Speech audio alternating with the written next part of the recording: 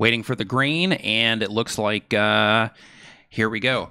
Today, we are giving you YouTube channel tips. We are looking at channels, and of course, just like every Saturday, we are having a YouTuber hangout, and we're starting right now. What is going on? My name is Nick. Welcome to another Saturday live stream. Welcome to another episode of Nimmin Live. Today, just like I am every Saturday, I'm joined by my brother from the same mother, D. D, how are you? Man, I'm doing fantastic. I survived the subpocalypse of 2018. So we're going to kick this off. And I want to know, how many subscribers did you lose over the past couple days due to the YouTube subpocalypse? I lost 38. How many did you lose? Yeah, I'm at almost 1,000 on mine. Yeah. What? Yeah, almost 1,000, but it's okay. It's you know, it's cleaning out the shaking out the carpet, so to speak. So I'm totally cool with it. Carpet. Yeah, totally cool with it. Now, if I had 100 subscribers and I lost 50, it would suck. But at the same time, you would again, be bottom hurt. Yeah, totally. But at the same time, bottom hurt. But at the same time, it is trying to keep it family friendly here, man. Come on. But at the same time, it's you know, it definitely sucks for everybody to, you know, when you see your numbers go down like that. But at the end of the day, those accounts were not going to be watching your channel anyway, so it's all good. Don't even sweat it. Yeah. But yeah, let's get a hashtag. How many you lost? I'm just curious to know. Yeah, so for people who don't know, YouTube and okay, first of all, I want to say it's cool that YouTube finally gave us a heads up that this is going to happen. Yeah. Because usually they don't tell you when they're going to have a purge like this. They just have them. This is actually a regular occurrence. Yeah. So it was just, and you know what? I hope that this becomes a regular thing with them where they start keeping people in the loop. Yeah. Like, hey guys, we're going to do another purge. We're cleaning out spam accounts. So if you did lose people, I saw a lot of people were kind of upset about it. You lost spam accounts. They weren't real accounts. They're inactive accounts. So you actually, yeah, you lost a number, but you didn't lose anybody or anything of value. Right. Right. Yeah, and that's the thing to remember in terms of, you know, the important stuff. Right. Right? Like, don't let any, you know, subscriber loss that you had, don't let any of that stuff be like, oh, you know, now I'm just going to stop making YouTube videos and all that stuff. It's just that, you know, they're just cleaning that stuff out. So what were we going to say? We got some 400s. We got a 500 in here. Yeah, I saw Trump days. Wow. Trump days. Yeah, that's a hit. I saw somebody up here that said that they lost like 1,200. Also, like that's a rough. We got another 400 in here. Hybrid Steel lost every subscriber on his channel. Oh, that hurts. That hurts. Just kidding, Hybrid. So Paul Peck lost 250. It takes him to 35,000. Okay. So yeah, you're kind of in the same boat as me, Paul. You know, cry me a river, right? To where you look at that and you're like, sucks, but you know, it's okay. Probably better that way. But yeah, just as a whole, 3,000 says Quank. Brioni Faith, 82. That's pretty good. Yeah. So you know where Steve that Bellery won. Yeah, where those big numbers is a badge of honor, right? Like, hey, you know, I at least had enough activity going on in my channel that people were sending bots to it, and now those bots got cleaned out. So wear that as a badge of honor. Crypto Cruising says, I get to get another TubeBuddy 1,000 sub certificate. That's a bonus. That's right. Look at that. That's a bonus. Yeah, and it'll have a different date on it too. That's great. Right? That's the way. Like, stay positive about this. Yeah. Like, hey. Well, here's the funny thing. We were talking about, because last week on Sunday, you hit 300,000, by the way. Thank you. And I want to thank all of you who were in my stream. I do too. Thank you. We did like a 4.5-hour stream, making sure that he got that. We called him, woke him up. Good times. I'm sure you enjoyed every minute of that. I did. But we were talking about how funny it would have been if this would have knocked him back under 300,000. So we could have hit 300,000 again today. On another live stream. On Nimmin Live. Yeah. And if not today, I would have done it again tomorrow, because that's the kind of brother that I am. Thank you. Hashtag brother love. That's right. That's what's up. That's what I'm talking about right there. Carter 101, there's your shout out, brother. That was it. Now, go, right there. Life has changed. Life, yes. Yeah, the path of your life just got altered. That's right. Right there. The trajectory of the YouTube life of Carter 101 has been forever been altered. Yes. And I also want to say that if you are just joining us right now, welcome to Nimmin Live. Those notifications, you know, are definitely going out. If you are a regular here, you already know what we're going to be bringing today. A regular. We're bringing heat. So make sure that you go ahead and get this thing shared out on Twitter right now. Go ahead and share it out on Facebook, anywhere else that you think that would be a good fit for this, so that you can get in touch. So we're bringing M&Ms. So you can get this to in front of any YouTuber that you think would get value from this show. Yeah, there's the thing. When you share this out on Twitter, make sure to at us, to tag specifically me. He's not going to be looking during this stream, so make sure you tag me at Nimmin, because I'm going to be giving thank yous for sharing this out live on the air. Yeah. So And real quick, I want to say, I just want to hop in the chat real quick and just give some shout outs. Vigar joining us right here in the chat. We got Apple Grenade in the house. What is up, dude? Nice to see you in here. Hey, Marcus Clark, Beanie Draws, Pale Rider TV, Neil Crypto Cruising, Brioni Faith. We got all types of just awesome people in here. Paul Peck in the house. Nice to see you guys. First one. The party. We got the first one. Swincy Dunson, thank you so much for the Twitter retweet, shout out, all of that stuff. Thank you for the share. Yeah, thank you for that. It is very, very much appreciated. Stanley Orchard, Parrot Town, also in the house. Nice to see you in here. Yeah, fantastic. So a few things that that I wanted to mention really quick before we get this whole puppy rolling and we start answering YouTube questions and all that is puppy rolling. That this show is brought to you by TubeBuddy, the #1 browser plugin for YouTube content creators. It will help you learn how to make effective thumbnails. It will help you learn how to tag your videos and optimize your videos for search, manage your channel, and all that other stuff as well. So if you are not a TubeBuddy user now, you can install it free at tubebuddy.com/Nimmin to see what TubeBuddy can do for you, and then you can upgrade from there if you choose. Big shout out to Monique Joyner Sidelack. I'm sorry, I just went through puberty right there. Sidelack. Sorry if I pronounced now with her that name one, I could say thank you for the I could say share that's out not on the Twitter. first time. Yeah, I could say that that's not the first time, and that would be true. Here's the funny thing, right? Like, I'm a grown man, right? I should not be going through puberty with my voice anymore. Yeah, those cracks, those high notes should not happen. Yeah, that's true. Shouldn't happen. That is true. What's that say about me? That's true. What is that saying? I don't know. I guess you gotta man up a little bit. I think all that testosterone that you have is now starting Sinking? to come back in. Yeah. I don't know. Yeah, it might be going the other way. Might be going the other way. It's like, hey, I'm out of here. Right. Daniel Patel in the house. What's up, man? Nice to see you in here. Best locks in the biz. Maybe it's too much bisphenol A. Maybe. Alex Jones may have been right. Could be. Could be. Could be. Weirder things have happened. They have, absolutely. I also want to say really quick, I also want to give a special thanks to two channel members that came in, the most recent ones that have came in. And if you're not a channel member yet, I've got a link to that down in the description. But to Odia Dance City, thank you. And to Mark Valentine, thank you as well. Holy moly. We got like the Twitter. A big wall of Twitter. This is like the official Twitter train. Hey, that works. Yep, a Twitter train. Twitter, yeah. Yeah. All right. Come on, ride the train. That's right. So we got Neo Crypto Cruising. Thank you, brother. Appreciate it. Blue Eyed Tech. Thank you for the share. Power Rider TV. Thank you for the share. Beanie Draws, always. Ron Marsh, Ron's Trains and Things. Thank you, brother. Nice to see you in here. I didn't see you sneak in. Hope you're doing well. Hash Play. Thank you. Tom Gillard, thank you for the share. Hybrid Steel, of course, thank you, man. Appreciate it. Zealman Plays, thank you for the Twitter share. Appreciate it. Nuka Riot, thank you. Much love. Sassy Silver Sisters. I'm telling you, man, it is an official Twitter train. Almost done. Paul Peck, Drywall and Painting. Thank you, brother. Appreciate it. Uncle Dan, thank you. Hope you were doing well. My bipolar friend.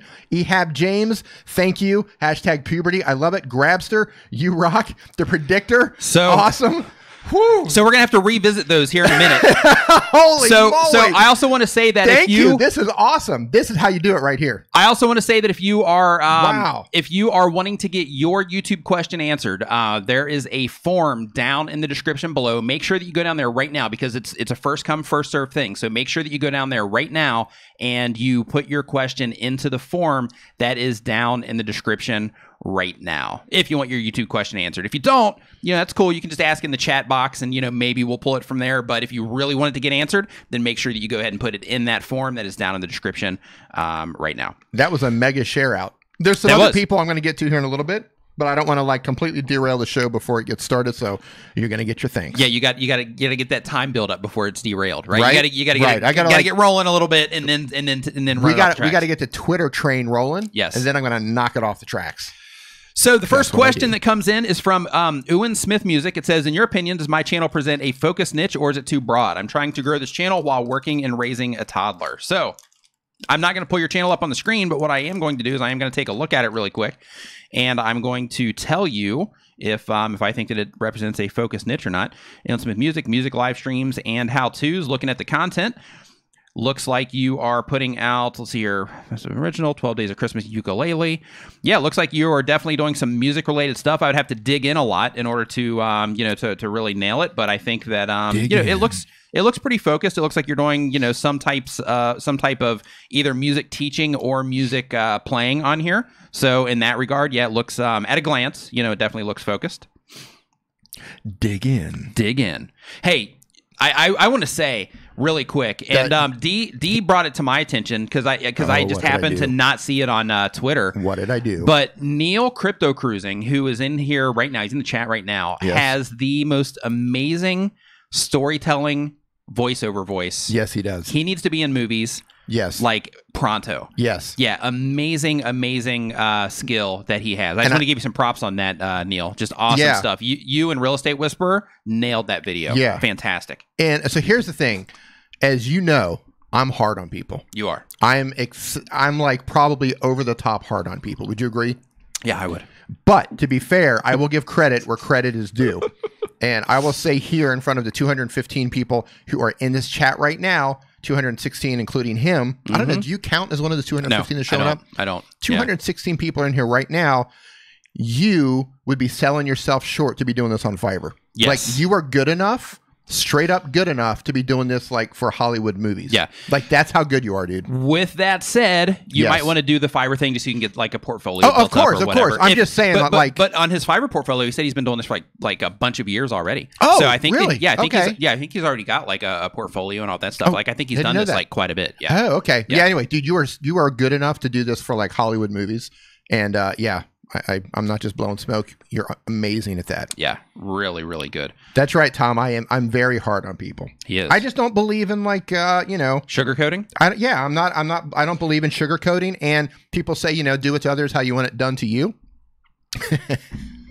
I think that the most value is. I want people just to lay it on me. Yeah, just give it to me. Yeah, don't sugarcoat it. Don't blow smoke up my bottom. Just like, hey, this is the way it is. Yes. I don't have time for you to try to coddle me and like protect my little man ego. Right. Just tell me the way it is. Right.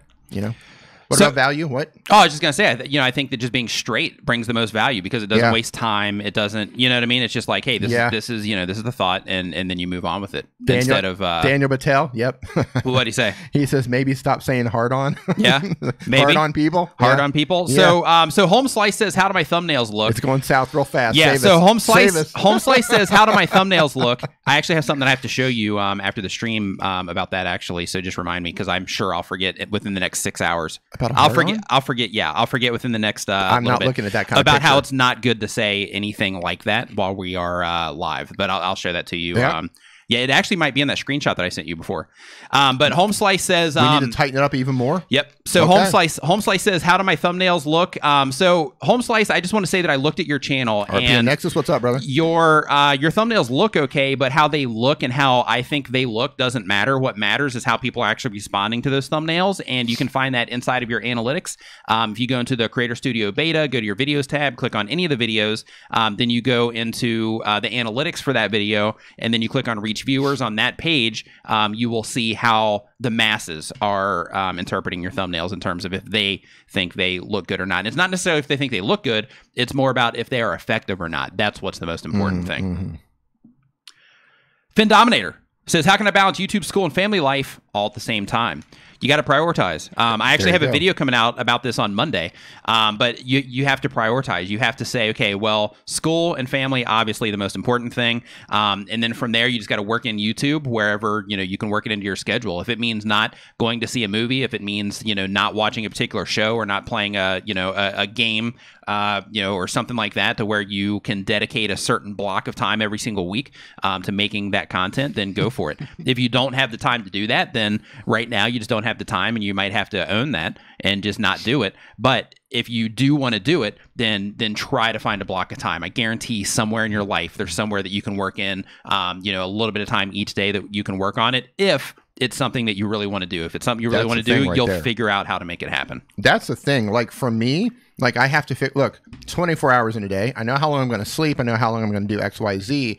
Then I have to look at how I'm actually wasting my time, my downtime, my chill time. Then I got to figure out, well, I can sit around and watch Netflix for 2 hours, or I can be productive. Right. A lot of times I watch Netflix. Yeah. But when I know I have to be productive, I turn it off and then I go do what I got to do. Yeah. But that's the thing. You have the time. You just have to figure out where it is. Right. Midnight Madness 4x4. Thanks for coming in. 4x4. 4x4. No problem, Home Slice. And no problem, Finn Dominator. Glad that you like those answers there. We get a lot of that.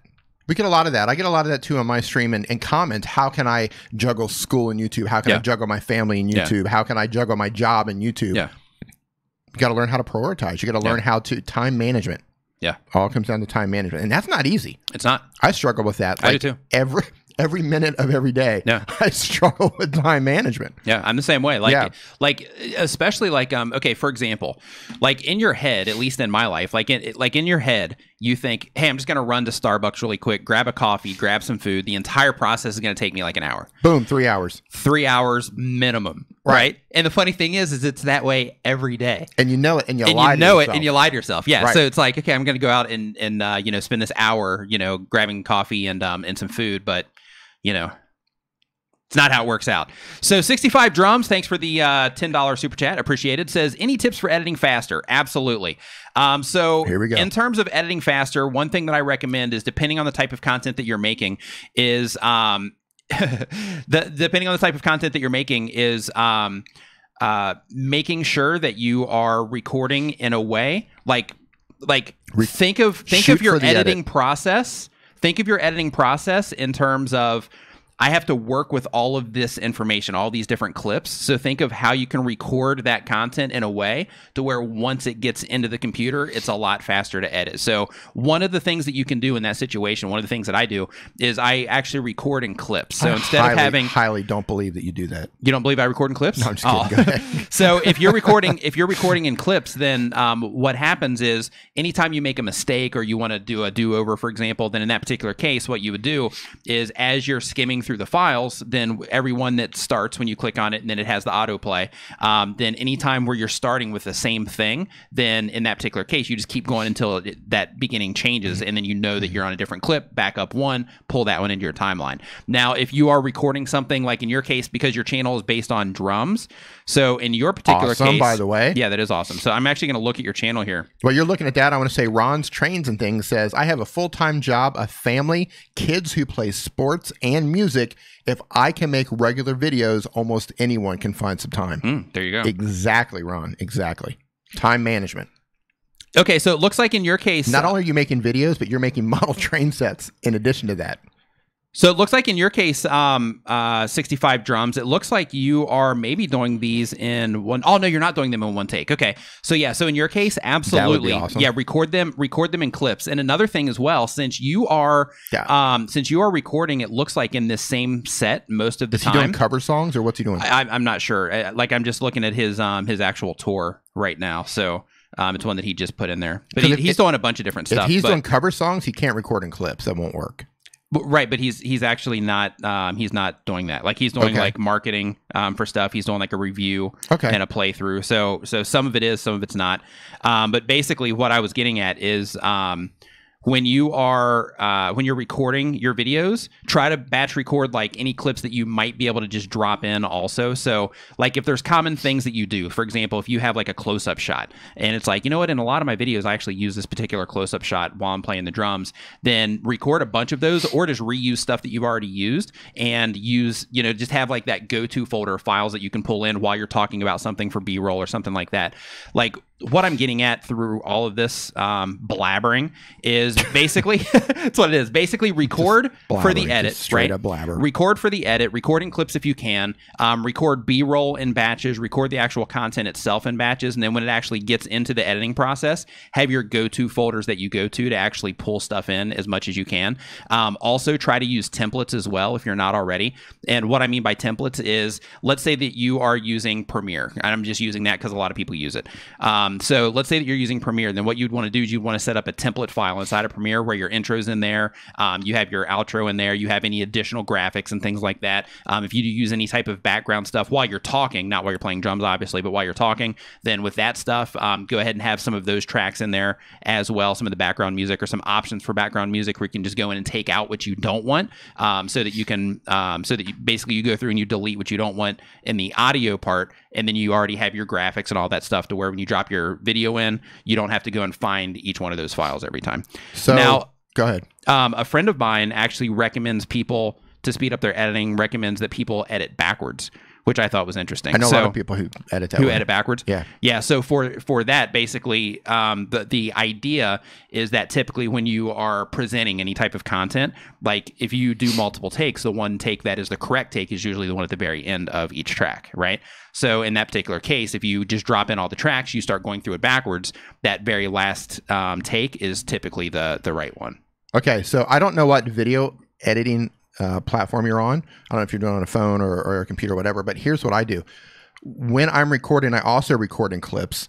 And if I say something during a clip that I know is bad, I clap my hands and then I stop recording and I start a new clip. So then once I import all of that content into my computer, I look at the audio waves, and every file that has a spike in there, which is, where the clap is, that one spike, if there's no other spikes in that whole clip, I just go through and I group them all. I grab them all and delete them. So the only clips that I'm left with are the good ones. So then I just come in and I just trim the beginning and the ends, do some push-ins, some push-outs. That really speeds things up a lot. Yeah, good tip. Like a lot. Beanie Drawl says, doing my annual banner change. Not 100% sure about it yet, but would like your honest feedback. Congrats on 300K. Thank you, and thanks for the support. Oh, you're getting honest feedback. Oh, yeah, you're going to get honest feedback. Beanie Draws is You are going to get honest feedback. I just put you in the queue there, but I just want to tell you right out of the gate, I love it. Okay, so next question here, and I'll do that, Beanie, when I start pulling up channels, just for the sake of the flow here.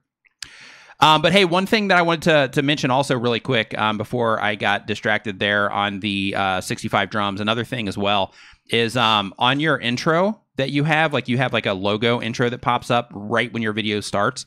I would look in your audience retention to see if that's affecting you at all, because in a lot of cases it does, and it's in a negative way. So I would definitely look in your audience retention reports to see what's happening when that intro comes up, because it's relatively short. I think it's like 5 seconds is what I saw. But you still want to minimize that drop initially when people come in. So if you're going to add that, you might want to tease something first and then drop that in real quick and then get into the content if you want to use a logo like that. Taper John, morning to you. So I'll let you answer this one first, E. Ibrar Eula, I hope I'm saying that correctly. I apologize if not. Says, if you could change one thing on YouTube, what would you change? If I could change one thing on YouTube, wow, man. If I could change one thing on YouTube, that's a tough question. For me, it would be that the notifications would hit every single person that subscribed to the channel. You know what? Yeah. That would be mine. Yeah. Like, I would do away with the notification bell. I would just have it like, if you want to subscribe, you just, it just tells you when the videos come out. Yeah. Yeah. I'd piggyback on that and say yes. Okay. Every single person who subscribes to the channel gets a notification. So since you're piggyback on that one, I will do another one. And the okay, then I have to come up with another. I'm gonna have to come up with my own. Go ahead. And the other one, all right, I got one for you. Go. Is I would love for YouTube to tell us where in the video that people subscribe. I think that would be epic. That's really good. Yeah, if they're like, okay, like if you could see like little spikes, like, hey, you got a subscriber here, to where it would specifically show you in each video. So know if your calls to action are working or not. Right. Yeah, so what I would change is actually one of the new features, which is stories. I like the idea of stories, but I don't like how they just push it all into one story. I wish that they would break that up every 24 hours so you could look at stories like little mini videos. So you don't have to go through multiple stories to find, you know what I mean? Yeah, it's good. So you can, and they're dated. Yeah, they can delete them. That's cool. I'm cool with them disappearing, but break them apart. Just block them. Yeah. So over the course of the week, you get 7 stories basically. Yes. Yeah, that's good. I dig that. That's what I would. Yeah, that'd be awesome. Yes. Yeah, 65 drums. No sweat. Let's see here. So, the next question that we have here on the list, and that's good. We're starting to see some questions come in. Now we've got a nice little queue built up. That's what I'm talking about. Let's see here. We got somebody here asking for a shout out, so I'm going to just make that a no.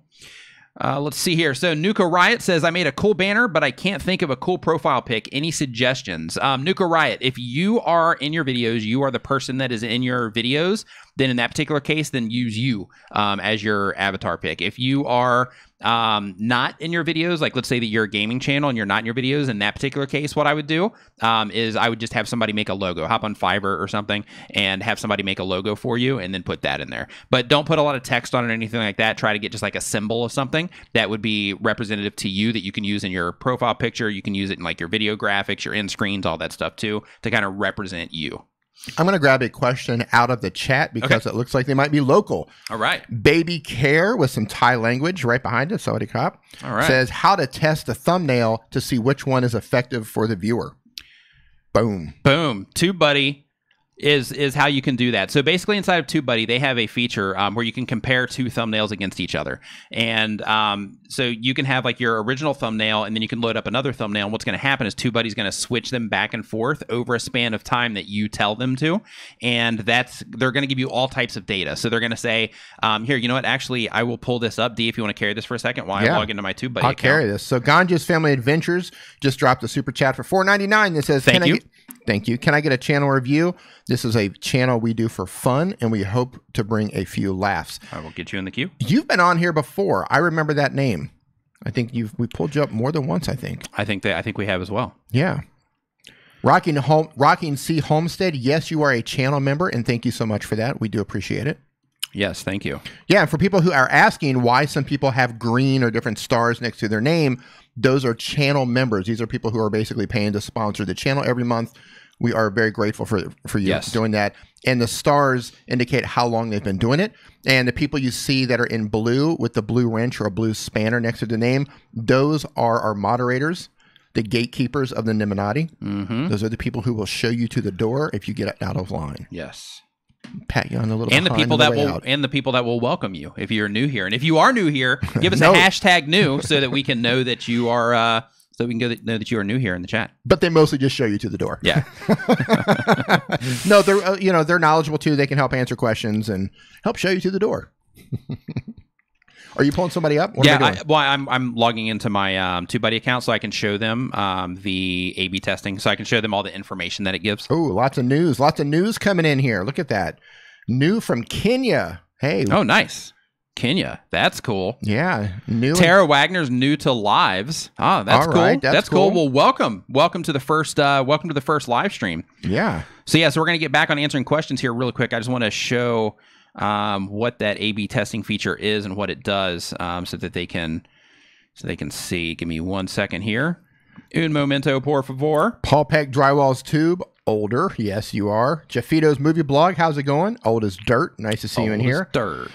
Bryce's World says, what do you stream on? Are you talking about the cameras? Are you talking about the software that we're using? We're using Streamlabs to run all of this. We're doing the camera switching using the Elgato Stream Deck. That's what you see right here. And we've got a couple of cameras sitting around the studio here. Oh yeah. Okay. So if you want to pull this up on the screen here, so I can show them. So basically, what this is a test that has been completed on mine, and during this test, basically, this is the information that you get. So this is only available in the Legend package inside of TubeBuddy. But basically, you can see here, like it shows your actual click-through rate comparison there, which that one needs to be fixed, of course. We've got which I actually have another test running on this one anyway. But we have watch time per impression here, which is 5.1 seconds on that particular one. We have the daily impressions, the daily clicks that you get on it. But here's where it gets really cool. So if we scroll all the way down here, right, and we look at this all the way down, then what you're going to see is they also show you how each thumbnail performs in specific places. So if you're wanting to get on the browse features and the suggested features more, then this one's definitely a winner. If you want to go into YouTube search more, if you want to get the better results out of there, this one's still a winner in terms of pulling people in there. But depending on the test that you run and exactly how it is that you're comparing those thumbnails, what you're going to see is you're going to see. Hold on 1 second. I'm actually going to enlarge this, because it looks like you're kind of small, and it's going to be really difficult for them to... oh, okay. Give me 1 second here. Yeah, but what you're going to see basically is in some cases, when you run tests, you're going to see that like on the suggested videos and the browse features, it's getting a lot more traffic than if you just run it on the... than it is from search. Or you're going to see that it's getting a lot more search activity than it is on suggested and browse and so on. But it's a really cool feature, and it gives you a lot of insights into how people are actually responding to the thumbnails that you're putting out there. Nice. Yeah, you can take it down. You good? I'm good. All right. All right. So the next question that we have on the list, DopZ Gaming says, how do you get your channel recognized more? The best way to get your channel recognized more is to get people, like, basically leverage the YouTube's discovery features. You know, get your videos ranked in search, make good thumbnails so that people are clicking on them, make good titles so that people are clicking on those. You know, all of that stuff matters. All of that stuff adds up. So it's really important to make sure that you're using all of those features inside of YouTube itself, because that is how you're going to get your channel recognized. Those are all the people that are already on the platform, right? Those are people that are, you know, already coming to YouTube to watch video content. They come with the expectation that they are going to spend some time watching videos, and because of that, you want to tap into it and use that as your most recognized feature now, or as a tool, so to speak, or a set of tools. Self-publishing with Dale up in here. What's up, Dale? Nice to see you in here, man. In addition to that, you know, you also want to make it so that, you know, if you are ranking your videos in search, you are getting suggested people coming in. You also want to think of your content and exactly what it is that you're doing, and think of how you can make your content stand out in comparison to all of the other options that people have for the content that they're watching on YouTube, to where it's something that makes you memorable in the minds of the people that are coming by your channel. That was good. Thanks. I think you've said this once or twice. A couple times. Yeah, I had a little bit of a rough start.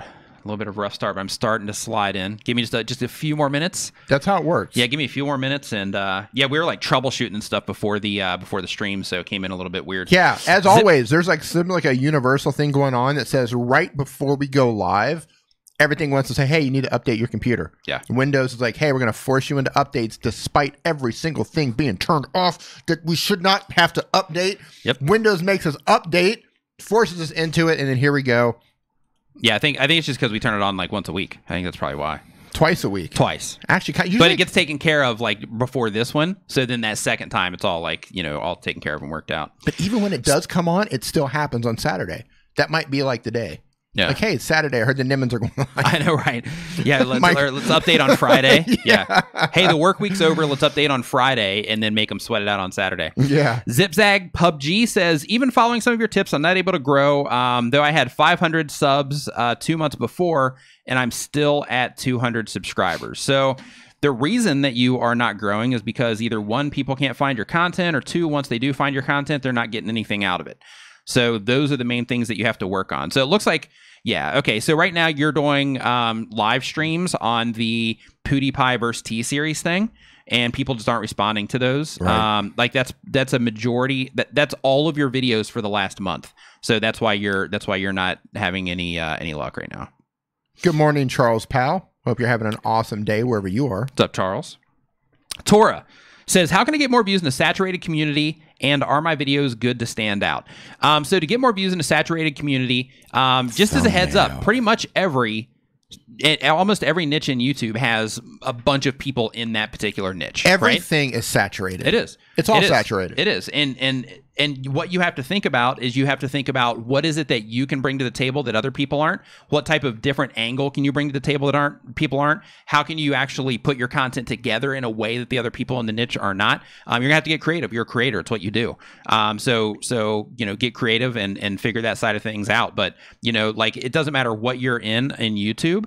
There's a really good chance that there's a lot of competition around it. And in most cases, there's going to be some stuff that's going to stand out. But in most cases, you know, you're going to be competing with other people, and because of that, you're just going to have to, you know, learn how to rank your videos in search, learn how to make effective thumbnails, learn how to get a lot of learning there. There's a lot of learning there. And the thing is, like, even like with thumbnails, right? Like if you're trying to get, like, you know, like your thumbnails improved, you're trying to get your titles improved. Luna Kai TV, how's it going? There's even times to where, like, you'll put something out and it just won't do like you thought it would, right? And then you're just going to have to go to the drawing board, start testing stuff, trying to figure out, you know, hey, this didn't work like I thought it would, so now I have to go and I have to figure it out and run some different stuff against it to try to figure out how I can make it better. And every little 0.5% or 5% that you gain, small tweaks make a really big difference over time and over the course of your channel.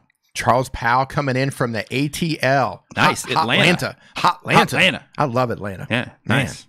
I've only been to Atlanta once. Really? Mm-hmm. Man, Atlanta's such a great. It's got a vibe, man. It's I think Roberto's in Atlanta. Yeah, he is. Yeah, Roberto's in Atlanta. Yeah, Atlanta's got a vibe to it. Ian Sillin says, how do I promote my channel? Not on social media. Already do that a lot. So there's other things you can do. You can also do blog outreach. You can use YouTube advertising if you're picking up some type of benefit on the back end in terms of not just your subscriber count, but in terms of like if you have stuff to actually sell or anything like that. DBZ collector, welcome. Build an email list off of your channel, and then when you publish videos, then let people know through that email list or that email newsletter that you have built. And then of course, you said not on social media, so we won't mention that. But yeah, so here's something to think about is with a YouTube channel, it's something that you can market just like anything else. So if you want to put in the work, you can, and if you do and you're making good content, I guarantee that you'll get results from doing it. But the side of reaching out to other people on YouTube to collaborate with, that's a win. The side of reaching out to websites, even if you have to send a bunch of emails to do it, to basically get your content on websites of people that are making blog posts or websites that are similar to the type of content that you make, like that stuff's effective. People have been doing that forever. Advertising since the beginning of the internet. Yeah, since we need to get Neil in here to say that stuff. We do. Right. Yeah, to where he just sits here and narrates. Right. Yeah, we should actually bring him over just for the sake of that, for like an entire live stream to where he just sits there and narrates. So Neil, here's the proposal. Are you interested in like giving up your family, leaving your children behind, your DJ gig for a weekend, the entire life that you have built for yourself in your home country, to come narrate here on Nimmin Live? Yeah, for a weekend. Only if you bring your van. Dude, have you seen his van? No, he has a cool van. He's got a van where he's outfitted into like a legit camper, like long distance camper. Oh, nice. It is amazing. Nice. I know what you wanted to say. Nice. By the way, remind me to show you a message I got. Okay. An audio message. Okay. I will. Stakes raised. Okay. Shame on you, Neil. Shame on you, Star-Lord. Oh, good stuff. DIY Dark Matter. That's a cool name. Like it. Yeah. As you grow on YouTube, does YouTube promote you more for higher platforms that you reach? It's not... Okay. It's not necessarily that they promote you more for higher, like for each milestone that you reach. It's more along the lines of, as you go through the process, you learn how to get people to respond to your content more, and all of that, which helps you get more internal promotion that way.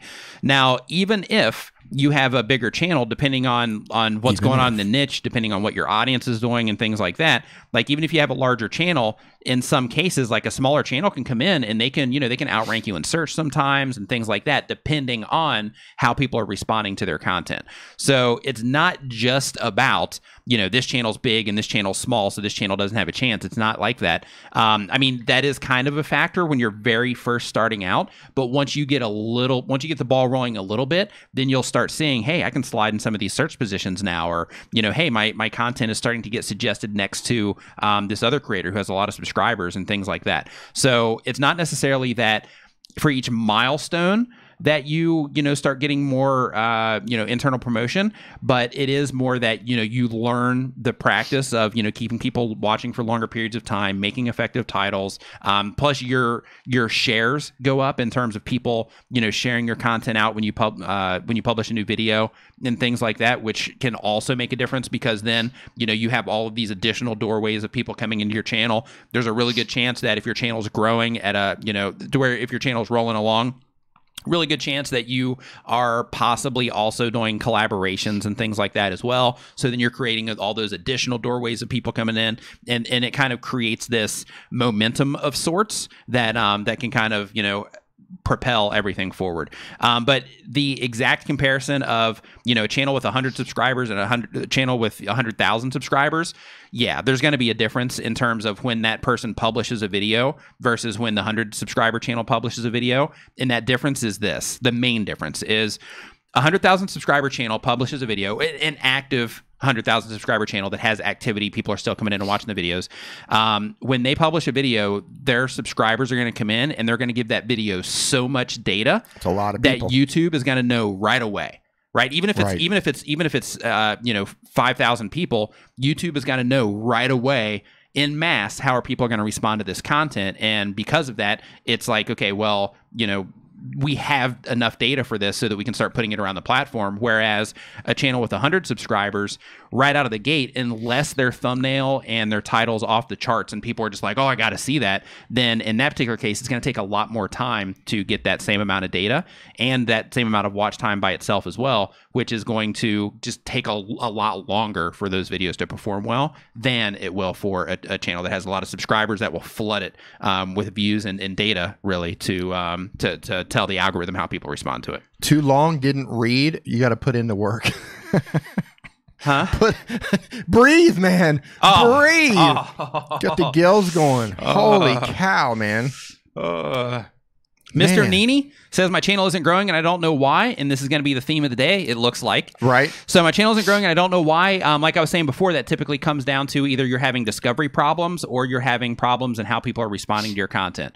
So that means that you either have to take a really hard, objective look at the content that you're making and say, is this really the best that I can do? Is this really good? What do I need to learn in order to make this stuff better?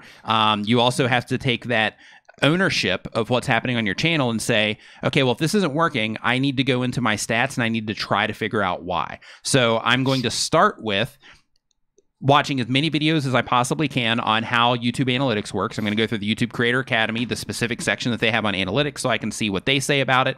And then I'm going to take all of that and then I'm going to look at my analytics and I'm going to say, this is based on all the information that I have. These are the things that I'm going to look at, like your audience retention reports, your click-through rate, and your thumbnails, all that stuff, to see what is going on with my channel, where people are responding and where they're not, so that you can start making the creative choices to make everything work out more in your favor. Because if your content itself isn't good, then it doesn't matter how good your SEO is. It doesn't matter how good your thumbnails are. It doesn't matter how good your titles are. If people are clicking on those videos and they're leaving because the actual content itself is not good, then it's going to limit your reach on YouTube and your channel's not going to grow. And I think above all else, a lot of people will come in, especially newer channels. I'm not growing. I'm not growing. I'm not growing. And they've got 10 videos, 15 videos. Yes. You got to, man, you just was it Roberto who said you got to make 100 videos? Yeah. Right. You got to put in the work, man. You've got to put in the work and you got to be patient. A lot of times, and this happens for me, actually, all of my largest videos, I know this has happened to you too, you put the videos out there and they're like, okay, well, there it goes. Mm-hmm. And you're not that happy with how it turns. You're sure. A little bit disappointed at the results when it goes out and you move on to the next video. 3 months later, 2 months later, there's a surge with an old video that comes up out of nowhere. YouTube's like, hey, let's take this video and push it out in front of people for whatever reason. Yeah. And then away it goes. And I've had videos literally. It's gotten all that data, right, that we were talking about. It's gotten all that data to where it's like, you know what? Actually, we found the right place for this video now. Finally, right. Yeah, I've had, and I know you have too, and I know most everybody here has. I've had videos literally come from, I thought that I was about ready to go in and change the title and change the description, change everything up. And then whoosh, here it comes. And then boom, 20,000 views. Yeah. It's weird, man. Really weird. So my last video that I published it and then I was like, Ian, have a good one? Yeah, last video that I was publishing, I was like, or the last video I published on keyword tools, which is a great video, by the way. Like if you are wanting to learn how to rank your videos in search, of course, TubeBuddy is on that list also. But go and watch that video because some really good tools in there. But anyway, when I published that video, I had one title, and then I was like, you know what? I can actually do better than that. And then I changed it like a couple minutes after upload, and then I went in like another 15 to 20 minutes later, and I was like, you know what? Let me do that again, and because I came up with a better title, so I went and changed it again, and it literally, like that video, like as soon as it came out, it started getting the views coming in, and then I changed it once, and everything it just kind of hung, and then I changed it again after it started lifting again, and it was just kind of like. It was funny. Right? Yeah. Hey, Herman, how's it going, man? Nice to see you in here. Hey, what's up, Herman? Nice to see you, man. Herman Drost in the house from iSight Build. Herman, man, I'm going to make you a mod just because you need attention drawn to your name when you come in here. So you are now a mod here. And I just want to say that we had a discussion that no one else is going to be modded. Yep. And you just got modded. Yep. So that's how valuable you are. If anybody is not following Herman, this guy is a wealth of information. He is. He really is. Be sure to check him out. Yeah. Herman also gives like YouTube tips and things like that, especially if you are trying to do YouTube for business in any way or anything like that. Like he's really good. He also has a company where they do like websites for people and that kind of stuff. Really cool stuff. So definitely check out Herman at iSight Build. Wow. After we had the conversation. Yeah, it just happened. It was just like a natural thing. It just came in my brain and just happened. We had discussions on this. We did. We had like a round table meeting over this. And you just like... It was actually a square table. It was like this, actually. You just broke the treaty. It might have actually been here, actually. Yeah. Miss Doge says, about 1 year ago, I did sub for sub before I realized it was bad. Now I have 100+ subs, but my videos only get about 5 views. Is this the effect of sub for sub? Do you think that I should make a new channel? So if you did sub for sub before you realized it was bad, you know, a lot of people make that mistake. It's not, you know, a huge deal. Now that you know that it's not a good thing to do, you know, you obviously know not to do that anymore. In terms of if that is why your channel is not performing well, if you got 100+ subscribers out of that, that's probably not the case. I'm just looking to see like where you're at now in terms of your total count. Goat meat, how's it going? Yeah, like right now you've gotten like 114 subscribers total on your channel. But I can tell you right now, your titles are doing you a lot more damage to your YouTube channel, like how you're actually titling your videos. Those are doing you a lot more damage right now than any of that activity has done to your channel. So I would keep going forward, but with the channel that you currently have. But what I would do is, one, I would definitely watch the second half of this live stream where we're looking at channels and giving channel tips, and see how that the information that I'm going to be sharing during that, see how that applies to your channel specifically. Literally open up your channel and look at it as I'm going through the information and say like, oh yeah, I'm not doing that, I'm not doing that, I'm not doing that. And you're going to see specifically on your channel, Miss Dodge, you're going to see, or Doge, I'm not sure how you say that, but you're going to see a lot of things that you're going to need to fix that I can see right here as well. But yeah, definitely your thumbnails, your titles, how your channel is structured by itself, all of that stuff definitely needs work. Now, you're new to this, so one thing that I want to tell you, and I can't recommend this to you enough, is go through the YouTube Creator Academy. It's 100% free. It's gonna show you a lot of information that is going to be very beneficial to you in terms of like how to structure your video titles and things like that. So definitely go through that.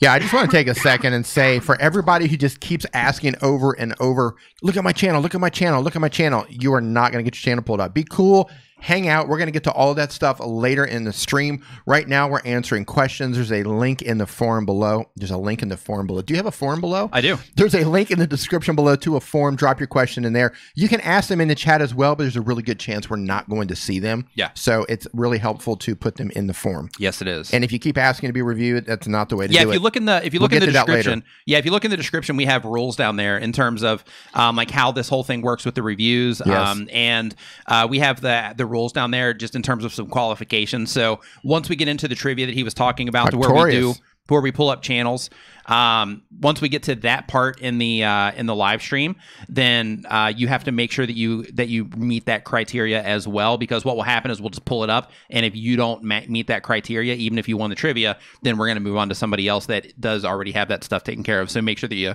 read those rules. Yep. Got a little, little stuff going on here. Retro, yeah, it's just too much acid in your diet. Yeah, from that coffee. Retro video game pickups. Thank you for that. We appreciate it.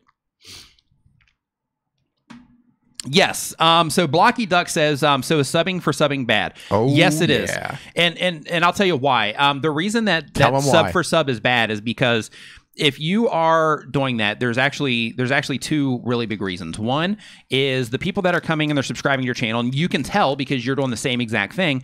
If you go and you subscribe to somebody's channel based on that deal, what's going to happen is when they publish videos, you might watch one or two, but after that, you're not gonna go back and watch their stuff if it's not content that you care about.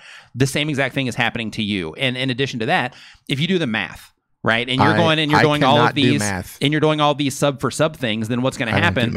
What's going to happen is while you are doing that, if let's say that you get 500 subscribers from doing sub for sub, then it's impossible, even 100, it's impossible for you to watch all of those people's content every single time that they have an upload. So what you're doing is you're creating you're not interested in it anyway. Right. So what you're doing is you're creating an entire group of people around your channel that are not interested in your content. Right. So that hurts. Number two is on YouTube, inside of the community guidelines, they mark spam as repetitive, unwanted comments, right? Or content on YouTube. So if you are going into people's comments and you are asking for that request, then technically you are spamming, and technically YouTube can, will, and has banned YouTube channels because of that, and they do it on a regular basis. So because of that, you want to make sure that you're not doing that practice. The purge that just happened was a lot of people just like that. Yeah. Yeah, absolutely it was. Yeah. Hey, ASMR with Deborah is just hanging out. Thank you for hanging out with us. Paul Peck says that he has the he just noticed that he has the copyright tool in the new YouTube Studio beta. Yeah, that's a pretty interesting tool. Curious to know if you have people using your stuff. I thought that was 100,000. Did they lower it? I guess so. That's awesome. He's got it. Yeah, that is fantastic news. Yeah, man, I hope they roll that out to everybody. That would be amazing. Yeah, I think it'll be amazing, and I think it'll also be problematic if they do that. Because to some level, yes. Yeah, because there's disclaimers in there saying that if you are going to, like, before you actually activate it, they have like this little disclaimer thing that pops up, and it talks about like making sure that you are using good judgment when you're using the tool, because it could be fair use and blah blah blah. So right. Like on your end, as well as if you're making the content that you're going to argue fair use, right? Like on your end, you have to be just as confident that they are not using fair use if you're going to try to take somebody's video down, right? So because of that, I think it'll make it'll cause a lot of problems and a lot of headaches for people, I think. It's absolutely going to cause problems, but it's something because they're not able to do things on their own, obviously. It's going to, especially smaller creators, myself included, but like some of these larger channels with like hundreds and hundreds and hundreds of videos where you have people just constantly copying the videos, that's where it's really going to be helpful for, I personally don't, somebody's going to jack one or two of my videos, whatever. Yeah. But you've got hundreds of videos getting out there copied and stuff like that. Yeah. Yeah, that's where it's really going to come in handy. The Predictor says, why am I not getting views that I was getting before? Is that because not uploading for a month? What should I do now to gain momentum back? Just start uploading again. Start doing your regular thing, and then you should be okay. Sometimes that will take a bit of time to recover, but you have to make really good content decisions from now for the next few months in order to get all that going. But really, one video can kind of kickstart things again to where you're right back on track. Hey, Cricket. Nice of you to join us, Cricket. Okay, so Rems Plays says, this is a new channel and my first channel, so welcome to YouTube. Says, I got 85 subs for a week. Is that good? That's fantastic. 10 subs in your first week is good. So yeah, that's good. 85 subs in your first week is a fantastic start. So just keep doing your thing. Dignity, greetings in Deutschland. Nice of you to join us. Destiny Excite says, I've been doing YouTube for almost a year and I got 9 subscribers. I don't know what to do anymore. I feel like quitting because I feel like it's impossible. I know I don't upload that much, but I can see that see that I keep on doing that. If I keep on doing YouTube, I will carry on with a very consistent channel. Yeah, if you don't upload a lot, then you can't expect much from YouTube. So you get out what you put in. Yeah. And that's like, with anything, like if you go to the gym twice, then, you're not going to see any results. But if you go on a regular basis and you get, you get your plan together and you're eating right and all that stuff, then you're going to see results. YouTube is similar.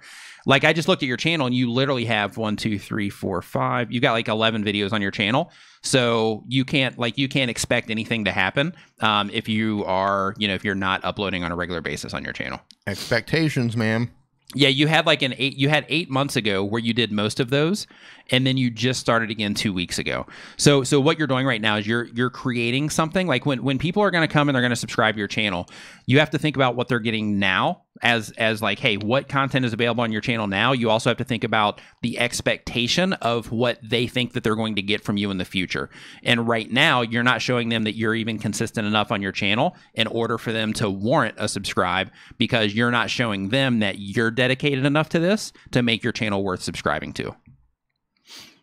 If I came to a channel that hasn't uploaded in 8 months, I wouldn't subscribe. Yeah, likewise. And that's why when we get into the channel stuff here in just a little bit, that's why that's so important, in terms of how you actually structure your channel page and things like that, so that people know at a glance what's going on with your channel in terms of, hey, is this channel still active, so that they can get that future benefit built into their brain, which makes your channel more subscribable.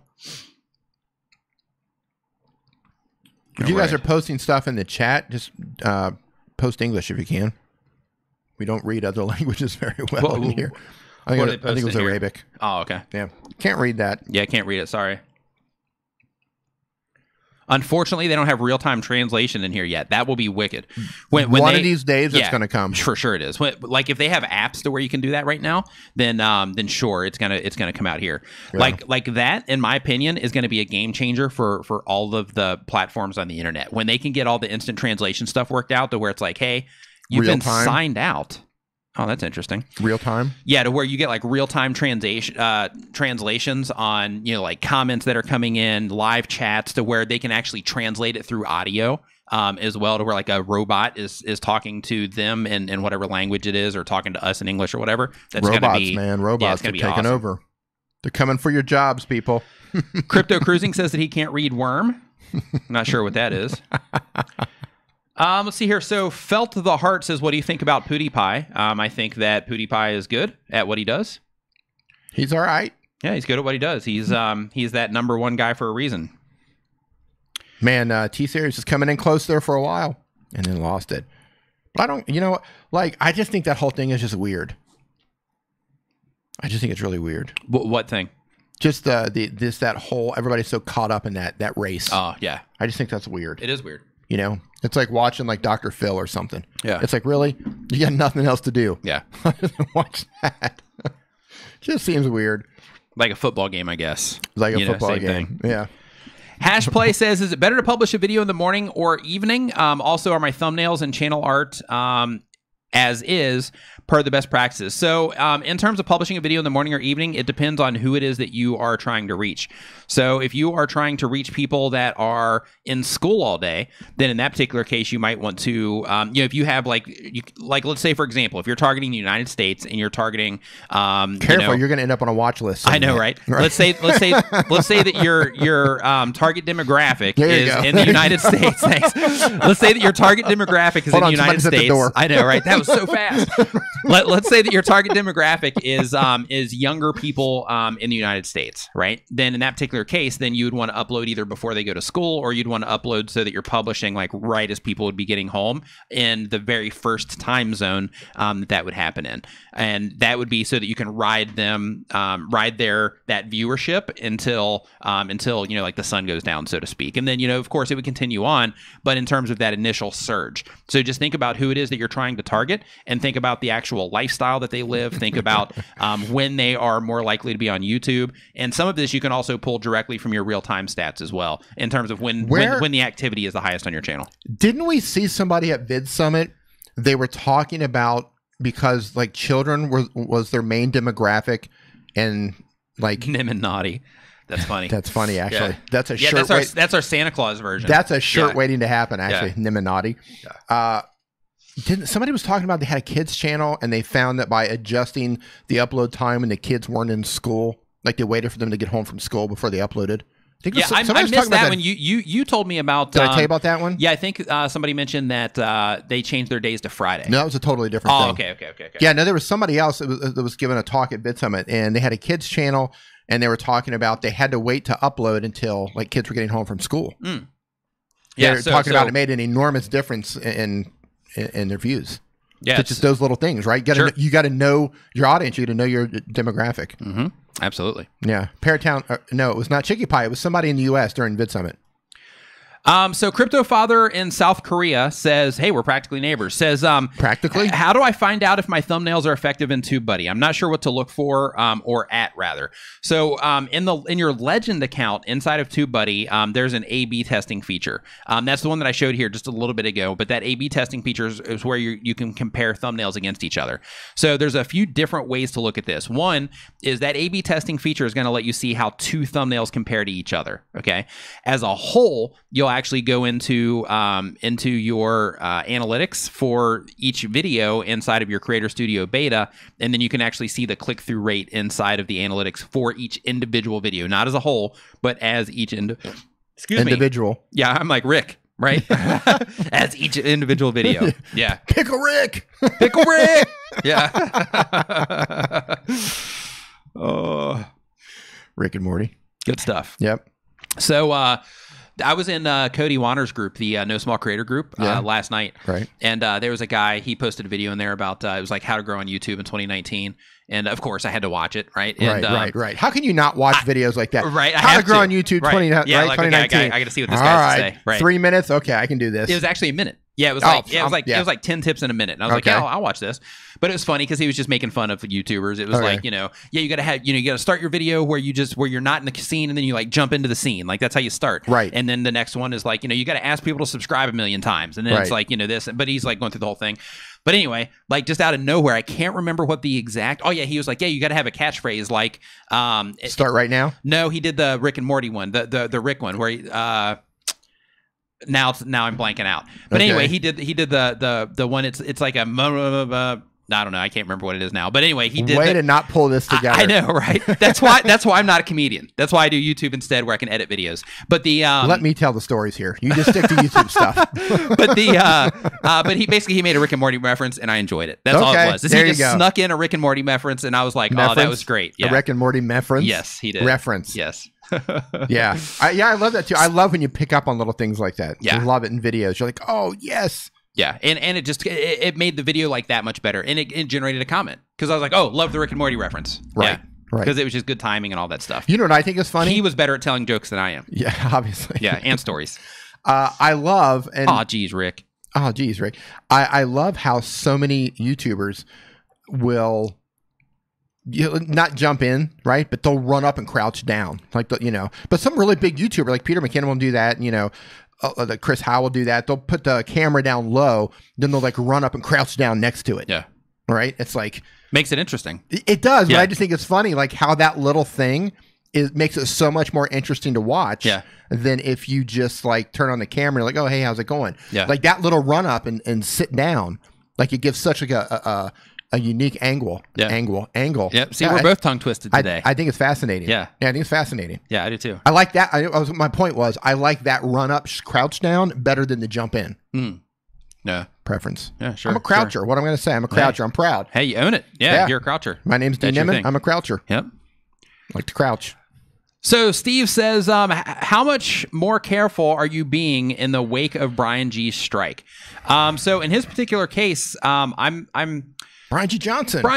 Author of that book, actually. Right here. In his particular case, like not knowing exactly. That book right there. Not knowing exactly, Uncrypt Fall, thank you, I appreciate it. Not knowing exactly, like 100% not knowing exactly what caused that. I don't know what to be careful about. Right. Because like I'm normally careful anyway, because, this channel is a huge asset for me. So because of that, it's something that I'm always uber conscious about. That's why we have to like monitor what it is that we say on this live chat sometimes, even though he kicks me under the table like 100 times a stream. It is that, because we want to go down like certain roads sometimes just for the sake of humor, but we draw it back because, we're trying to keep everything, as family friendly as possible here and within the guidelines and all of that stuff. There's even some stuff. Hey, Patty, thanks for coming by. There's even some stuff to where, I would like to tell people, like when I'm looking at their channels, like certain things, and I'm like, I can't tell them that, because if I tell them that, then, then I might be right on that line in terms of a violation, so I can't say certain things and all of that. So I'm always that cautious. So because of that, I wouldn't say that it's intensified that in any way. Sweeney Dunson Gaming says crouching D, hidden Nick. Nice. That's it right there. It. Daily Vlog Team says, why when I make keywords they rank the next day and they don't rank why? Hold on, let me reread that. Why, when I make keywords, they rank the next day, they don't rank why? Why, interpret this for me, D. When I make keywords, they rank the next day, they don't rank why? When I make keywords, I think he means they rank for a day, and then after that, they don't rank anymore. And then they fade away. Okay. Yeah. So basically what's happening then in that particular case, I speak gibberish. If you're ranking pretty well when you publish, then what's happening is your video is leaning on the power of that new tag, which is basically YouTube is trying to, put you around to see how people are responding to your stuff.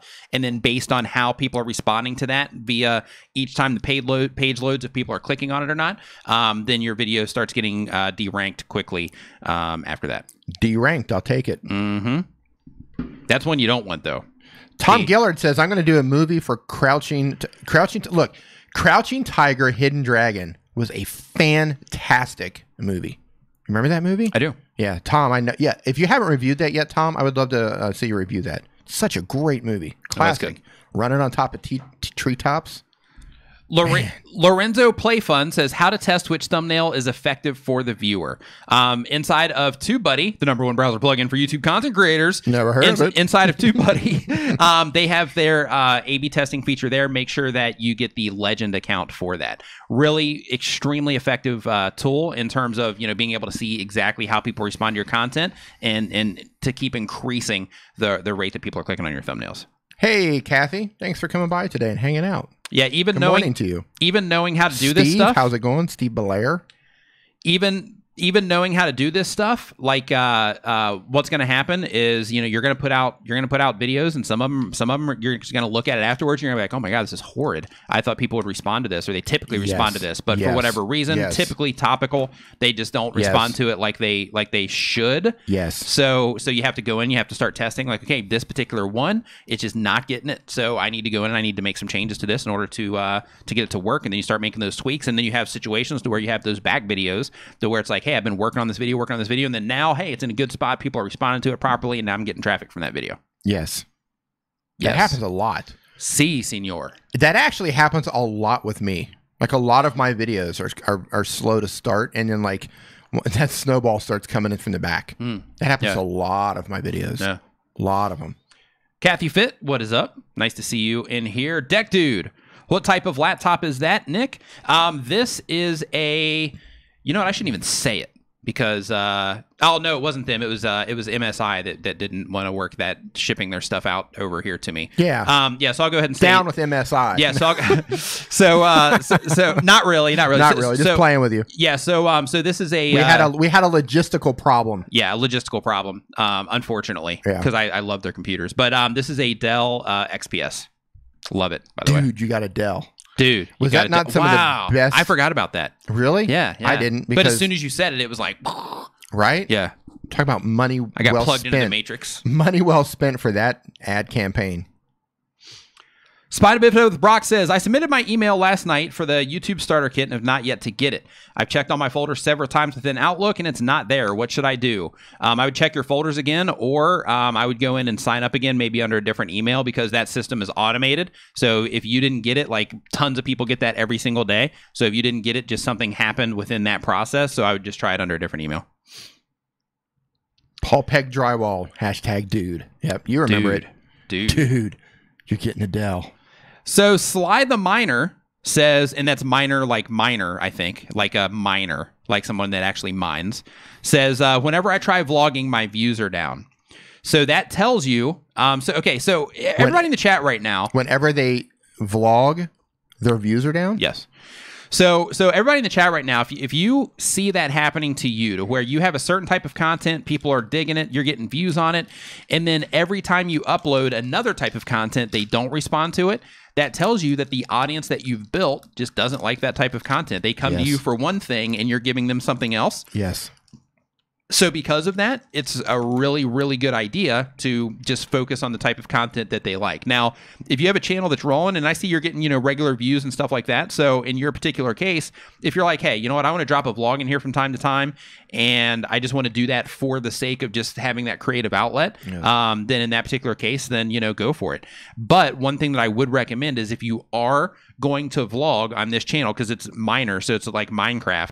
If you are going to vlog, and I like the 3D effect you did in your channel art too, by the way, but if you are going to vlog on this channel, I would talk about Minecraft while you're vlogging. So then that way you're at least all relevant. Yeah, you're at least syncing up the interests of the people that are subscribed to your channel. Because if you're just vlogging like, hey, this is what I'm eating today, then that's not what they're there for. But if you're talking about Minecraft, your thoughts about it, or like what's happening in the world of Minecraft or something, then in that case you're still adding value to them in terms of, man, I just get signed out of everything.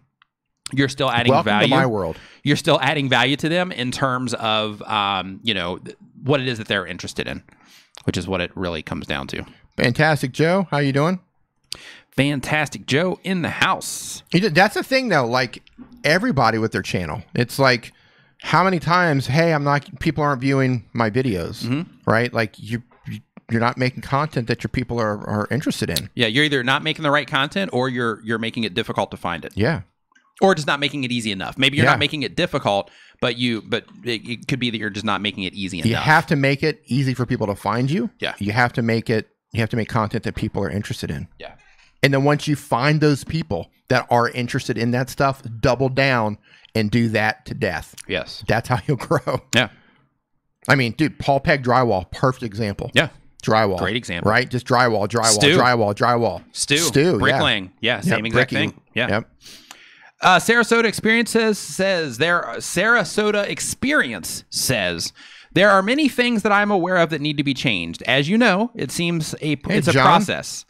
Let me restart that. There are many things that I'm aware of that need to be changed. As you know, it's a process. I may be wrong, but it seems like my area is not huge on YouTube. I'm sure that's not true, but it seems like the larger channels regarding what I'm doing are not tremendously huge, and there are very little comments in the videos that interact with the community.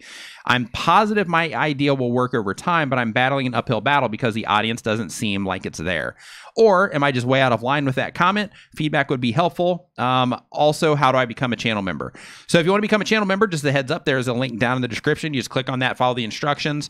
Based on where you're located in the world, you might not be able to do it. But there is that.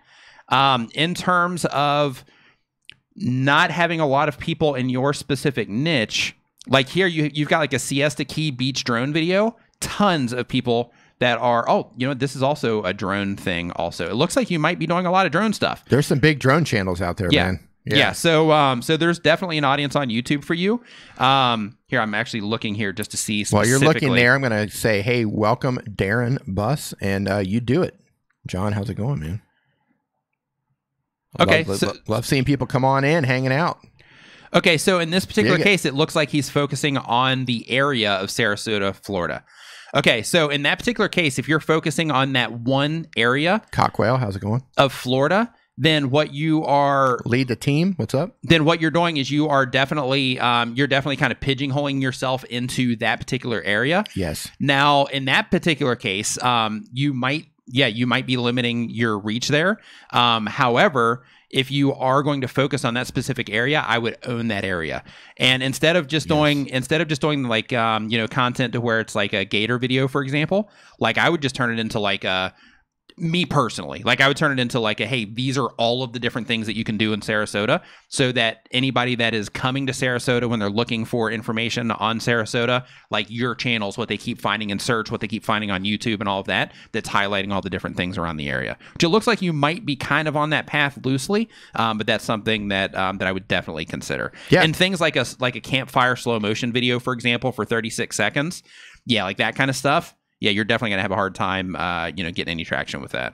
Find a way to provide people value.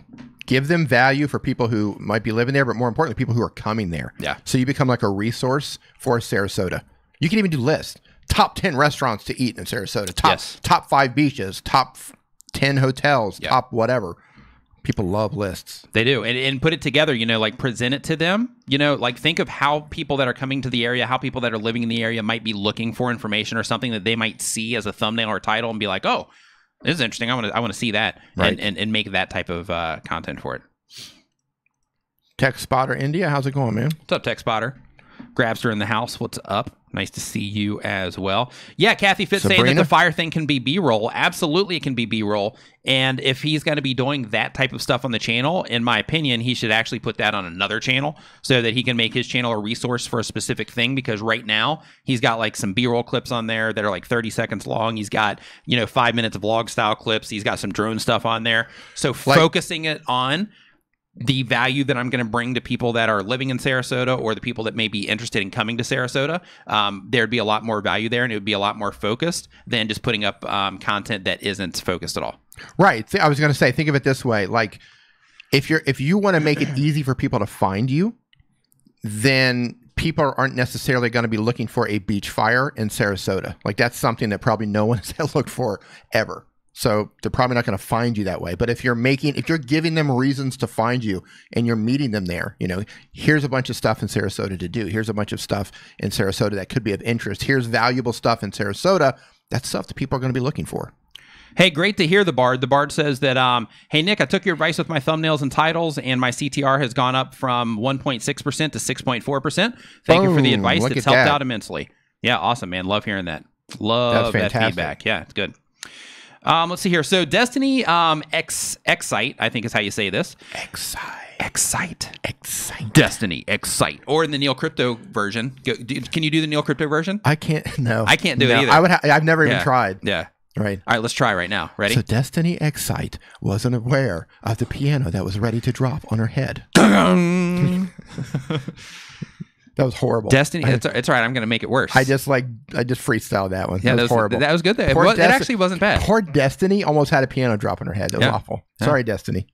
Why did I go why did something have to fall on poor Destiny's head? I know. She's like, hey, I'm just trying to get a question answered. Now I got pianos falling out of the sky. Right. What did I do? Right. Acme. Yeah. Right? Like a Roadrunner show. Coyote Roadrunner. That's how we roll here. She says that I've been doing YouTube for almost a year and I only have 9 subscribers. Oh, wait a minute. I think I did this one already. Oh, I think she repeated it. Okay.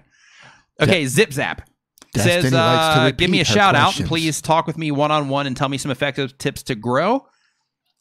Okay, that's not the way to do that. Doug Houston says, Nick, have you written any books? If not, do you plan to? I've actually written about a quarter of a book, and then I just stopped doing it because I was just trying to do too much. But yes, I plan to, write one just for the sake of having it because it seems like the thing to do. So because everybody's got their books.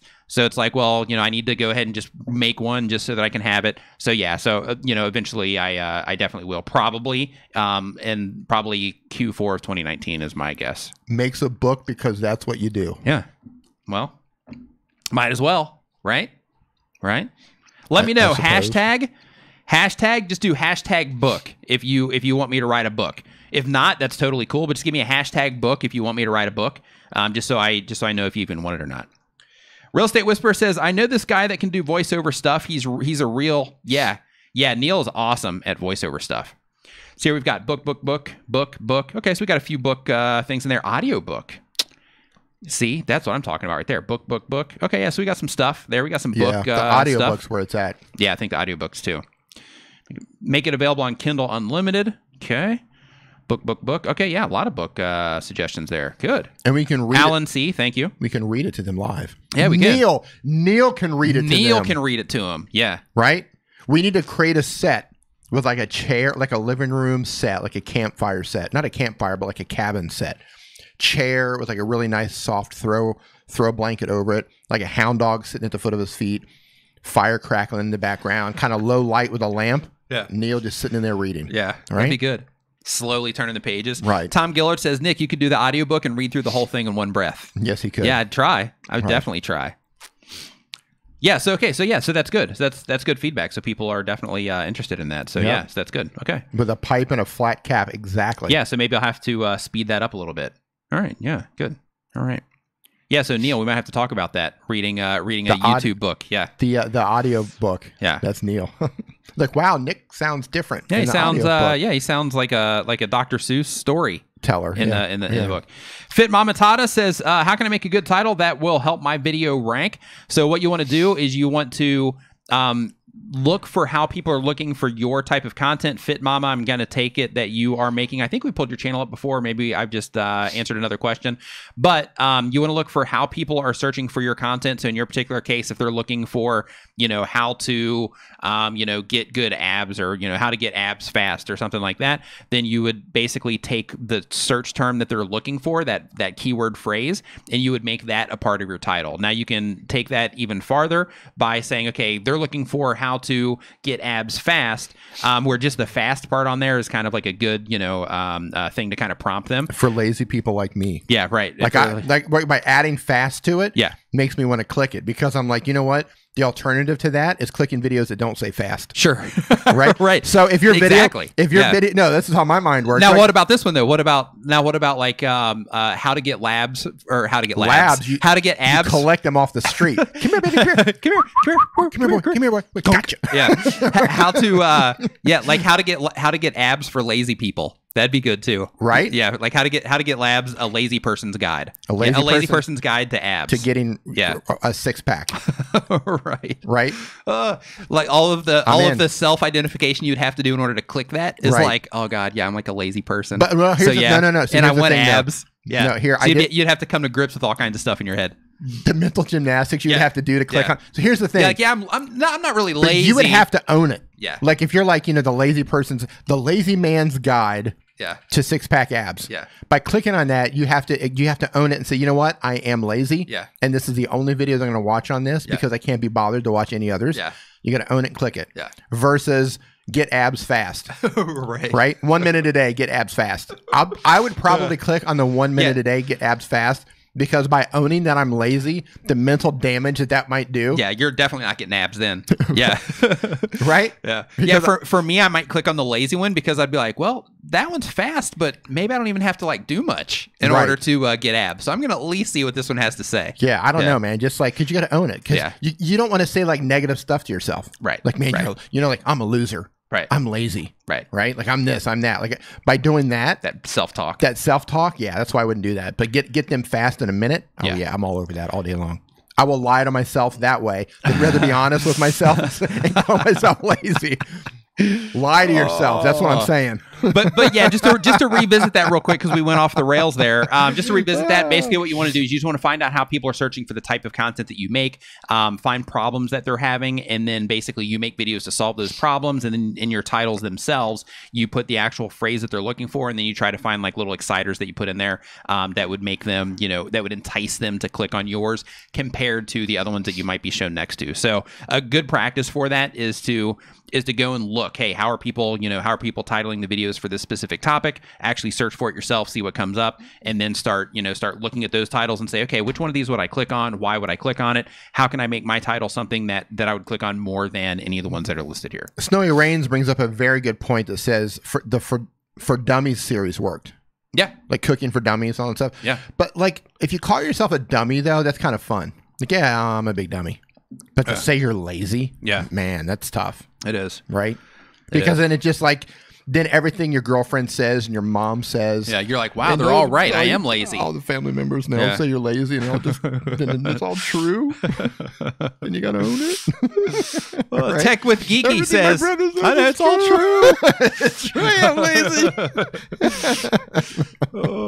And it all came from a title. Somebody just wanted you to click on a video. Right? Tech with Geeky. That's how you end up with a downvote? Yeah, I know, right? Thumbs down. Thumbs down on that one. I clicked on this video. Yeah, then you have the even more mental gymnastics. You know what? I'm going to click on this video just to give it a thumbs down. And then you're listening to it as you're going in there to give it a thumbs down. Right. You listen to it oh gosh, please say something good within the time it's going to take me to thumb this video down, and then go into the comments and talk about what a stupid video this is. Then you get Neil's voice. You click on that and you get Neil's voice. And then you're stuck. Yeah, trying to explain to you why you're lazy and try to get you up off the sofa and all that stuff. Yeah. I'm telling you, Neil, you are missing out, dude.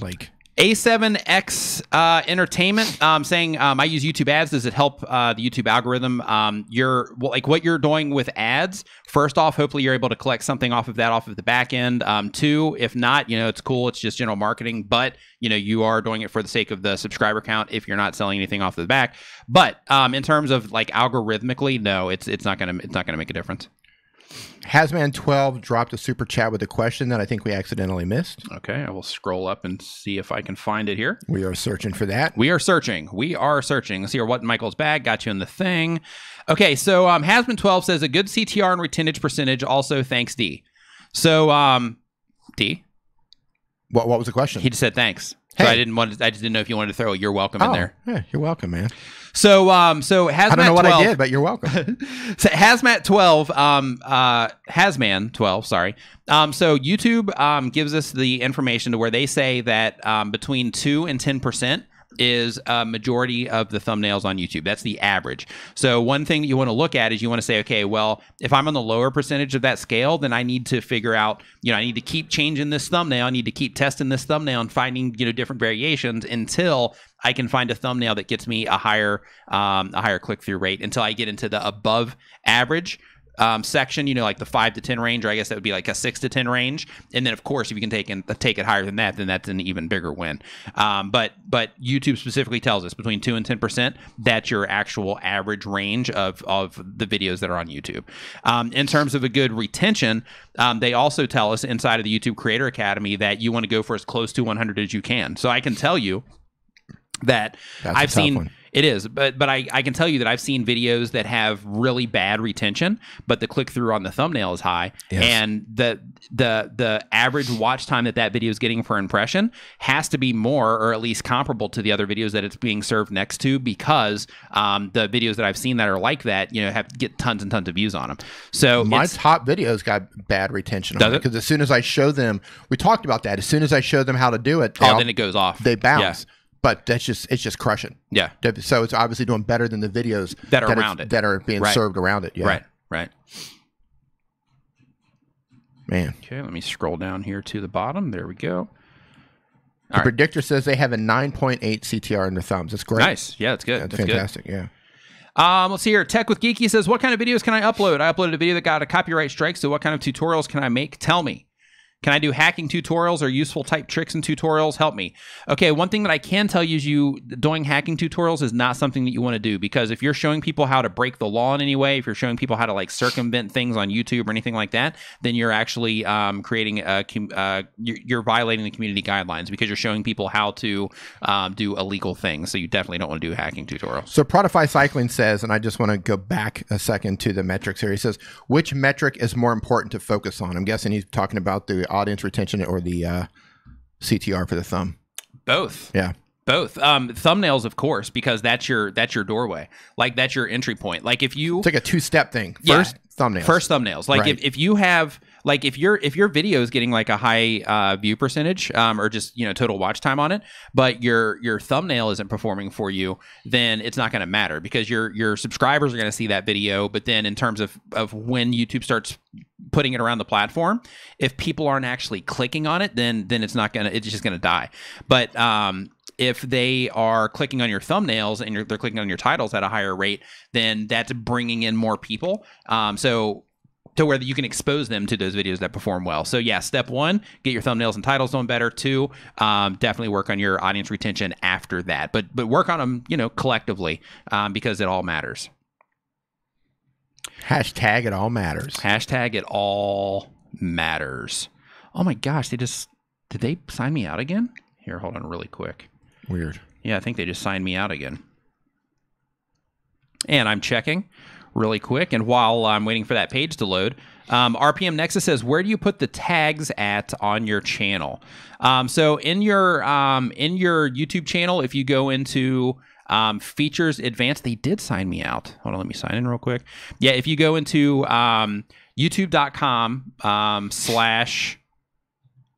/advanced_advanced, I think it is. How do you memorize that? Then here, hold on. Man. Well, it's just from being in there a lot. But yeah, so you click links, you don't type that in. Yeah, account advanced, I think. Oh no, see, I still got to sign in. Give me 1 second, I'll confirm this for you. Sure. It's just not letting me sign in. Team Chaps, how's it going? You are new to the chat.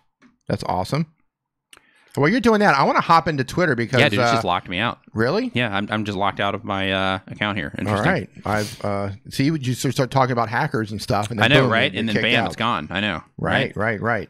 So for those of you who shared this out on social media, I'm going to come in and give you a proper thanks here on Twitter. By the way, if you have not shared this out yet and you're just coming in, go ahead and share this out and be sure to @me @DNimmin so I can give you a proper thank you like this.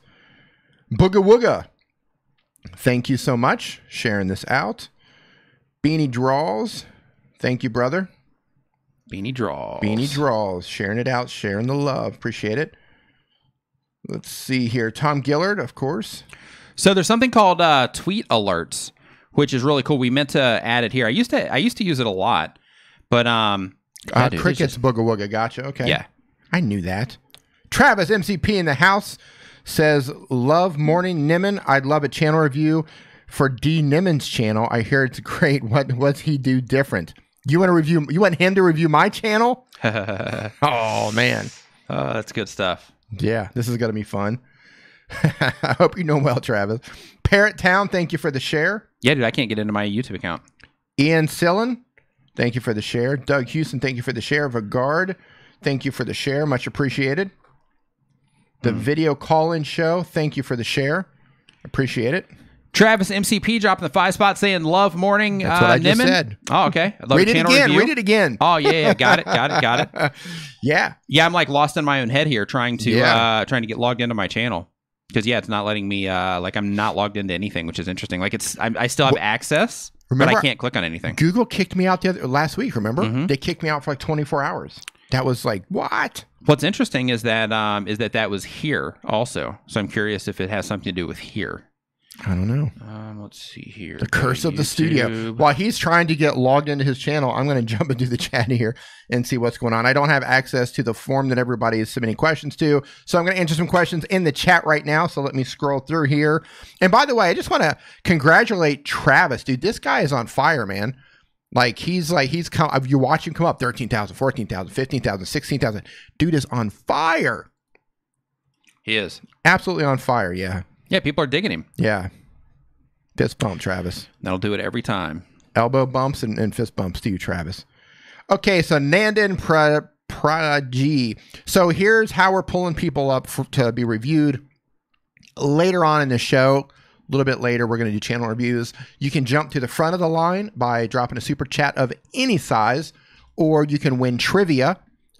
First person to answer a trivia question, you get pulled up on that. But we're not doing any reviews right now. That's all saved for later in the show.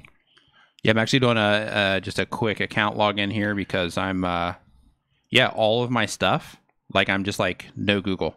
How weird. I'm still logged in here. We're streaming under your account here, so don't change the password. Okay, we detected a problem with your cookie settings. If you have cookies enabled and still have trouble, clear your browser's cache and cookies. Doing it right now. Okay, well, you handle that. I'm going to keep answering questions Thank here. you.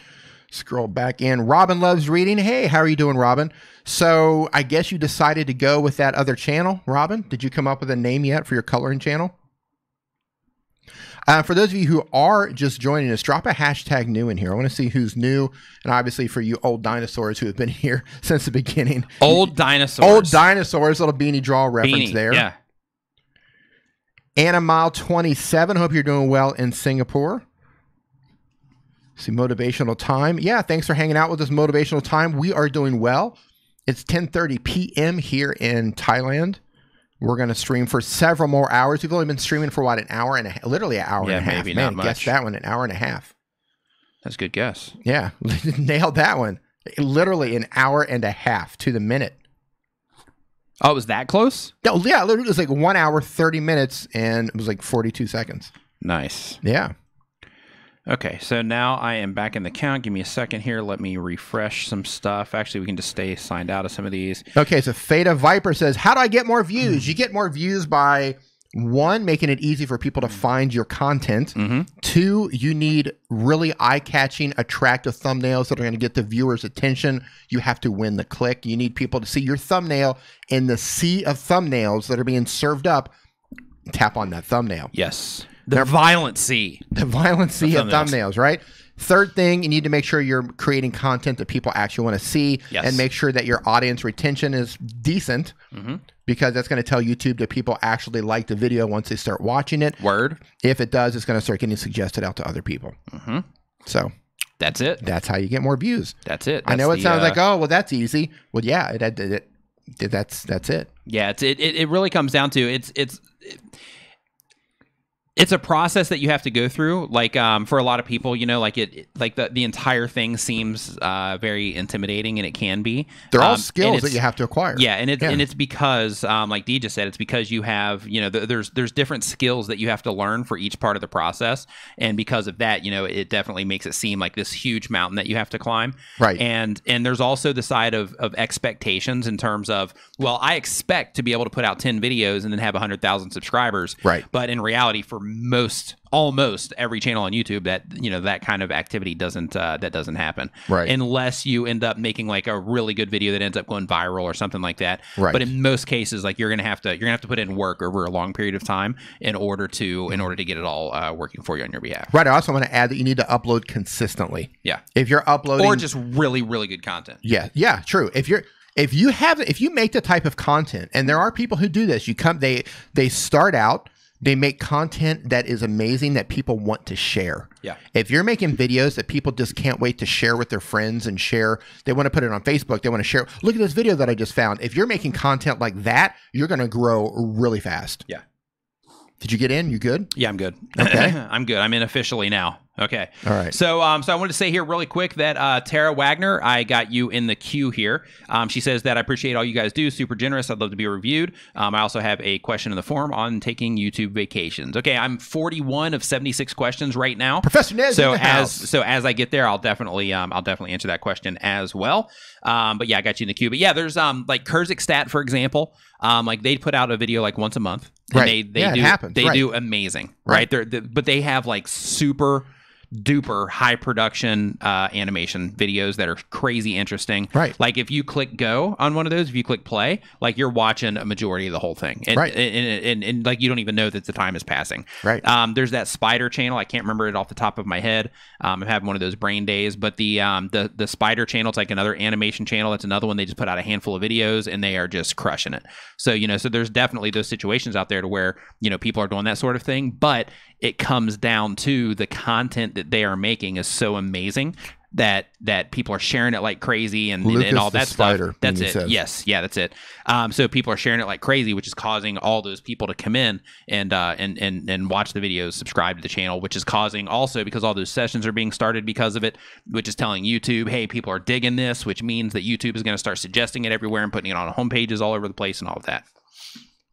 Don't you love when you address people personally in the chat and they totally ignore that and then they ask the same question again? Yeah. Ugh. Yeah. Like, man. Deep breaths. Deep breaths, D. Deep breaths. Man. Like I talk to you, man. Directly to you. And you just ask the same question. Man. Unbelievable. Let's see here. So next one is Cobb Cap R. Says, why did you start making videos like this? Interesting question. So me personally, I started making videos like this because people, okay, let me back this up. Like one of the things that I'm always telling people is, figure out what the audience wants and makes more of that, right? So initially when I started this channel, I was making just general like freelancer type stuff and That's a good point, Tara. General like, like when you are like as an example video, right? Like it was like tips on how to stay productive, to where if you're working in a cafe and you don't want to be interrupted by people, then it's a good idea to work with headphones on. And I gave all these tips for like staying productive while you're working like out of your house, for example. Laura Locke, have a good one. Little things like that. So that's where my content started. It started with that. It started with, videos on just how to be comfortable on camera, how to come up with video ideas, stuff that wasn't necessarily YouTube specific. It was more just, like creative specific for like, creative freelancers and people that are making videos and that kind of stuff. It wasn't YouTube specific. Love you, Nez. But what happened from there, Professor Nez, what's up, man? But what happened from there is I made a collaboration video with Brian G. Johnson on this channel. There was also like, I took a long hiatus and went and worked on another channel and then came back to this channel. Brian G. Johnson. And I made a video with Brian G. Johnson about how to rank your videos in search. And in that particular video, people started, hitting me up saying that they wanted more. And it wasn't a lot of people, but it was a decent enough amount of people to where they're like, hey, I want more videos like this. So I said, hey, this is what the audience wants. This is what, people are wanting me to make. So I'll make another, I'll make another YouTube video. So I made another video and another video and another video and another video. And another video and another video and another video. And now here we sit on Nimmin Live. How many videos do you have now? 300 and some change. 300 videos. Yep. And some change. All right. I've actually deleted a few.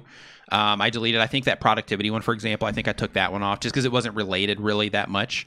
Anything I did a clean out a while back to where if it wasn't specifically related to the type of content, it was then I went and I took it out because I wanted it to be to where literally any video that somebody watched on the channel would have some type of specific value to people that are creating content. Professor Nez wants to know if either of us are going to Social Media Marketing World 2019. I am, Professor Nez. I'm actually speaking there as well. If anybody in the chat does not know what Social Media Marketing World is, I've got a link to that down in the description below. So definitely make sure that you go down and you check that out if you want to come hang out in San Diego, California. California in March. Really good conference. This is going to be my first one. But I asked around, right? Because I went to a handful of conferences this year. And when I was at the last one at Vid Summit, which is one that I'm going to be going to every single year, no matter what. But at that particular one, I was asking my friends, hey, which conferences do I need to make sure that I'm going to? Which conferences do I need to make sure that I'm at? And Social Media Marketing World was one that kept coming up.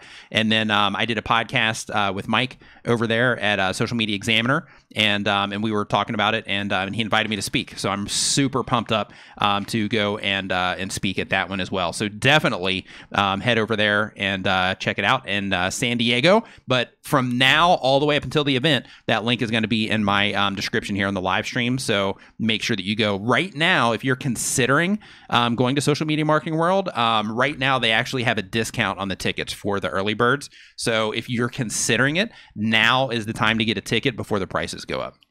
I will not be going to Social Media Marketing Thanks, Professor World. Nez. I was thinking about it, but I'm not going to. Yeah, you're going on vacation, aren't you? I think I'm going to go on vacation. Yeah, I think so. Where'd you say you guys are going? Like Netherlands or something like that? Or where was it? Maybe South America. Yeah, South America. You're going to be close. You should go. Yeah. Well, if we swing through there on the layover, we might swing through. That's cute. Kathy Fit says, I wish these events were closer. Yeah. Where are you, Kathy? She's a lot closer than I am. Yeah. I was going to go to it anyway. But yeah, and I'm coming all the way from Thailand, Kathy. Yeah. So yeah, you should definitely get over there. All right. So let's see here. So we answered Cab's question there. Hey, I also want to say while I'm pulling up this next question, what do you think of Aquaman D? No spoilers, of course. Roger in the house, expert plumber. What's up, man? Hey, nice to Roger. see you. Nice to see you in here. Yeah, Roger's going to be there. Social Media Marketing World. Boom. It's going to be awesome to hang out with you again, Roger. Yeah. You know, I mean, small chance I'll come through, but I doubt it. Maybe next year I'll probably be there for sure. But this year, just some other things going on. I was disappointed. Eric Waite is saying that San Diego is an 8-hour drive. Yeah, well, it's going to take me like 2 days to get there with like total flight time and actually like, going through the whole thing. It's going to take me like literally like by the time I wake up here to the time that I get there, it's going to take me like 2 days. It'll be like 36 hours or so, right? Total travel time. Yeah. From the time you wake up, taxis, airport stuff, layovers. Probably 30 something hours. Yeah. For that. Aquaman, disappointed. I thought it was over the top, cheesy, and hokey. I was really there with you. Really let down. It was visually awesome. Yeah. And we didn't see it in 3D, and I wish I would have seen it in 3D, but I didn't like it so much that I wouldn't spend the money to watch it again in 3D. I'm right there with you. So I thought that visually stimulating, nailed it. Yes. How they faked some of the water stuff, I thought that was kind of weird. In some of the shots, it was like, you know what, this is just like. I'm trying not to talk about spoilers here. Yeah, no spoilers, don't worry. But it was just kind of like, it was just kind of like a little bit kind of weird looking. I just expected more. I'll do that. So maybe my expectations were too high when I went into it. Well, but overall, it was good. It was entertaining and all of that stuff, and visually it was great. But it definitely got hokey in some parts. So much to the point. A lot. Yeah, so much to the point to where I thought to myself, hey, Josephine. Yeah, this isn't as good as I was hoping. Here's the thing: DC Comics.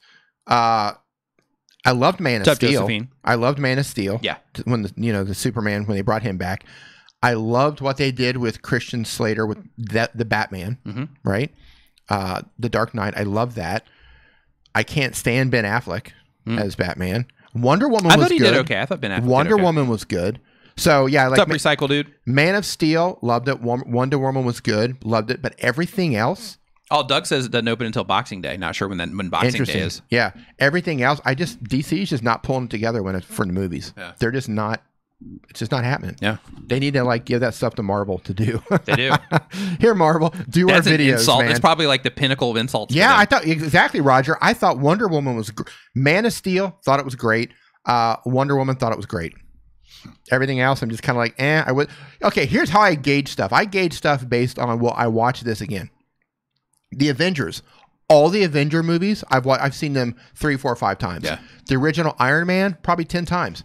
Captain America, Winter Soldier, the original Captain America, probably 10 times each. Marvel almost always knocks it out of the park. The only Marvel movie I didn't like was the Black Panther. I like that one too. I went and saw that one twice, I think. I love the character I actually did see it twice. I love the character, the Black Panther, and I think the actor is fantastic. I didn't like the whole, it was over the top. It just didn't make sense. It's like Aquaman. Yeah. There's just so much going on. You're like, this doesn't even like... Yeah, like it's just like too much. It's too much. Yeah. Yeah, right? Like really Wakanda? Like this hidden place in Africa and like you've got all this... Really? Yeah. Come on, guys. Yeah. It was just too much. I mean, just like this hidden place underwater. Like this guy who flies. I mean, it's all kind of over the top, but it's like... There's levels. Yeah. Right? There's like over the top, and then it's like, okay, you lost me. Yeah. Not interested. MGTOW Gamer, Men Going Their Own Way Gamer says, new here. Do you recommend documenting Twitch uploads? Do you recommend documenting Twitch uploads or video creation? Should I put out content volume or take my time creating creative videos? So MGTOW Gamer, what you want to do is you want to say, I need to get my content to where people are watching it for a considerable amount of time, and I need to get my thumbnails to where people are clicking on them. And you can see all that information in your analytics here on YouTube. And the reason you need to focus on that first before you make any of your other decisions is because if you start uploading a lot, volume, right? If you start uploading a lot and you start putting out that volume of content, then what's going to happen is if people are not responding to that content, you can upload videos until you just don't have enough time in the day to keep going, until you can stay up all night uploading videos or whatever you want to do, upload 10 videos a day, and it's not going to matter. Yeah. But if you do fine tune it and you're like, okay, now I know how to get people watching, now I know how to get people clicking my thumbnails and all that stuff, then you can increase your output, because then you have a system in place to where when I do this, and this, it seems to work. So I'm going to keep doing this, and this, and I'm going to do it in mass so that I can, increase my output and get more people into my channel at a faster rate. So the very first thing to focus on is actually getting people to respond to your content. Now, if people are already responding to your content, then in that particular case, you upload as much as you can handle in terms of right now, how your life is, build content and uploading and your schedule and all that stuff and creating the content, build that into your life in a way that you are going to be able to maintain that for a very long time. And the reason for that is because... And the reason for that is because YouTube is a long game, right? And because it's what happened. Daniel, yes, yeah. I didn't mean to say Christian Slater, Christian Bale. Yes. What? Christian Slater. Yeah. Oh, yes, is that what Daniel, you said for the Batman? Christian, yeah, he was never. That would have been the worst Batman ever. Yeah. Yes, Christian Bale. Sorry. Yeah. Good catch, Daniel. Yeah. So I'm not sure where I was at in that, but basically, just in a nutshell, you want to make sure that you're making content that people respond to, and then build up from there. In terms of like live streams or video creation, if you're going to go on Twitch, then live stream over there. If you're going to be on YouTube, then I would start with video creation and then build out from there. Josephine's never seen a superhero movie. Oh wow! Ever. You're missing out. You are missing out. If you're into that kind of stuff, she might think it sucks. Start with Iron Man. Yeah. Wolverine's good too. Yeah. Let's see here. Christian Slater as Batman. Jeez, a shame. I can't even believe I said that. Yeah, Recycle Dude is saying, do you think that YouTube will change requirements for monetization next year? I think it's possible. Here's one thing that you can about that. Yeah, one thing that you can count on is that this whole thing is going to continually change. So I just put out a video, Recycle Dude, on 7 different ways that YouTubers can make money. So and all of those ways are like none of them include YouTube ads. So so go and watch that video, and then once you can get some of that stuff in place, and once you can start, and for everybody in the chat, once you can start figuring out other ways to monetize your content, then the decisions that YouTube is making in terms of, what is, who they're going to monetize, that's not going to impact you at all, because like you're worried about that because you haven't met the requirements, or maybe you just meet the requirements, or you just crossed into that where you do meet the requirements and you're worried about them taking it away. If you're getting a large amount of views, if you're getting tons and tons of views, yes, YouTube ads without question, you can make just piles and piles and piles of money if you're getting tons of views. A lot of views. Yeah, tons of views. Hey, however, Heidi's in the house. CEO. Hey, what's up, Heidi? However, if you are not getting tons and tons and tons of views, then like if you're just crossing that threshold in terms of, my videos are now just crossing that 4,000 hours of watch time, the amount of money that you would generate off of getting that 4,000 hours of watch time, it's not going to make any impact on your life, like at all. So start focusing in my opinion anyway, this is what I do. I start focusing, or I focus less on, okay, what is it that they can take away, and more on what is it that I can do and other avenues that I can take in order to make this work out, you know, to the best benefit. So that's what I recommend you do as well. Here's something you can count on. You can guarantee, like put money on it, take it to the bank, that YouTube will continually move the goalpost. That's going to happen. Yeah. So build a business around your channel, find other ways to monetize your channel, monetize your content, whatever platforms that may be.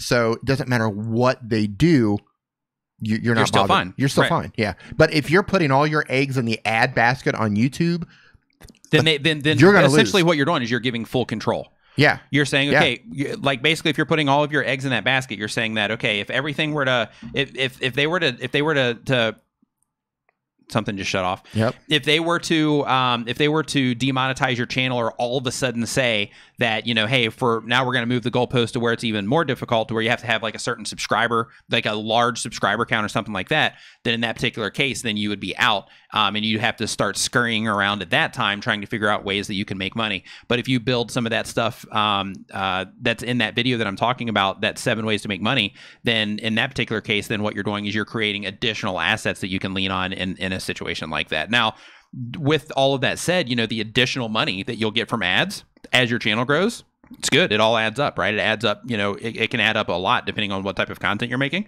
But leaning on that as like your primary income from your channel is a bad idea unless you're getting tons of views. Tons of views. Yeah. But if you are getting tons of views, you can make a lot of money. Oh, yeah. A lot of money. But like he said, though, and that's the part I got you in the queue, Armored Gaming. I like how you said that. If you rely on ads, that means that YouTube has 100% control of your business on YouTube and your financial situation. Yeah. You were basically telling YouTube, do whatever you want with me. Yeah. I'm at your disposal. Throw me away if you want. I don't care. Yeah. That's what you're doing. Yeah. And then YouTube will just do what YouTube does. Yeah. Since the beginning of Google, you know, those of you who have been around through the whole, you know, the .com explosion and the bust and all that stuff, you've seen Google will literally build huge businesses that rely on Google. And at the same time, you know, they'll build them up and then come and take it away years later. Google giveth, Google taketh away, and they don't care. They're just doing what they do. Josh Aid says, channel progression. Just started YouTube. Any improvement tips? Any tips on reaching out to audiences and other YouTubers in my field of dance? So in terms of improvement tips, just focus on getting your audience retention up. Focus on getting your click-through rate as high as you can. The tips on reaching out to audiences and other YouTubers in my field: for the audiences, make content that they're actively looking for.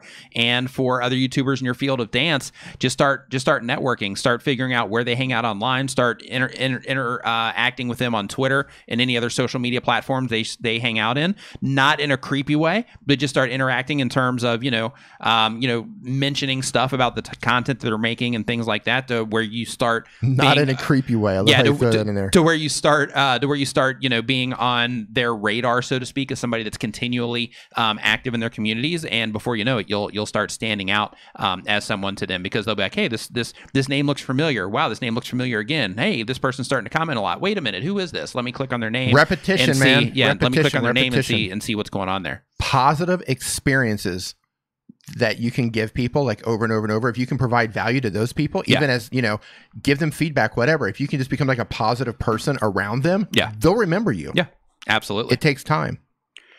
Somebody just left a comment I wanted to repeat to you. 1 second. Somebody, it's A7X Entertainment, says they left a super chat but didn't say to grade their channel. Okay. Or look at the channel. So yeah, we'll get you pulled up. Okay. Yeah, I think I've got that. I think I've got them pulled up already. Actually. Okay. Yeah, and for it, well, okay. The Grand Journey says, I'd like a channel review as well. Thank you for an amazing YouTube channel. My pleasure. Saying so helpful. I'm glad that you are enjoying the content that is adding value to you in some way. Mm-hmm.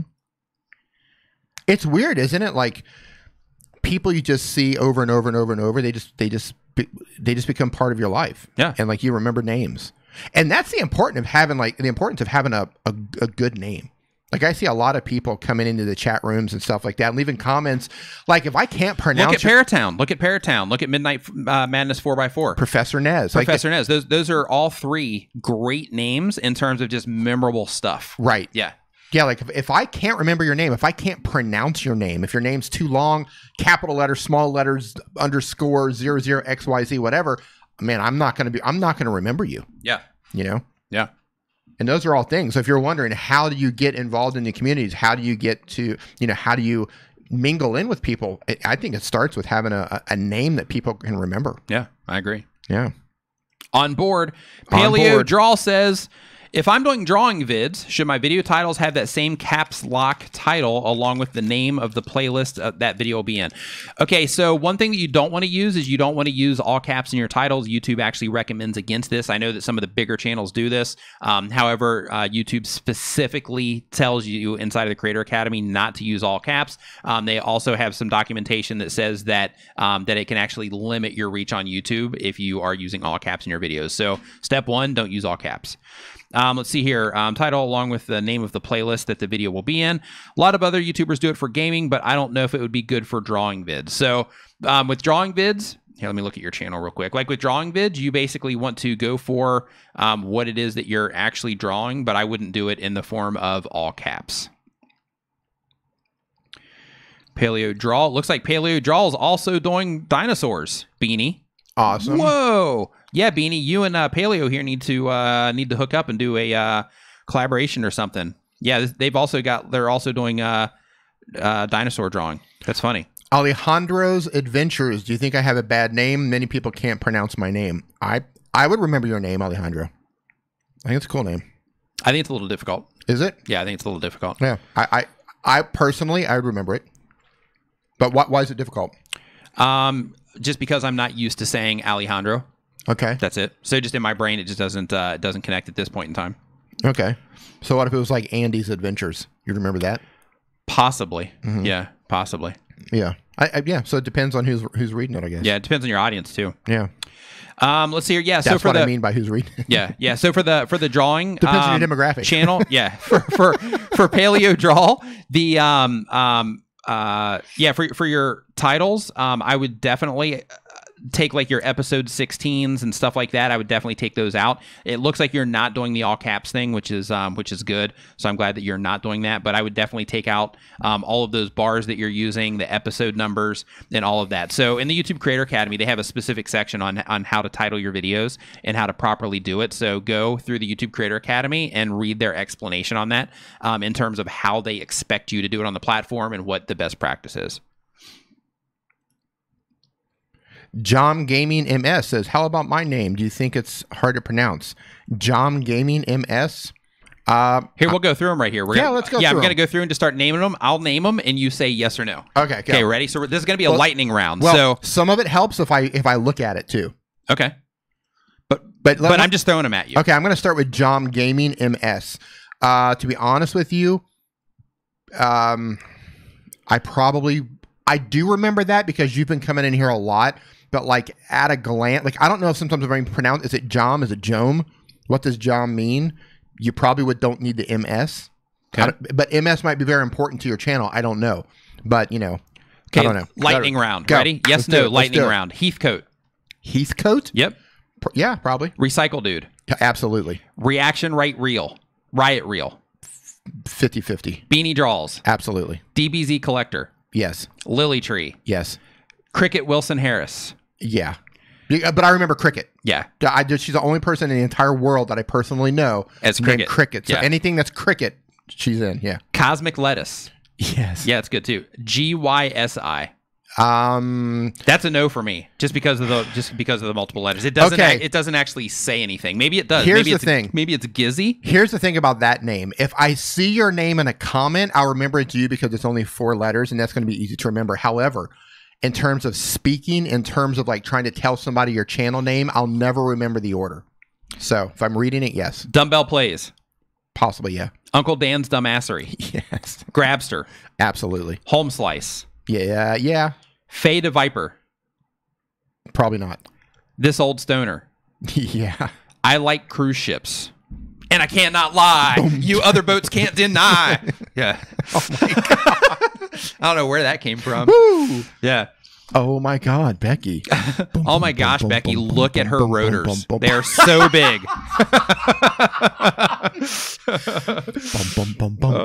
See, that's what a channel name does. Did you see what just happened there? Like, that's what a channel name does. Now forever. Yeah. I Love Cruise Ships is going to be remembered as that. Right. Yeah. That's funny. Right? Yeah, good stuff. Oh my God. So now I'm going to remember I Love Cruise Ships. Before I was like, yeah, maybe. And then you started with that. And I'm like, oh yeah, now, I love cruise ships. Let's see here. Raylon, Reg Game Recon. Nope. Josephine D. Smet. Yes. I pick my butt. I mean, I don't, but that's the channel name. Normally, no. But because that's so bizarre, yes. Okay. Hybrid Steel. Yes. Angela and Anico TV. No. It was hard to say too. The Video Call-In Show. Maybe. Yeah, that one's got me. Video Maker. How do you spell it? VUDEO. Maybe. Yeah, that's a no for me. Paint and Sound. Yes. Absolutely. Recovery Newsnet. No. Yeah, I'm kind of on with that one. Lanakai TV. Maybe. Okay. Simply Beth. Yes. Killer Jackrabbits. Yes. Yeah, that's a good one. That's a great one. Yeah, that's a good one. It flows. It's got a good rhythm to it. the visualization I have when you say Killer Jackrabbits. Yeah.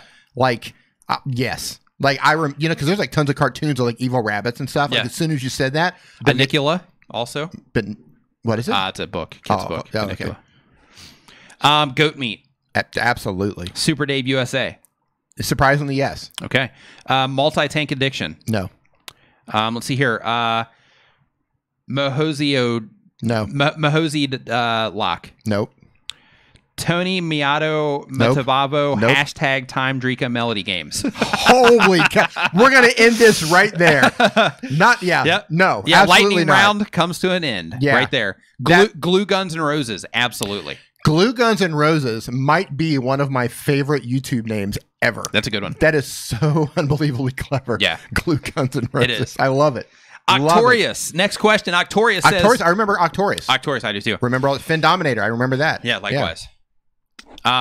Octorius says, how long do you think until YouTube stories are available to everyone? I have no idea. The Expert Plumber? Of course. Oh, yeah, of course. You always. Yeah, absolutely. Active Arby says, how to get subscribers fast. Make content that people like. Make content that people enjoy. Make content that's easy to discover. Make thumbnails and titles that people are interested in clicking on. Sounds easy. Marley Vlogs 12. Can you give me some advice? I can. And next time that you put a question in there, definitely make sure that you are specific about the question that you want answered. Midnight Madness 4x4 dropped a $2 super chat while we were off on that tangent that says, I like big trucks and I cannot lie. Yes. Thank you, Midnight Madness 4x4. Those other truckers can't deny. I just want to go with that. Yeah. I wish I could freestyle. Yeah. Like really like Eminem style. Like arms weak, spaghetti. Spaghetti's on my shirt. Yeah. Arms weak, spaghettis are on my shirt. Yeah. It's dark outside. It's dark.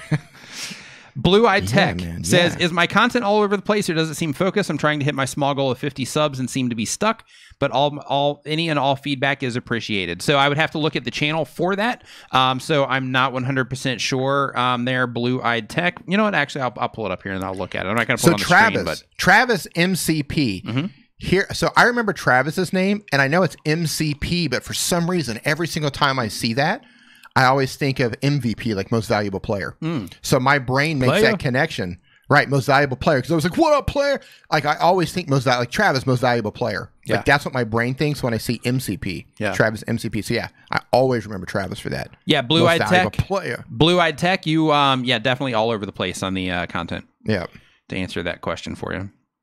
Yeah, Travis. He's like, dang, I should change my name.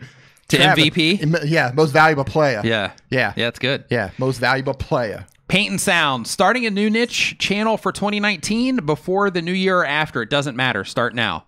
Don't wait for anything ever. Start now. Ibla Khan, your first name is difficult for me to pronounce as an American. So for me, I know who you are, so I recognize your name. But if I didn't know your name, it might be difficult for me. Grabster says, if you could go back in time and change one thing on your channel, what would you change? It's a really good question. That's a great question. Flash in your pan. How's it going? I personally would have, and this is funny because it's not directly related to my channel, but I would have actually gotten some other assets in place a long time ago before I got busy now. Yes. So so basically like as all of this stuff gets, you know, as it all gets rolling, like, you know, you have all these different opportunities that come in, you get all these ideas for different things that you want to make and different stuff that you want to work on, stuff like that. And before you know it, your time, you know, in addition to the YouTube videos, even when you do this full time, in addition to actually making the videos for your channel, there's all of this, you know, other stuff that you're doing. And what happens is you just get busy, you know, and I wish, and this is something that Dee and I have been talking about with his also, is I wish that I would have, you know, made a bunch more stuff at the beginning, that as my channel has went through the growth that it's went through, that I would have had those assets in place before that happened, so that I could ride those assets all the way through everything, you know, that's happened over the last, like, you know, 12 to, you know, 13 months on my YouTube channel. So that is the thing that I would change, is it's not directly related to my channel, but it's related to what's going on around my channel. I regret not having an email list put together and like a collecting place from the very first video, because now that I'm putting that, you know, I'm working on the, by the way, Kajabi, by the way, I've been putting that together. It's awesome, isn't it? Yeah. Wow. Yeah. Like, and yeah, we're both working on courses right now too, by the way. So Dee's working on one. I'm working on one actually with TubeBuddy. That's going to be coming out soon. So go ahead and put some money aside for that, because it's going to be awesome. Yeah. That should be coming out at the very beginning of the year. So definitely keep an eye out for that. Yeah. And Dee's working on one as well. Yeah, but I regret not collecting emails from video number one, because now that I'm putting all this together now and getting ready to open the course up, I'm thinking, man, like how many emails could I have collected in 9 months? Right. With all the however many hundreds of thousands of views that I've got collectively, how many emails could I, you know, of people who are, of course you did. Yeah. But like you said, there's other stuff. And you're like, okay, I'll get to it. And then like you just don't get to it. Expert Plumber says, I love the new audio setup. Great view from our end. I love the 1% improvements you guys do all the time. Thank you. Thank you, Roger. We just changed the EQ. So if we sound a little bit different, we changed the EQ, and you nailed it. Those 1% improvements is what it's all about. It is. Micro changes and small tweaks, small changes. That's how you succeed right there. A little better here, a little better there. Yep. A little better here, a little better there. 1% improvements. Yep. Love it. Thank you, Roger. I'm glad you noticed. Yeah, Grabster says, "Why did I really make? Did I really ask that deep of a question?" Yeah. See, look what you did. Right. Okay. Next question on the list is from Beanie Draws. Do you think it's a good idea or a bit cringy to do a public call or fixed Wi-Fi companies? Can I pause you on that? Absolutely, you can. I just want to back up for a second and say the whole reason we're talking about that in terms of what we would have done for our channels from the beginning is because neither one of us want to rely on ads for income. We want to be able to support our channels through other means instead of advertising. So we talk about, like, you know, don't worry about the ads. We don't want to give YouTube basically, hey, here's our business, do with it as you will. Right. We don't want to do that. So we're working on other things. So I wanted to clarify that. Yeah.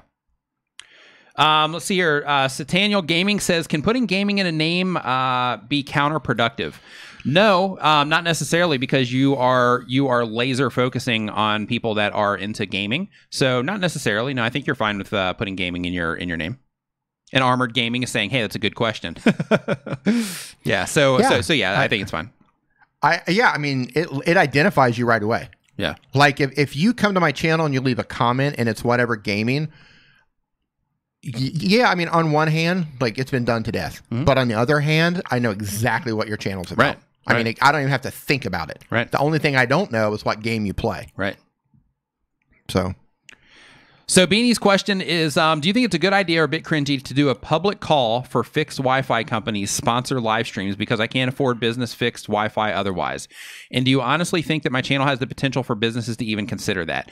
So if I'm understanding your question, are you saying that, do I think that you should reach out to a Wi-Fi or like your public company to sponsor a live stream? If that's the case, then I think that you should at least give it a shot without question. Do I think that it's cringy to reach out? No, I don't. Not in any way, shape, or form. And do I honestly think that your channel has the potential for businesses to consider that? I do, but I don't think that a public Wi-Fi company is the right choice for that. And the reason for that is because a public Wi-Fi company, they're going to be localized. And since your audience is global, that's not really going to be that beneficial to them unless a majority of your viewers are coming from that, from the areas that they operate in. So that's where having, like your view counts and all that stuff gets really valuable, is because you're in front of an audience, all around the world or in large demographics. And when you are trying to work with someone locally, then that makes things a little bit more difficult, because the benefit that they'll get from it isn't, it's not really there. I'm going to interrupt you on that for a second. Josephine says, concerning yesterday's tweet, I'm praying for Benji. What happened to Benji? Oh, no, Benji Travis? No, she did they're doing Dan Simber. Yeah, which, by the way, I'm actually going to find that right now, and I'm going to share. But he's okay. Yeah. Oh, okay. Yeah, he's fine. Yeah, she put together like a Christmas list. It was just like a Christmas song list, and then like all of our names are in there. Right. And his was that he got ran over by a reindeer. Yeah, so I was like, oh yeah, he got the rough end of the stick on that one. But yeah, he's fine. Oh. Yeah. Well, he did get ran over by a reindeer. Yeah. Poor Benji. I know, right?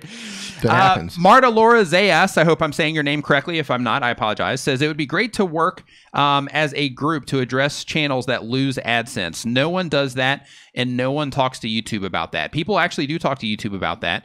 And for the people that do lose AdSense, like, if you're losing AdSense, then that probably comes from like a strike or something along those lines. If you lost your AdSense because of the requirements that they changed a handful of months ago, then in that particular case, tons of people were extremely vocal about that. But one thing that you have to remember is that YouTube is a platform that allows people.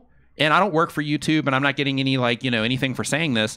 Like, YouTube is a platform that allows us to upload our content there for free to get it in front of audiences that are already built into their system, right? That are people that are already on their platform.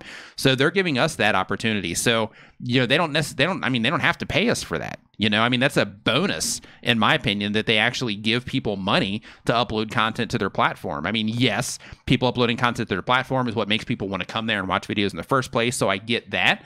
But, it's a huge advantage for us, and it's a huge opportunity for us and all that to make money outside of AdSense from what it is that we're doing. You just have to get creative in terms of what it is that you're doing in order to generate that income. But if you were making money from your AdSense and then they took it away because you didn't meet those requirements, which I see you have like 2.8 thousand subscribers, so you definitely made that one.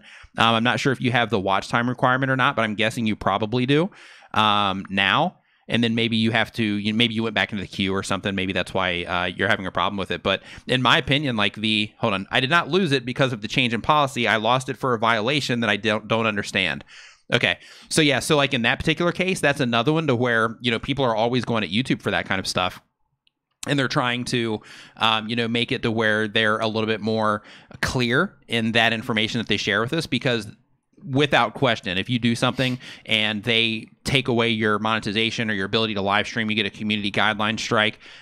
Those are extremely vague. With a copyright strike, it's crystal clear. Right? It's like, okay, well, I violated copyright. That's what I did wrong. But if you have a community guideline strike, that's a totally different experience, because in a lot of times the information that you're getting back from those can be extremely vague, and you really don't know 100% what it is that you did. So yeah, that part definitely sucks. And I'm guessing that there's a really good chance that way in the future they'll probably get all of that together. But yeah, it sucks. But because of that, again, like we were talking about, it's really important that you try to find other ways to monetize what it is that you're doing, so that the ad revenue that you're getting from YouTube ends up being the lowest thing on your list, and then you're making money in all of these other different ways. Once again, it goes back to, putting all your eggs in the AdSense basket. Right. Yeah. Is Viper in the house? Did I see? There he is. What's up, Viper? What's up, Viper? Nice to see you, man. Man about tech. He had his birthday a couple days ago. He kind of had a birthday stream, and nice. Yeah. Man, that would have been another great one for the birthday song. And we weren't invited to the birthday stream he's right there. Yeah. Yeah, he's in the birthday song. Yeah. Yeah. Well, happy birthday. Happy belated birthday. Yeah. So how did this... Okay, this is from... Man About Tech. Okay, so they put their channel... They put the question in the channel name. How to fix discovery problem. My video wasn't discovered by other people's, but I do everything. Again, thumbnail tags, good video content, but nothing is working. What should I do? If everything was being done correctly, then you wouldn't be having discovery problems. So it's not that you're doing everything correctly. It's that you are thinking that you're doing everything correctly when in reality you are not doing everything as correctly as you might think. And I know that's a hard one to swallow in a lot of cases, but like right now, I'm looking at your titles, for example. Very bad titles on your channel, and that's one thing. And I haven't watched the content, but that's one thing that is hurting your discovery. Yeah, something bad titles will do it. Yeah, something like a title that is called "I was killed by the enemy." Like that's not a good title for a gaming channel, because that's pretty much every gaming channel is going to have that same thing. Blue-Eyed Tech says, I have one video about PS4 Pro that got over 1.1 thousand views, but all of my other videos are not getting anywhere near that. What did I do right with that video that I'm getting wrong with my others? In order to tell you that answer, I would need to actually get into your analytics in order to give you the exact reason. However, what you should do is you need to go in and you need to look at all of the data that you have for that video and try to figure out exactly what it is that you did. So in your particular case, it could be the topic itself. It could also be how people responded to the content specifically that caused you to be able to generate that many views from it. Pink Pepper Peppermint says, you think you're doing everything correctly.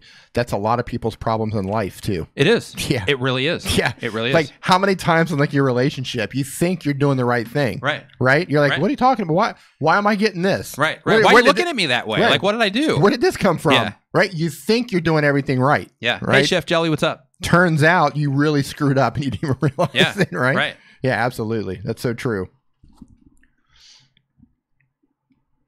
Yeah, I pretty much get that every day. Like, what? What did I do? You do? What did I do this time? Yeah, so somebody's saying here that I left the seat up again. Oh, that T-Series won. Did they did that happen? That's interesting. If not, I'm going to ban that person. Hold on. Angela Anahago TV says, getting a shout out on Tuesday from popular YouTuber. She messaged me on Instagram. How do I maximize getting new subs from it? That's a great question. So what you want to make sure that you have in place, Crazy Blessed One, is you want to make sure that you have that your channel is as subscribable as humanly possible. What I mean by that is all of the stuff that I go over when we get into the channel reviews here in a bit. Whoa, whoa. Got it. So like like for example, like when I land on your channel page, and I'm not going to pull it up on the screen, but like when I land on your channel page, like it's like I have no idea what it is that you're offering on your channel, for example, that is going to hurt you. As I scroll down your channel page, I only have 10 videos to choose from of yours to watch because your channel isn't optimized by itself. So when somebody lands on your channel page, they have to go through extra work in order to find more of your content. So just those two things, like right out of the gate, are things that you need to improve. I would also add a click to subscribe option in your channel art as well. Yeah, those are the very first things I would work on. But here's something that I wouldn't expect, unless they're huge, I wouldn't expect like a huge spike from them unless they're gigantic. But if they're gigantic, I would definitely get that stuff together in your channel like right now so that you can take advantage of that when that happens. So you can capitalize. So you can capitalize on that. Why would you come into a chat and just say something dumb like that? It's like not even true. Because they get highlighted. That's just, I guess. But for what? Like, you know what I mean? Like, what purpose is that? Okay. Nothing else to do. Evan Stern says, how did a YouTube sub purge occur yesterday? Many people lost subs. Absolutely, it did there, Evan. Yeah, they made an announcement about that. They put it in the creator studio as well. They put it out on their blog. They definitely did a fantastic job of letting people know that it was going down. Crypto Worldwide says, is Twitter good for sub? Nope. Go ahead. That was weird. Yeah, that sounded really weird in the headphones, didn't it? Yeah, it did. I was going to say, if you do have Twitter, follow Team YouTube. Yeah, because that's where you find out. Like now they announced that they're going to have that purge for the sub. Yeah, they announced outages and problems. So yeah, that's a good account to follow. Go ahead. It is. Octoria says, I took about a 2-month break from YouTube and I've been recently started uploading again.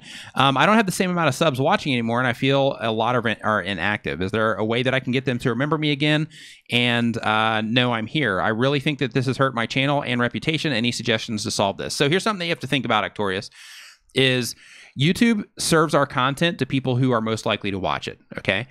when you don't upload for a while, then what happens is the people that normally would come in and watch your content and get all that activity going on your channel, they've been watching other channels for 2 months, right? So those channels are higher up on their priority list in terms of the content that's getting served to them, and you're lower in that priority list. And because of that, when you upload a video, then you're probably not getting as much traction because of that reason only, because you're not as fresh in people's user histories as you used to be. Now, with that said, people are still watching your other videos and things like that, so you're good. But what I'm talking about is your actual subscribers, is those surges that you get when you upload new content.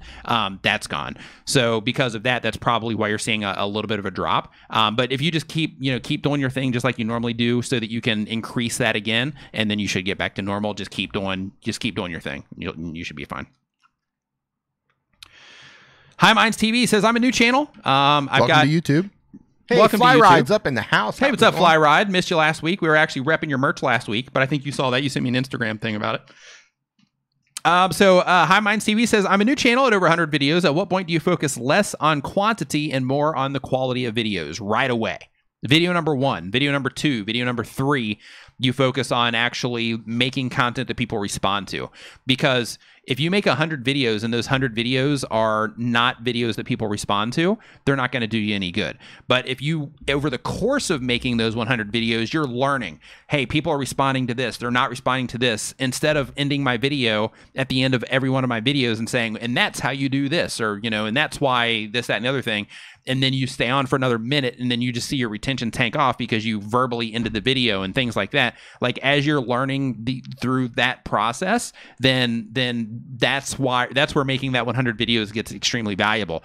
But if you're just putting up 100 videos and you're not keeping an eye on the stats and you're not keeping an eye on how people are actually responding to those 100 videos, then you're pretty much starting at zero again. With that said, you have 100 videos worth of data to where you can say, well, people like this, they didn't like this, they liked when I did this, and they didn't like this, and you can definitely see patterns over those 100 videos. But the future content, you're going to have to focus more on quality there. Get the quality up, and I'm not talking about optics per se. I'm not talking about what your camera lens looks like or what your camera looks like or what it makes your image look like. What I'm talking about is how people respond to your content, because how people respond to your content is a direct reflection of the perceived quality of your videos. It's not necessarily quality in terms of your camera. It's quality in terms of what people get out of watching your content. So if you got to get that taken care of first, and then you can move forward, with mass uploads and whatnot. Crypto Father in South Korea says, I've been uploading videos since a month now. I believe 45 videos and only 85 subscribers. Just hit 85 today. Is that a decent ratio, or would you expect it to be better at that? It depends, man. It depends on the content that you're putting out. There's so many variables involved that trying to say X amount of videos equals X amount of subscribers is really difficult to do. So it really comes down to how you're serving the people that are watching your content. In my opinion, 45 videos with 85 subscribers is low, but again, I don't know exactly what it is that you're making. I don't know, the value that you're adding to people. I don't know, if your channel's worth subscribing to in terms of, when somebody hits your channel page to figure out what's going on, do they understand it, and all of that stuff. So there's a lot of variables there in terms of saying X amount of videos equals X amount of subscribers. Yeah, so like right here, you have like South Korea McDonald's employee hits in the face. And then the next video that you upload has a FutureNet Ad Pro 2 update coming out, and why.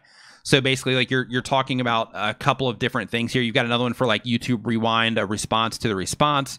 So basically what I'm looking at here is, by the name Crypto Father, I thought that you were doing like cryptocurrency stuff, right? So when I land on your channel page, I see these different things that you're doing. And to me, I don't see, and you still have that. You have like news about, like making money and stuff. So like for me, I don't see the real future value here. So if I were to watch one of your videos land on your channel page, because it's a mix of content, there's no real strong focus in terms of me saying, oh, okay, well, I should subscribe to this channel because I'm going to get value out of this channel in the future. So like here, for example, like let's say just to walk through this with me. Let's say that I were to come to your channel from the YouTube Rewind in response to the response video. That's because I'm interested in YouTube related things, obviously. So I would come to your channel, I would see that, and I'd be like, oh, I wonder what this guy has to say about this. I come in and I watch your video, and I'm like, wow, that was a really good video. He, explained all that really well and all that stuff. Since he's talking about YouTube, maybe he's, doing some YouTube stuff.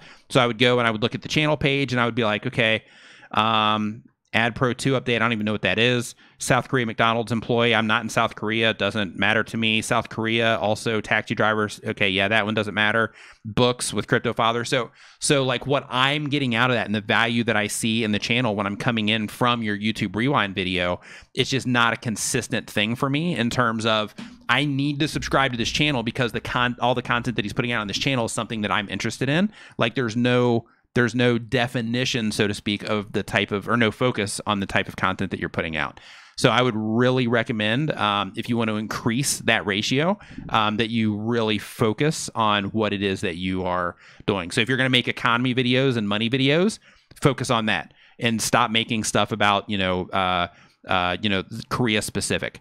If you want to make Korea specific stuff, then just focus on making that type of content. But basically what you want to do is you want to say, okay, I'm going to take the type of content that I make and I'm just going to pick something and I'm going to keep making that so that all of the content that I'm putting out is going in front of or made for a specific group of people, to where once they see my channel, they see the videos that I have, they're going to actually look at me as a resource for shared economy type of content, for example, or vlogging type of content or information about Korea type of content. Like you want to become that resource, whatever that particular resource happens to be, or whichever road you choose to walk, so to speak. All right, I'm gonna hop in the chat here real quick. Just say what's up to Ashi's Gourmet. Says revenue stream advice for a cooking channel. Make a recipe book.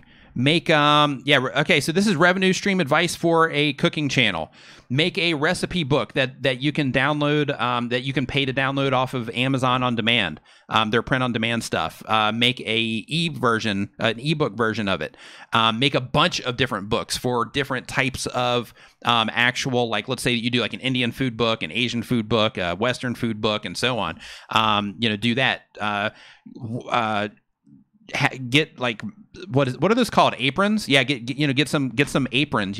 Start a side apron business. Or what else you use to cook? The mitts, the mitts that you pull stuff out of the stove with. I don't even know what those are called, but start those and sell them off of your channel. So there's a YouTube channel called Clean My Space, and they basically make videos on cleaning. And one of the things that they do, one of their revenue streams, is they basically made a microfiber cloth, and they basically talk about that microfiber cloth all the time, and they basically sell them off of their YouTube channel. They started an entire business based off of this microfiber cloth, in addition to all the other stuff they're doing. Like that's a whole other huge revenue stream for them, because they said, okay, this is the audience we have, this is the type of content that we make. What can we put together that will add value to the people that are watching our stuff, and that we can also have as a product that we can sell off of our channel? So that's how you have to look at that kind of stuff. Let's see here. Let me scroll down.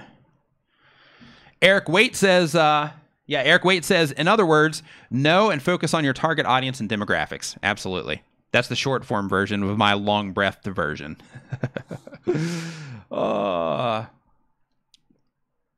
Okay, so let's see here. So we got Crypto Father out of the way. And if you're just joining us, basically what we are doing right now is I'm just going through Q&A. So if you have any YouTube questions at all, make sure that you go ahead and put them in the form that is down below. And these are in like a first come, first serve. So I don't have a ton of them left to get through. I think I've got about 20 more. So if you have a question, make sure that you go ahead and put it down there, so that we can, get your question taken care of. And also, if you're just joining us, basically what we're doing here is we are giving YouTube tips. We're answering YouTube questions. And here in just a little bit, we're going to be pulling up channels, YouTube channels. We're going to be giving you tips on things that you can do to improve your specific YouTube channel as well. So that's what's going on. And if you are just joining us as well, also, make sure that you share this out on social media. Remember to give this video a thumbs up just so that I can know that you are enjoying the content that we are putting out. So the video call-in show says, I want to wait until I'm more established before bringing in family and friends to my channel. Is that a bad strategy? Not at all. So if you are, for whatever reason, if you are like, you know what, I'm actually just kind of do this privately, and then once I get it to a point that I'm comfortable with, then I'm going to let people know about it. That's totally cool. If you want to do that. I kind of did that myself, to where, I just kind of kept it as like a thing that I was just doing. And then, once it started doing like okay, then I just kind of talk about it here and there, but I still didn't even make it a big deal ever. But it's just like it just wasn't one of those things right out of the gate that I was that I just wanted to go around and talk about all the time. So do that definitely at your own pace. Kelly Publish says, when browsing your homepage and they show you previews of videos with captions, does this negatively impact your watch time? To my understanding at this point in time, no, it does not. Because they're not actually watching the video itself in terms of clicking on it. Let's see here. Okay, we answered his already. Paint and Sound, has anyone seen the Google hearing in Washington, D.C. over the week? Comments, I have not. But if you have, definitely mention it in the chat below, or in the live stream. Scott's Thoughts channel, it is a great crowd. We have an awesome community here, so welcome back to the live stream. Okay, let's see here. Okay, Doolin says, it's hard to grow as a gaming channel just because it's very broad, but it sounds cocky, but I think my channel is pretty good quality for kind of a beginner. So it doesn't sound cocky at all. If your stuff is good, it's good that you have confidence in it. Just make sure that your confidence is legit in terms of looking at your audience retention, make sure that people are actually responding to the content in a way that you think, because like if you think it's good and then other people don't, because we all think our stuff is good, right? So if you think it's good and you're putting it out there and you're like, hey, this is great, people are going to love this, and then you look in your audience retention reports, if that matches up, then rock on, you're going to do great. If it doesn't, and you look in your audience retention reports and people aren't responding in a way, they're not watching for a very long time, then that tells you, hey, you got some stuff that you got to work on. Yeah, sometimes you got to check the ego. Mm-hmm. All the time, you got to check the ego. Yeah, true, always. Let's see here. Well, because I don't have an ego, so I just sometimes have to check it really when it pops up. I think that's your ego saying like that, isn't it? That was like a trick thing. That was a trick thing. Yeah, but that was your ego. Right. That was my ego speaking. Mm-hmm. So Deep Ben Sara says, how to improve our speaking skill for YouTube. Oh, that's a great one. Yeah, that's a really good question. So what you want to do is you just want to speak out loud as much as you possibly can. Like, of course, maybe you're the type of person that you don't want to like walk around the street just speaking out loud to yourself. But I do that. Yeah, D does that. But if you want to improve that skill, you're going to have to exercise doing that. So just speak out loud as much as you possibly can. Yeah, Doug Houston says it in here too. Practice. Scrap and Pallet Man, thank you for that. We appreciate it. Yeah, I'm glad he put that up there. I was wanting to look him up. He's actually nearing 20,000. Scrap and Pallet Man? Yeah. Nice. Yeah, got him in the queue. Congratulations on that, by the way. I just want to say, just practice. I mean, I'm still kind of a mess, but when I started doing this, I was just it would take me forever. I would tell you. Yeah. I would come in to do my videos and it would just take forever to get through the stuff because, yeah, I knew how to work a camera. I knew how to light the set. I knew how to do this. But in terms of, I've never been a speaker and I've never looked at a camera and just tried to talk, right? Yeah. That was new for me. Yeah. And that took many videos to the point now I can sit down and knock out a video, at least the speaking portion of the video. It's really fast. Yeah. But it's just practice like anything else. Yeah. You don't jump on the bike for the first time and just ride the bike. See you guys later. Later. Yeah, I'm going to go jump off this ramp here. Yeah. Right. I'm going to go be a BMX racer now. See ya. Yeah. I mean, you practice, man. Speak out loud. Practice. Yeah. Exercise. Muscle memory. Mm-hmm. Right, that's how it works. Yeah, and just practicing when you're speaking out loud, and we've talked about this a handful of times here, but when you're speaking out loud, and right now we're talking to each other, so that's easy, right? So telepathy. So it's I'm not speaking. So we're talking to each other, and that's easy because it's just normal conversation. Where it gets weird is when you're standing in a room by yourself, or you're walking down the street with a camera by yourself and you're talking to that camera and you don't have another person to where you're reading responses and you're seeing what's going on and you're making all these little micro, adjustments to what it is that you're saying as the words are coming out. You don't have that instant feedback, and it makes it really awkward. So getting used to taking that same information and talking freely like that, just like you would talk to a person, definitely takes some practice. So the more you do it, the better you're going to get. You want to know what's really helping me is jumping jacks. Jumping jacks really help me in burpees. Okay. Jumping jacks and burpees. Yeah, that'll do it. That really kind of gets things flowing. Yeah. But when that doesn't work, one of the other things that helped me was when I started live streaming on my own. Yeah. And the goal is no dead air. Yeah. Right? Like live streaming by myself with having a goal of as little dead air as possible. As you know, I don't want to have a lot of silence. You want to always keep that going. Once I became mindful and I'm thinking, okay, I have to keep this going. I have to say something. I have to constantly keep words coming out. I have to keep, you know what I mean? Got to keep the train moving. I got to keep the train. I got to keep, throwing coal into the, into the train, into the furnace, right? And once I started doing that, like after 3 or 4 of those, maybe about my third one, I think, I started really getting comfortable with it because now my brain is, I know this kind of sounds silly, but my brain is kind of thinking ahead of itself now. Yeah, it's weird. You know what I'm talking about? I know exactly what you're talking about. Right. Yeah. If you're live streaming on a regular basis, you know what I'm talking about too. Yeah. Like you start to think in a different way to where like you kind of think ahead while at the same time thinking while it's weird while you're present. It's really weird. Yeah. So I started being able to do that, and that's making my video recording even better. Because I come in here now and I can just knock them out. Just knock it out. Eric Waite says, gave us a great tip here. He says, you can practice by doing live streams in private mode rather than public on your YouTube and then delete them. Yeah, that's another great tip. Practice going live and things like that. Because with live streaming, like with videos, another problem that presents itself is that you can start and stop anytime that you want and start again. Right. And because of that, in your brain, you start causing all these interruptions to where you say, okay, well, I didn't say that right. Let me back up and say it again. And then you start getting in the habit of stopping yourself. Right. Where with a live stream, you just, you go and man. There's just no correction. You're correcting on the fly and you're like, oh, okay, well, that wasn't right. So I'll say this. And you're correcting everything on the fly, which makes that flow a lot better also. Yeah. So I mentioned this part during an interview with Dusty Porter. I think it was Dusty Porter. And I was talking about, or maybe it was Gord. It could have been Gord Eisman. One of those two, one of their shows, I was talking about the difficulty of, and you know what I'm talking about. So we're Americans, born and raised in the United States, but we now live in Thailand. So the majority of our day. We're people of the world. The majority of our day, we're surrounded by people who speak other languages.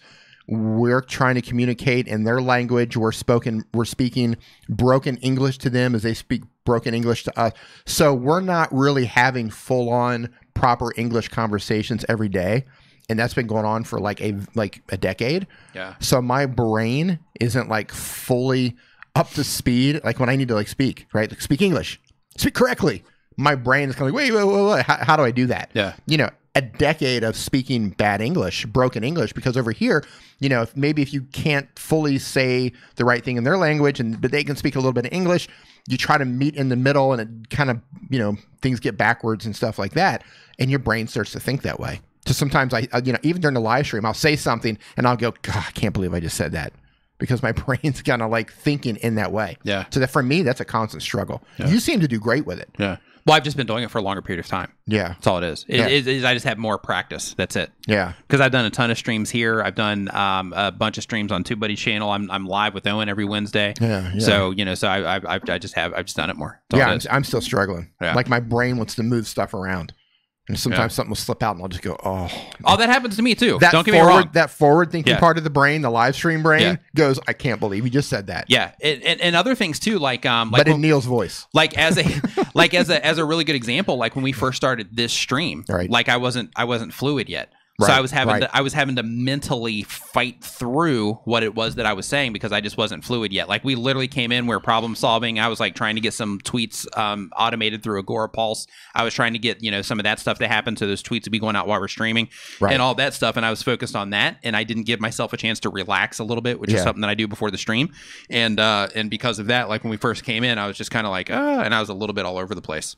And I could feel it. That's a funny thing too, is you feel it. And I knew that I was off. And then it starts stacking up. mentally, and that forethought that you're talking about, to where you're thinking up here, but you're saying everything back here. Right. Like in my head, I'm like up here, I'm like, okay, come on, get it together. Oh man, I'm messing up. It's just not coming out right. So then I've got that like internal fight happening of like, come on. Oh, you're going to be able to hold it together for 6 hours. Come on, dude, get it together. And then, and then you have to just, end up working it all through. Yeah, it's weird. It is. It's really weird. Yeah, it's like it's live stream brain. It is. That's what it is. It is. It's weird. It's interesting. There should be a study done on that. There should. Yeah, there may be, actually. Right, because it's not just like public speaking. Right. Like you're reading the chat. You're operating like the stuff going on to make it stream. You're eating M&M's, not sponsored. You're eating M&M's, not sponsored. Yeah. Right? Like all these things are going on during the live stream. That's weird, man. It is. So I just want to say real quick, Savvy BG, your Indian abroad says, D Nimmin and Nick Nimmin sitting at 99,720. Struggling. It would be my last video. It'd be my last wish to hit 100,000 on the show that helped me get there. That is awesome, man. I would love for you to hit it on the show also, but that's another like 280 people to make that happen. So I'm not sure if that's a big one. Yeah, that's a pretty big one in terms of what would what we'd actually be able to accomplish here on the channel. That's a real big one. Yeah, that's a big number. Yeah, we got 179 people in here right now. Yeah, that's a big one. Yeah, but if you're not subscribed to Savvy, definitely check him out. Check him out. Also, Scrap and Pallet Man. Yeah, he's a pretty good bass player, as it turns out. Oh, really? Yeah. Okay. Nice. Yeah. Nice. Both of those guys are coming up on milestones. So Savvy's at 99720, and Scrap and Pallet Man is 19,821. Yeah, a lot to go there too. Yeah. Usually when somebody comes in here for a milestone, it helps if they're like down to like their last 100. Yeah, their last 100, the last 50, even better. Yeah, like the closer you can get, the better. Yeah. When you're like 100, 200 away, we usually can't push over on the live stream. I wish. That'd be great. Doug Houston said that you are in Siberia. I am in Siberia. I think he is, actually. Mm-hmm. Got the live U box. Yep. Got the live U solo. Yeah. Okay, so Thelma Thrift says, thoughts on creator interviews. Any tips? I think creator interviews are fantastic. I think collaborations in any form are fantastic because you have two creative people that are working together on one thing, and I think that's always a win.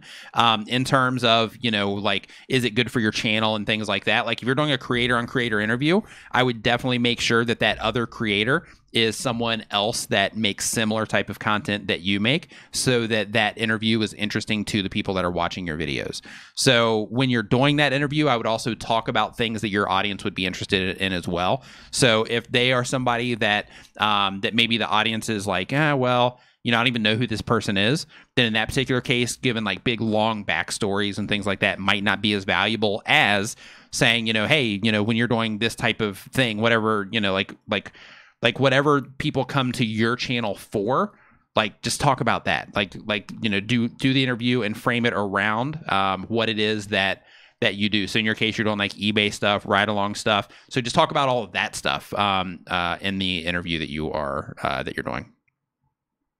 Unless it's somebody prominent. If it's somebody prominent, then, I mean, with anybody, you want to give some history, but I wouldn't spend tons of time on that because that there's a really good chance that people are going to start, bailing on that video if you go that route. All right. So next up on our list here, we've got Blue Eyed Tech saying, is it better to have a logo or my face in my channel thumbnail? So test them. So in your channel thumbnail, if you mean, you mean your actual profile pic or your avatar pic. I saw thumbnail. I'm like, thumbnail. So if you are the personality on your channel, then definitely put your face in there. Good. Uber Girl Paula LA says, Nick, does your shirt say ADD? It does, actually. Yeah. It does. Yeah. It says add. It says add value is the shirt. Mm-hmm. I just like ADD. That's perfect. I do too. Yeah, I like it too. That would be my shirt. Yeah, that's D's shirt. Your merch will say add value. Mine would just say ADD. ADD. Yeah. Or it would just say AD because I forgot to put the D on it. ADD with some dots after it. Like, what was I going to say? Forgot what I was going to say. Yeah. ADD ball. ADD ball. Lorenzo Playfun says, what YouTube said on December 13th through 14th is that you will see a noticeable decrease in your subscriber count as we remove spam from your channel. Absolutely. Prodify Cycling says, how important is choosing what category to use for your videos in terms of showing up in YouTube search? So it's going to come down more than anything to, okay, see that deep breath I took? That's the secret. The deep breath, it's coming. Yeah. It's like you're getting ready to go underwater. Yeah. Ball. So basically with YouTube, how it works, the most important thing is this, is they are trying to serve your videos to people that are going to be the most likely to watch them. So if you can match up your category to your audience, then that's a win. Like, you know, for me, I use film for mine because, you know, the people that are going to be watching my videos have a higher likelihood of being into that. Technically, I could have went the how-to route as well. But what you want to think about more than anything is that YouTube is trying to serve your videos to people that are looking for the type of content that you provide, or that are typically watching already the type of content that you provide. Those are the people that YouTube is going to put your videos in front of. And because of that, the category that you use in your video in terms of, you know, trying to nail that search term, that's going to be the least important thing on that list. So what you want to focus on is, one, making content that your own audience, your own subscribers, that they like. And then, of course, making titles that make sense and optimizing your video for search just in general. And also, more importantly, well, the audience side is most important, but in terms of actually getting the good search rankings, is making sure that your thumbnail makes sense to people that are looking for your specific type of content. Because basically what you want is, you want to get, for every single impression, how YouTube is judging us is for every single impression, which basically means every time your thumbnail is shown on YouTube, you want to get as much watch time from that as possible. So the higher the click-through rate that you have, the better off you're going to be, as long as you can keep them, you know, watching your video and you're getting more watch time than the other people that you are competing against that are showing up in that search results page. Yes, this is a live stream. This is not recorded. Yes, we are streaming live right now. Welcome to Nimmin Live. Scott's Thoughts channel says, hey, I think this whole purge thing is a great step forward to help weed out the channels that are not active in our communities. Totally agree. Right there with you. Taking out the trash. That's right. That's a good perspective there. Tara Wagner says, can you talk about YouTube vacations? I took December off to focus on building my site and not burning out. Will this hurt my traction? How do I come back strong? If you take a vacation, YouTube says that, you know, hey, it's not going to matter. And in some cases, it doesn't. If you have a lot of content that is ranked well in search and all that stuff, then and you know, your click-through rate's high and people are watching your videos for a long period of time, to where YouTube's like, hey, we want to show this stuff to everybody because these videos are high performers. In that case, it's not that big of a deal. But if you're in the grind, so to speak, and you're like, hey, I'm putting out this video did great, this video didn't do so well, this video did great, this video didn't do so well, this video didn't do so well, this video did great, and you're in that grind, so to speak, the vacations can definitely hurt because of a couple of things. One is because if you don't have all of that evergreen content that you've ranked, or that's being suggested next to other videos a lot on YouTube, then if you don't have that, then you're relying on those new videos being pushed out to people as one of your forms of new traffic coming into your channel. That's why that in a lot of situations, most situations, you'll see spikes, you know, of course, when you upload videos, because your subscribers are coming in and it's showing it to new people.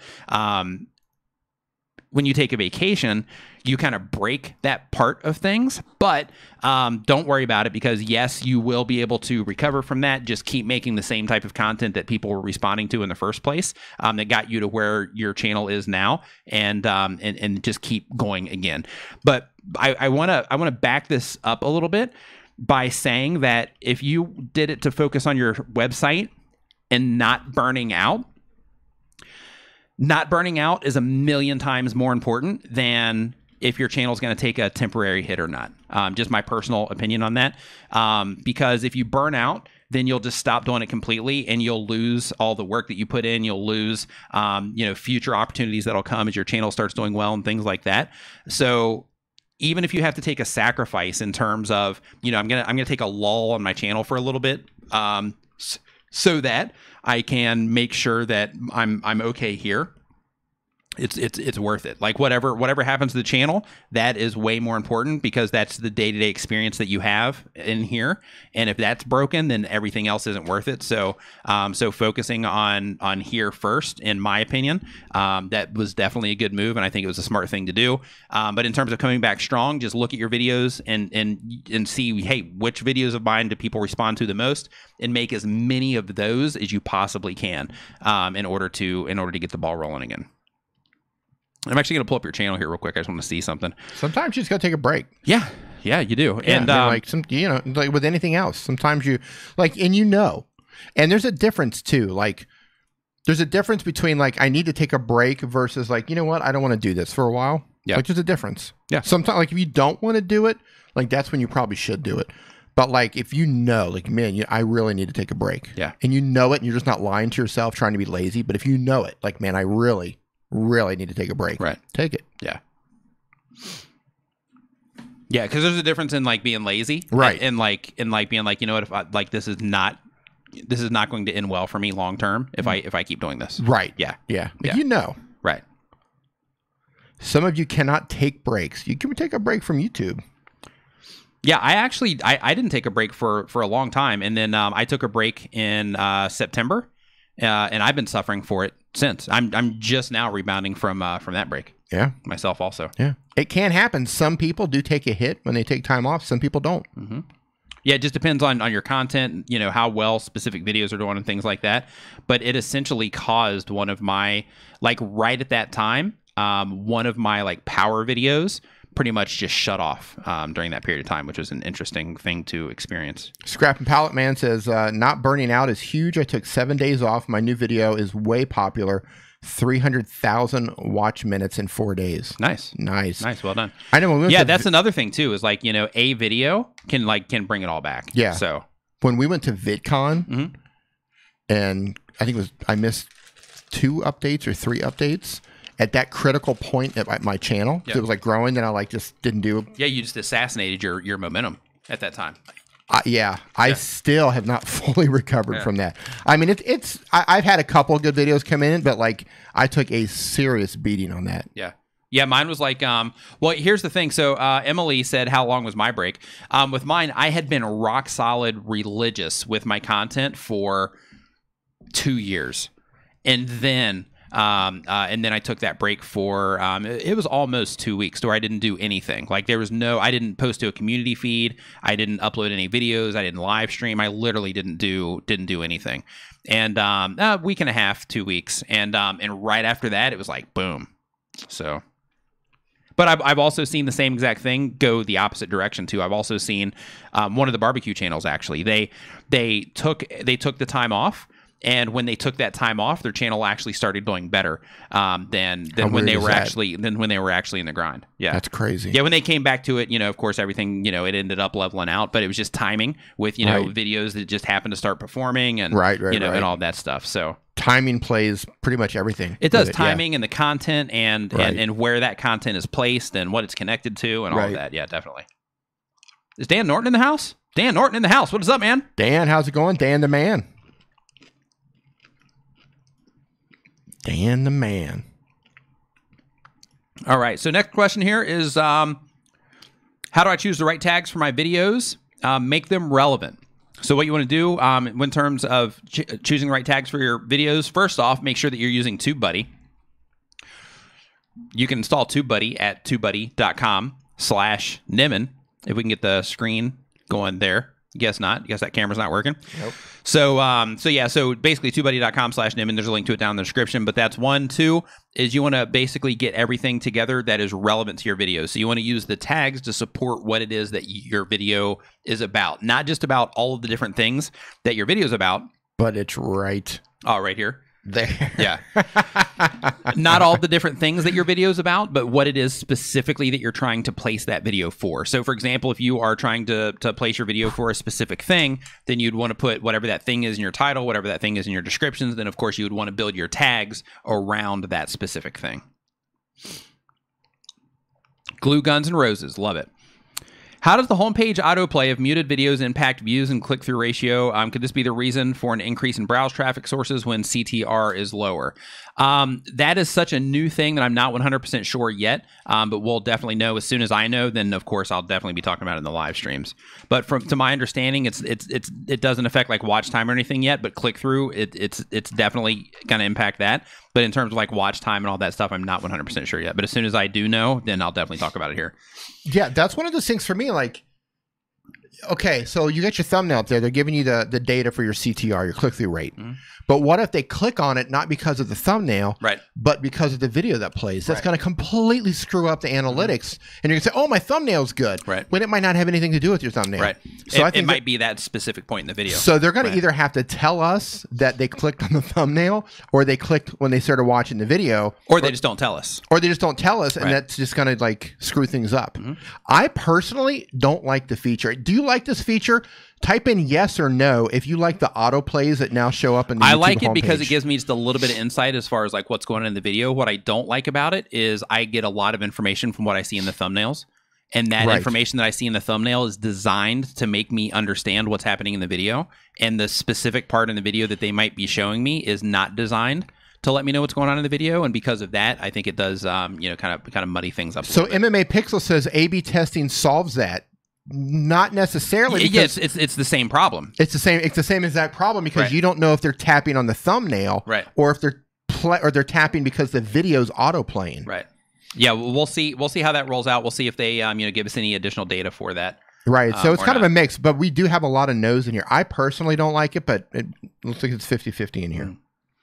Pedal Passion ASMR says, I want to incorporate my crafts creativity, getting my Etsy shop up and running soon, but still do some ASMR. Should I change my channel name or just mark the non-ASMR videos? Okay, so Pedal Passion ASMR. If somebody's coming to your channel for ASMR videos, they're coming there for ASMR videos. So if you are uploading ASMR content and then you're like, okay, well, I want to do like an Etsy store where I'm selling crafts. And those other videos are craft videos, then what you're doing there is you are not serving the audience. Is like they're coming to your channel because they want to watch your ASMR stuff, but then you're going to show them craft stuff. So what's going to happen is you're going to create just a bad balance, so to speak. And when notifications start going out and things like that, people aren't going to be clicking on them, which is going to hurt your click-through rate and all of that, which is going to be bad. It's going to show YouTube that, hey, people that are even into this channel are not clicking on this, so we're definitely not going to show it to other people on the platform and that kind of stuff. So you want to keep everything, if you're branding your channel and you've grown your channel as an ASMR channel, you want to focus everything on that ASMR content.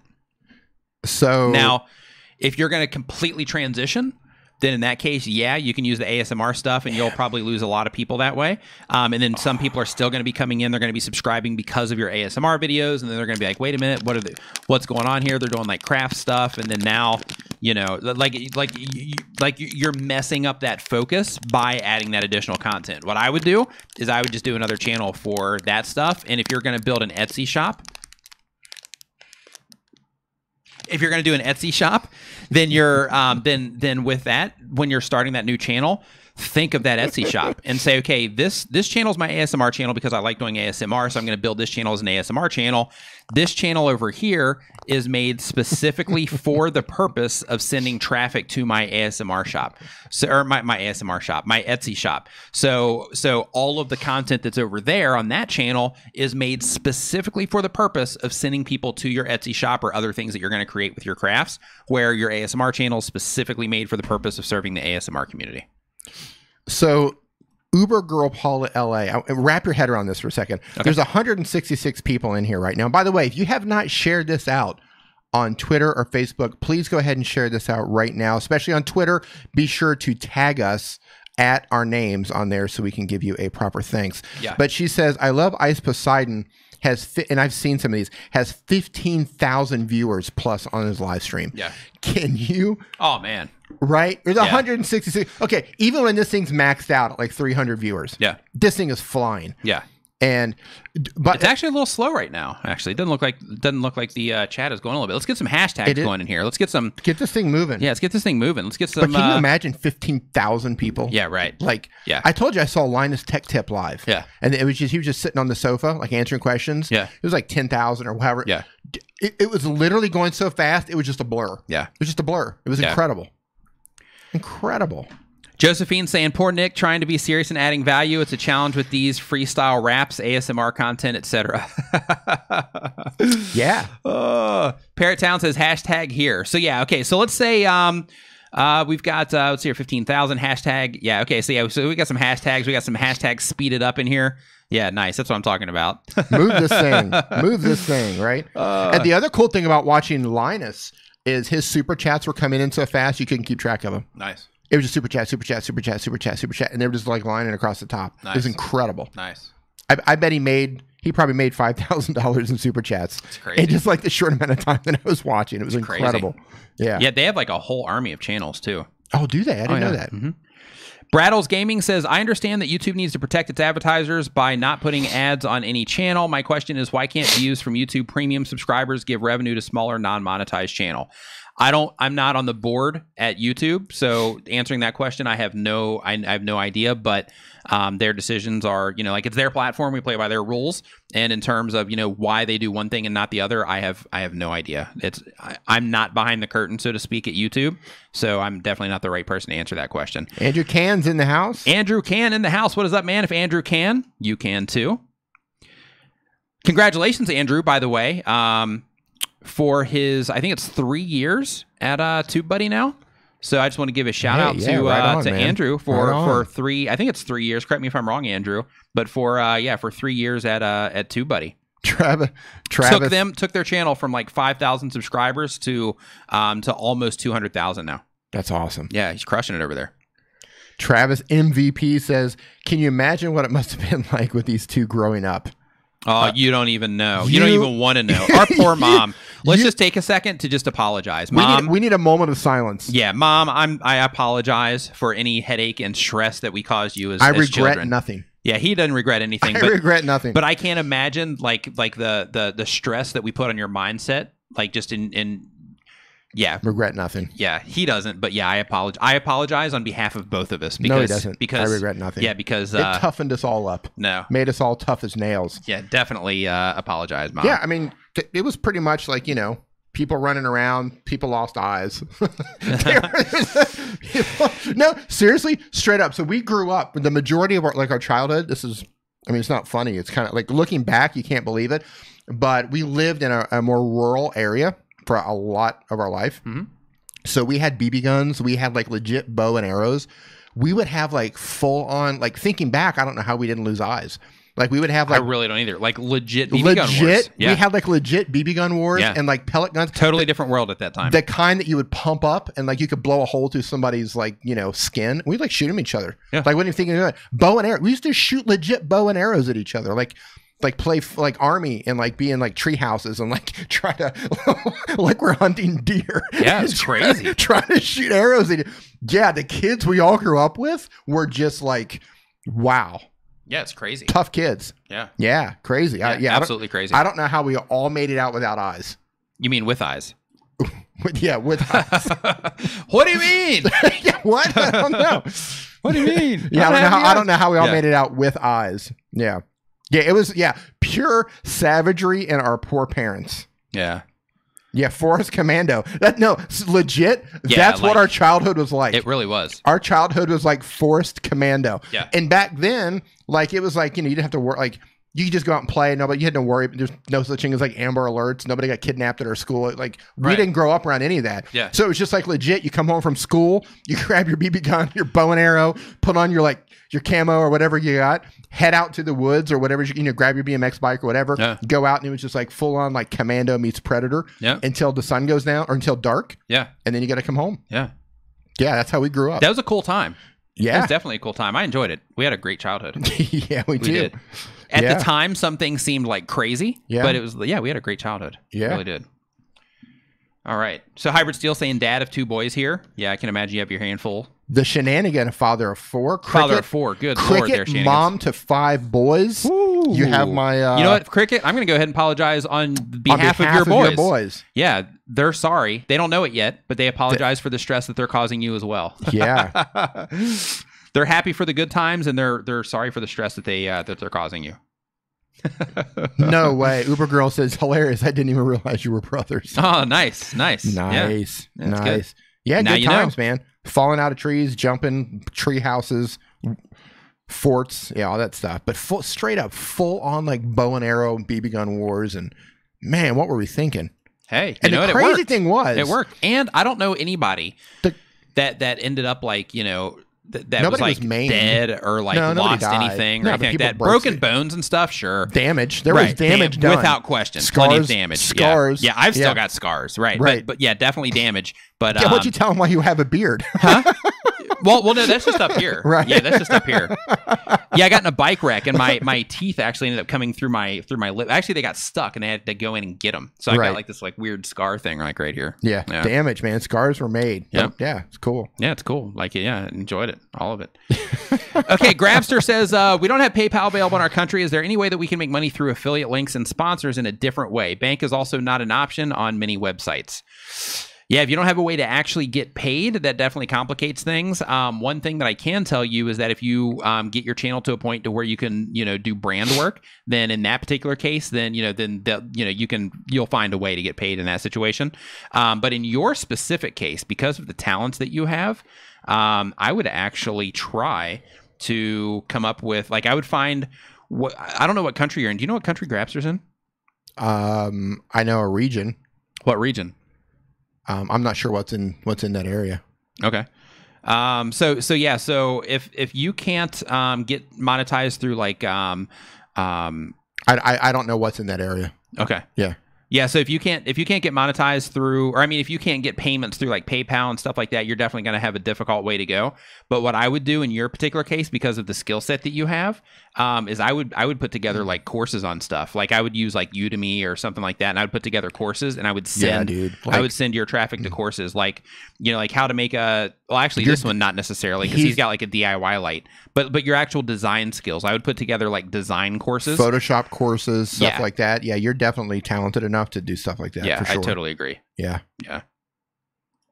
That's the thing, man. That'd be the route that I would go. There's so many people on YouTube who are crazy talented. Yeah, just crazy talented. That definitely could be making money. Oh yeah, could be making a lot more money. Yeah, that's the funny thing with this stuff is people don't like when you're first starting out on YouTube, like the potential in terms of, I didn't understand it when I started. I didn't get it. Like the potential of like how much you can make is like it's just not there when you first start, but like as you progress through, like as the doors start to open, some opportunities that come through, you're just kind of like wow, I didn't even know that I could make money from that. Right. And then next thing you know, you have people giving you money for stuff that you didn't even know you could make money from. It's interesting. It's crazy.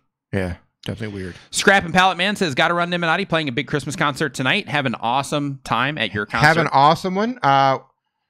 Good luck hitting your 20,000. Like I said, you're almost 200 away. That's more than we can do on here. But if you're still close next week, you should be really close. Let us know and we'll get you pulled up then. BLT Gamers, what is going on?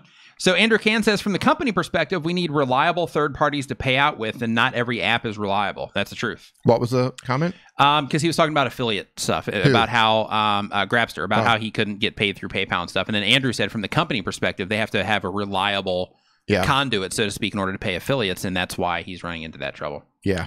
Shenanigans says, I'm super busy, work all kids in sports, coaching, content creator, husband, and an awesome wife. Good busy, but would not change it for the world. Yeah, I hear you, man. Definitely hear you. I definitely hear you, minus the kids and wife part, but I do have a girlfriend. But yeah, definitely hear you. Busy, work a lot. No kids, though, but everything else there, I've got you. Let's see here. Hey, actually, Grabster, look into, I don't know what companies actually can pay out to them, but I think I came across something called, is it called Payoneer? Yeah, Payoneer. Payoneer. Oh yeah. Payoneer's like an international. Yeah. Payoneer's a great solution for you, actually. Yeah, there's a card called Payoneer. I think their fees are a little bit steep, but it beats nothing. Megatech 007. Thank you. We appreciate it. It just came to my mind. Yeah. I think that would apply to you. What can a creator do when another channel has bashed you or reported to YouTube and they did nothing? You call El Jefe. Yeah, you call it. We got a guy named El Jefe that'll probably hop up in here sometime soon because we've said his name twice. We just need it one more time. El Jefe. El Jefe. There we go. We got it. He's coming. You send him over there. He's coming, man. He's coming. Just kidding. But basically, if they are, if YouTube themselves aren't doing anything about it, then unless they're like just like seriously like going after you in a way to where to where it is causing you some type of damage, then in that case, maybe you could go after them legally. But that might be a bigger fight than it's worth. But if they start like bullying you, so to speak, then YouTube is like serious about that. And then from there they might do something. But really, like if they're bashing you and they're going out of their way time and time again to bash you, like I'd be hitting up Team YouTube and I'd be I would be going through all of the different outlets. I'd be on Reddit, I'd be on Team YouTube, I'd be relentless on Twitter. Yeah, like I would come at them tenfold, I'm talking so to speak. Scorched earth. Yeah. Dan Norton saying sites like Kajabi, Thinkific, and Teachable make it so easy to build a platform to sell courses, coaching, and digital products. I'm building on Kajabi to have a full site to sell on.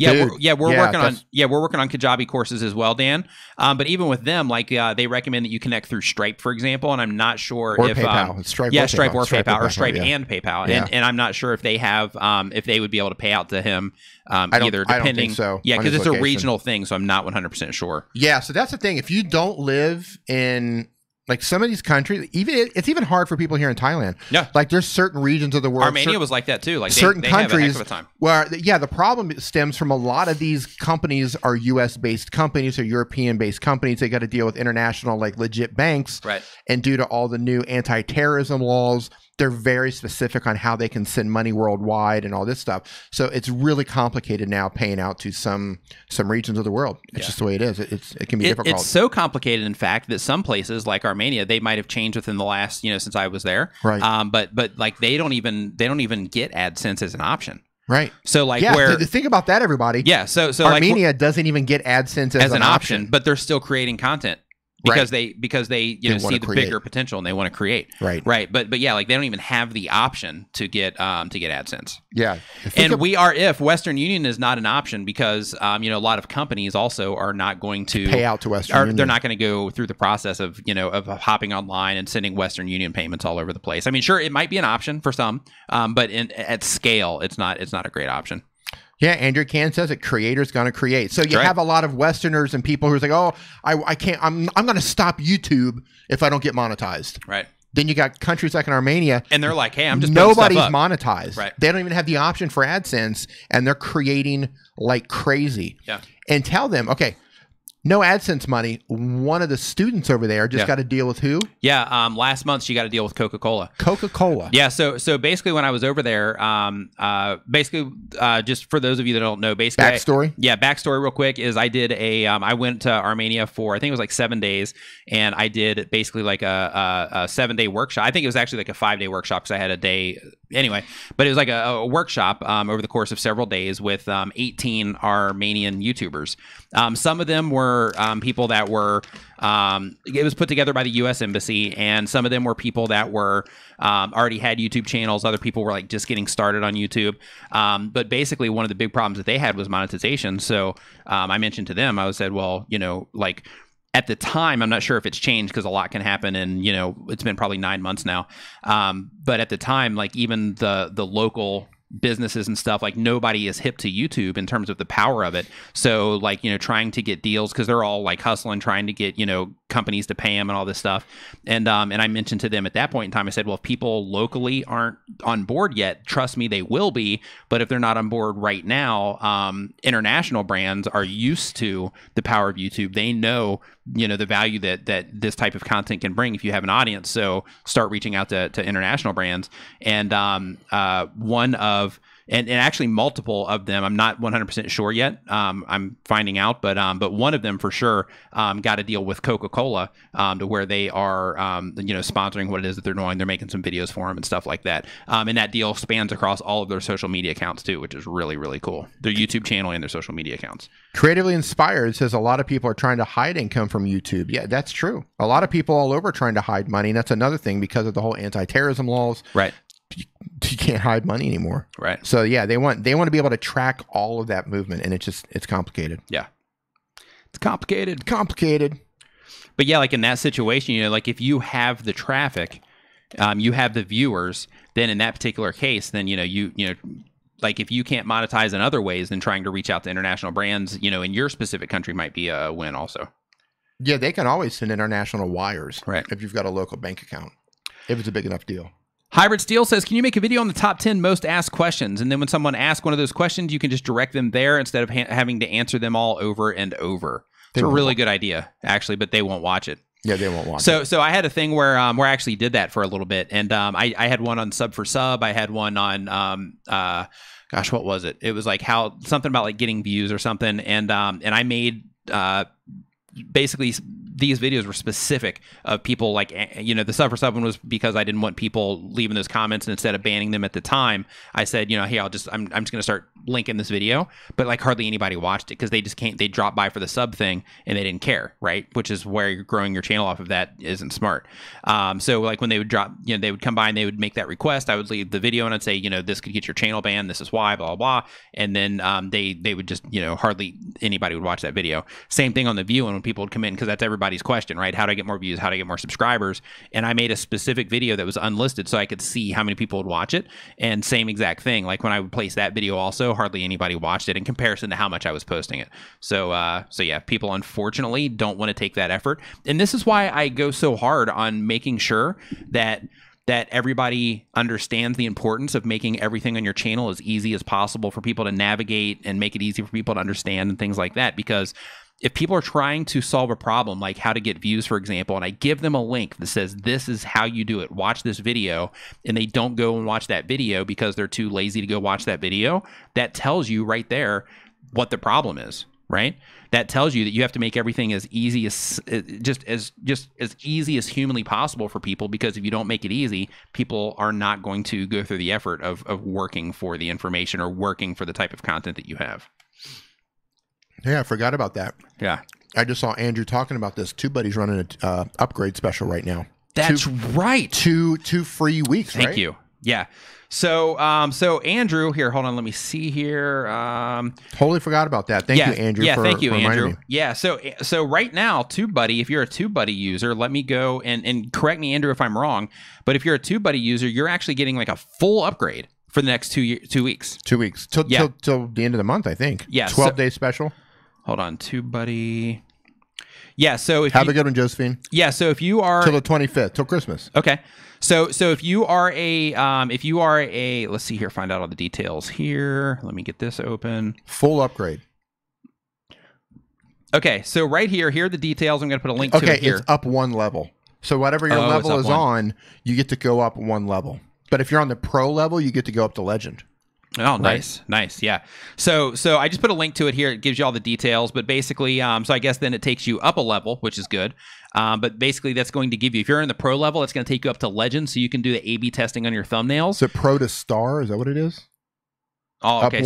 So it's not going to, so then it would be star to legend then. Okay, basically, star to legend. Okay. Anybody that gets up to legend, go in there right now and start testing your thumbnails, because I want you to see how valuable that feature is. Literally go in there like right now, stop watching this, or just put it in a new window and open up your TubeBuddy account and go in and start putting some thumbnails together and start testing your thumbnails like right now, because I really want you to see how powerful that feature is. Armored Gaming, that's cool. Have a great one. Thank you. All right. So in addition to that, I also want to let you know that TubeBuddy is also they are going to be running a contest as well as part of their 12 days of TubeBuddy, and within that, you also have the opportunity to win a VidCon 2019 creator ticket, or a channel review from either Andrew or myself as well. So definitely head over to tubebuddy.com/12 days of TubeBuddy. I can save you the time on the channel review for all of the details. And I'm going to put another link for that. TubeBuddy details is what I'm going to call it. And then I'm just going to put that link again. And then there it is. Eric Waite says, lazy people ask, how do I, without bothering to Google the question. Most questions have answered with how-to videos on YouTube. I find the best answers for my question on Nick Nimmin. That's what I'm talking about right there. On Nick Nimmin. Yep. Like you got like questions tattooed right here. Answers. Answers tattooed. You know what you should do? You should literally like legit tattoo in a circle. Like you need to improve your header. You need to work on your thumbnails. You need to work on your titles. As soon as I do that, they'll take the header off. Yeah, the day I get that tattoo, they would take the header off. That's exactly what would happen. Yeah. And they're like, oh, we're not going to use your thumbnails anymore. We're going to use the new autoplay feature. Yeah. Like that would almost be cool because it would save you a ton of time. Yeah, it'd save you tons of time. And then they would be optimizing everything based on what people are responding to. So they'd be showing different snippets of your video to different people until they nailed what it was. Right. Yeah, it might be the future. We'll see. That would be pretty dope. Yeah. So GYSI says, Nick, I went from 133 subs to 120 in less than an hour. What might have happened? That was the purge that just happened, the sub purge.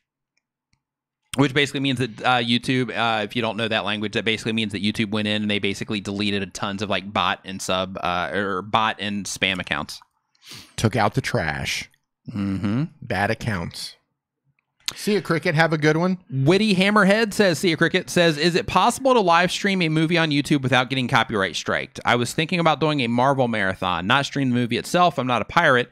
Just to be clear, no. If you do not want to stream any movies on YouTube. Do not. Yeah, that's you definitely don't do that. Heathcote says, "Can you tell that my channel is about football?" Great question. Let me pull it up real quick, and then I will let you know. And D, if you want to pull this one up real quick too, we'll actually get the input. Ready? Hold on, really quick. We'll get the input of everybody in the chat. So what I want you to do is I'm pulling this up, and at a glance, I want you to tell me if you can tell if this channel is about football. Go. Hold on. Are we talking American football or are we talking about like the rest of the world football? Any of them. I guess we'll find out. Yep. Ready? Yep. Go. Okay, right now, channel just loaded. Give me a hashtag yes or a hashtag no. If you can tell if this is about football. Not even 1%. Yeah, not even 1%. Not even like 0.01%. Yeah. Do I know that's anything about football? Yeah. So basically, like, just as a heads up, and this is way more than you asked for, but just as a heads up, nothing here says football. This doesn't say football. And the only video that I have access to without scrolling is about how you got a gaming PC for $20. And as I scroll down, anyone who says yes is getting banned. That's a great way to skew the results. No, we've already got like 100 Yeah, no's. I know. Yeah, but yeah, you definitely cannot. There's one person named Oscar Vlogs who said yes. Yeah, Oscar's like, oh yeah, dude, that's totally football. Yeah, Oscar, you're out of here. Oscar's like, hey, you don't recognize that font? That's like the biggest football font like ever. Yep. Mods get to work. Recovery Newsnet says, is there a place to contact you for an inexpensive review of the channel? So I actually don't do channel reviews anymore. So because of that, if you were to do that, then it would definitely be expensive. So I don't offer that anymore. I do know that some other creators that make the same type of content that I do offer that. You may want to, and they're not cheap either. So just be mindful of that. And the reason for that is, like, a lot of people will see what I do here on the live streams and they'll think that's a review, but that is not even remotely close to a review. That takes like 2 minutes. An actual channel review, like, people are going into the back end of your YouTube channel and they're watching your videos, they're looking at your stats and all that stuff, and it takes like hours and hours of time to do a channel, like a legit channel review. And because of that, it's definitely not a cheap service. So just as a heads up to you. Let's see here. Paint and Sound says, chat room, highly recommended you watch the Google hearing testimony aired this week. Congress is looking to hammer the privacy issues. All right. That is good. This Week in Viral TV says, is my channel name too long? This Week in Viral TV? Virtual TV. No, I don't think so. It's right on the line. Yeah, it's a little long. Right on the line. I've been running it for 2 years and have over 3.4 thousand subs, and some people refer to it as Twiv TV, but I don't want it to be hard for people to find it from memory. If people search This Week in Virtual and I still come up, any other channel advice would be appreciated. I watch your videos a lot for advice. Keep up the good work. So thank you for that. In terms of channeling your name or your channel name, if people are also finding it as Twiv TV, I would mention Twiv TV in your About Me page so that when people are searching for your channel, if they do search for Twiv, that they're definitely going to find that also. I would also look into possibly getting like the URL that you can redirect and things like that. But I would kind of dual associate those because the Twiv TV is easier to say. It's definitely more compact. But This Week in Virtual TV is also pretty explanatory as well. So that's a tough call. If it was me personally, I would probably keep it with This Week in Virtual TV, but I would sideline it with calling it with TWIV. I wouldn't even put the TV on there, but just calling. Yeah, I would, I guess. But calling it like TWIV TV is definitely something that I would consider.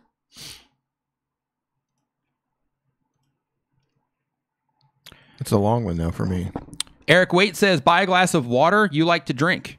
Oh, whatever you like to drink. Can you get eggnog in Thailand? We can, actually. Really? Yeah, you can get it at Central Festival. Where? Yeah, at the grocery store at Central Festival. Really? Yeah, they have eggnog. Probably like 3 times the price, or is it like decent price? They have eggnog and they have the boiled custard stuff. So yeah, I think it was around like $10 for a thing of eggnog. So yeah, so we can definitely get it. I know at Beast Burger also last year they had it. We went last night to see if they had it at Beast Burger right now, but they don't have it. Shout out to Beast Burger if anybody from Beast Burger is watching. Cool Gamer says, I have a video with 12,000 views and I only get 10 views a video mostly, and I never get much views. Can you help me with this, Nick? You're the best. Thanks.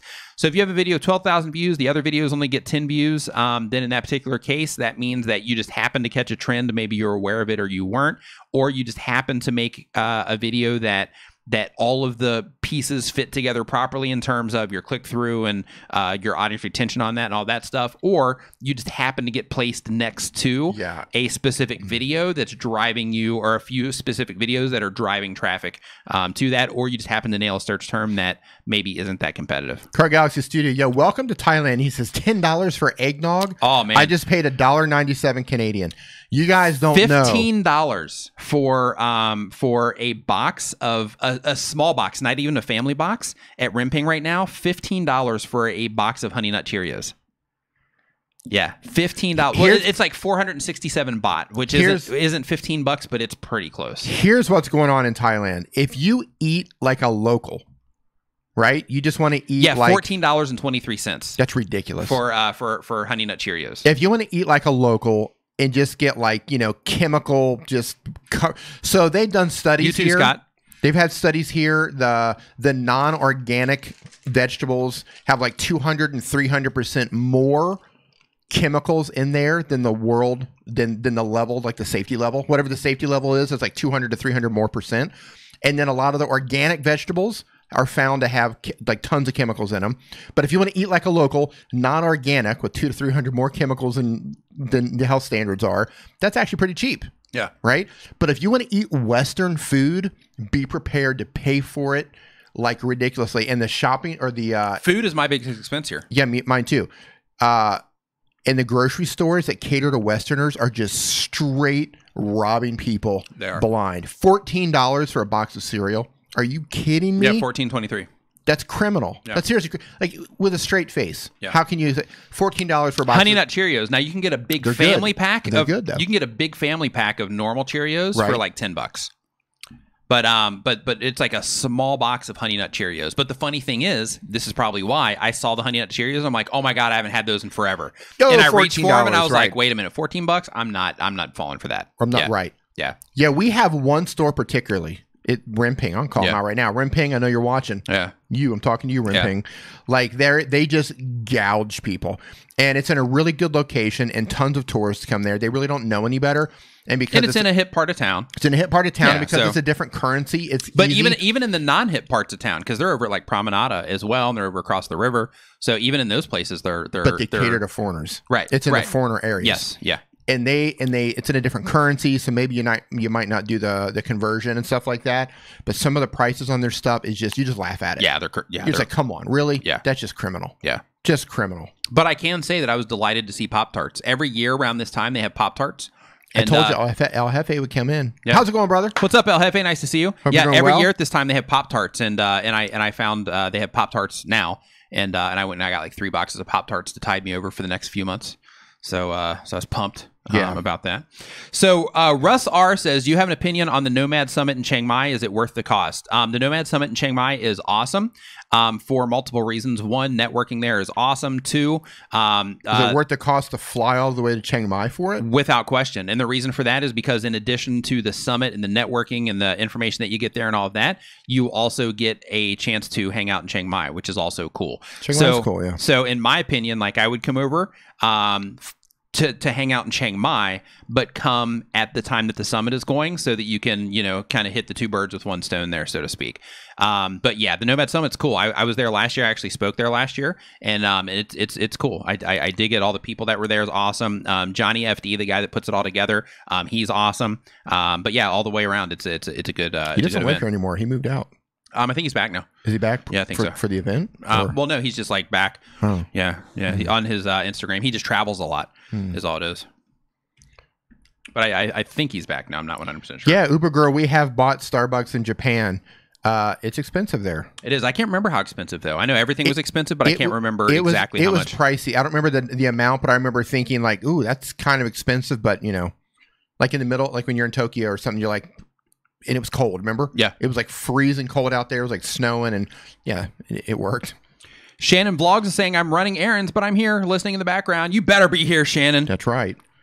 Cargo Studio says, how much is instant coffee here? Yeah. Do you buy instant coffee here? Yeah. The bags of it? It's probably not that bad. Yeah. For like so coffee. I actually get like my mix when I'm at home is I have I get the Modern Day Family Man. How's it going? I get the stuff at Starbucks, so I get the like Starbucks instant coffee. Right. That's like 300 baht, I think, for like 12 packets, so that's like $10. And then I get their 7-Eleven stuff as well, and then I just mix the two into a cup, so it just kind of takes that hard edge off of the Starbucks. There you and go. I think that is like $1.50, I think, and I get like 4 packets in that. Mike Van Doozy, how's it going? All right, D, if you want to carry this for 1 second. Am I going to carry this for a second? Yep. Are you stepping away? I am. All right. I'm going to jump through the chat. What's up, 30 Day Reviews? What's up, Flash in your pan? What's up, Mike? Yeah, so I saw, hey, 30 Day Reviews, how's it going? Saw the Freedom Hustler said they're going to come to Chiang Mai for 3 months. Yeah, when are you coming over, man? Definitely meet up for a cup of joe or something like that. So here's the thing about living in Thailand. Like, some stuff is really cheap, right? Like, our studio room here is really cheap. It's like, it's an okay size room. It's about $300 a month, right? Cheap. The internet we pay for here is like $25 a month for the internet service. Our phone, I pay about $15 a month for my phone, and it's 4G, right? And if you want to eat like a local and eat the stuff that they eat, it's pretty cheap, especially if you want to eat on the, you know, the famous street carts and stuff like that that you see all over Southeast Asia. That stuff is really cheap. You can eat for just a couple of dollars. It's the Western food that is just absolutely brutal.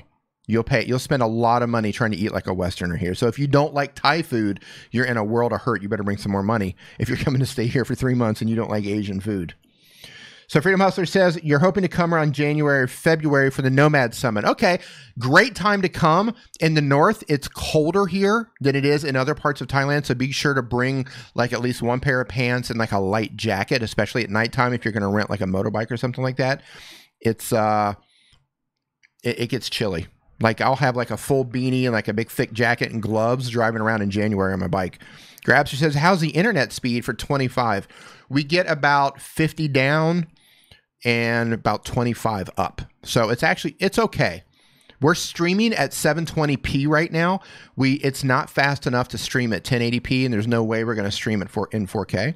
But everything goes up here at 720. That seems to be like a good range for us. We might, depending on if fiber is working out. We might, but old pessimistic D. Nah, most people struggle in the U.S. to stream at 4K. So, I mean, Andrew, who saw Andrew Edwards post his internet speed on Twitter? If you follow Andrew Edwards, did you see that? Oh, yeah, you sent it to me. Yeah, he has like 2,000 down and like 2,000 up. That's insane. 2,000 down, 2,000 up. That's insane. Freedom Hustler says, okay, you're in Winnipeg. It's negative 45 here.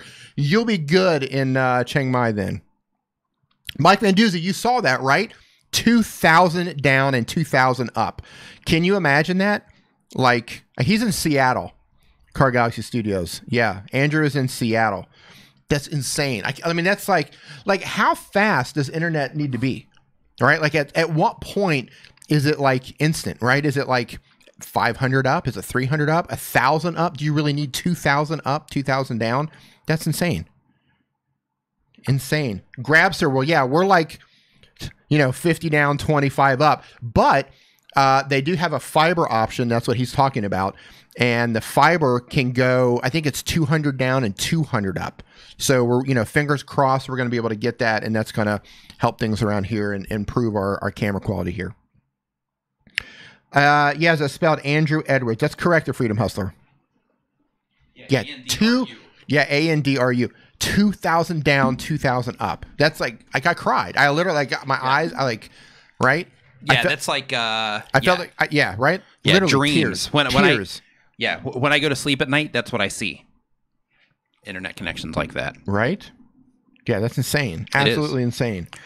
Alex Talks, how's it going? vCloud Info says, question: if you are sent something for free to review, do you have to check the paid sponsor checkbox when uploading, or is that when you actually get paid? That is a fantastic question, and the answer to that is yes, you have to check that box, because that thing that you're getting is a form of payment. So basically, that is basically they're giving you that so that you will make a video about it, and because of that, it is definitely something that you need to disclose.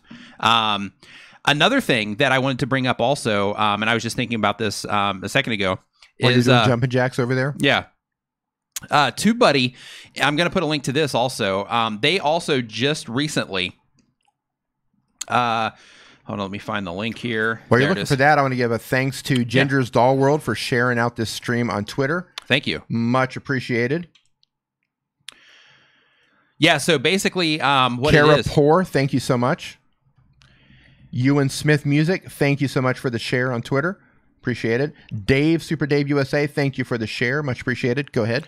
So TubeBuddy, they just redesigned their forums, and they did a fantastic job. Joe, thank you. And I'm going to... we both said fantastic at the same time. How weird is that? Fantastic Joe, thank you. But I'm going to put a link to their forums here in the description, in the chat over here. I just put the link there. I want you to go over and check them out and make sure that you sign up. And if you have any additional questions, once the stream is over and stuff like that, definitely head over there and just interact over there as well. They have all of these different areas. If you want to pull this up, D. They have all... Kathy Fit, thank you for this share. They have all these different areas here where they've got, as you can see, the redesign here, and I'm just going to highlight this really quick, and then we'll move on to the to looking at channels. But the they've got their news and announcements, frequently asked questions, comments, bugs, their support over there for anybody that has any TubeBuddy specific questions. And then up here they've got the more laid back stuff. Introduce yourself if you want to collaborate with other YouTubers. We've got talking about content strategy, media stuff, discussions about YouTube.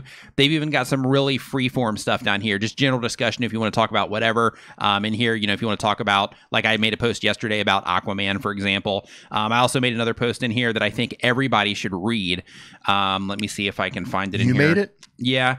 And I think that everybody should read this because it's really important. Header, thumbnails, no, it's actually about safety, and it's about your personal safety in YouTube. Right here, this is it. YouTube, your safety and your privacy. I really recommend that you go over there and that you read that post at the very least, because there's a lot of things, and I made a video about this in the past also, but there's a lot of things that are that come as a side effect of being a YouTuber.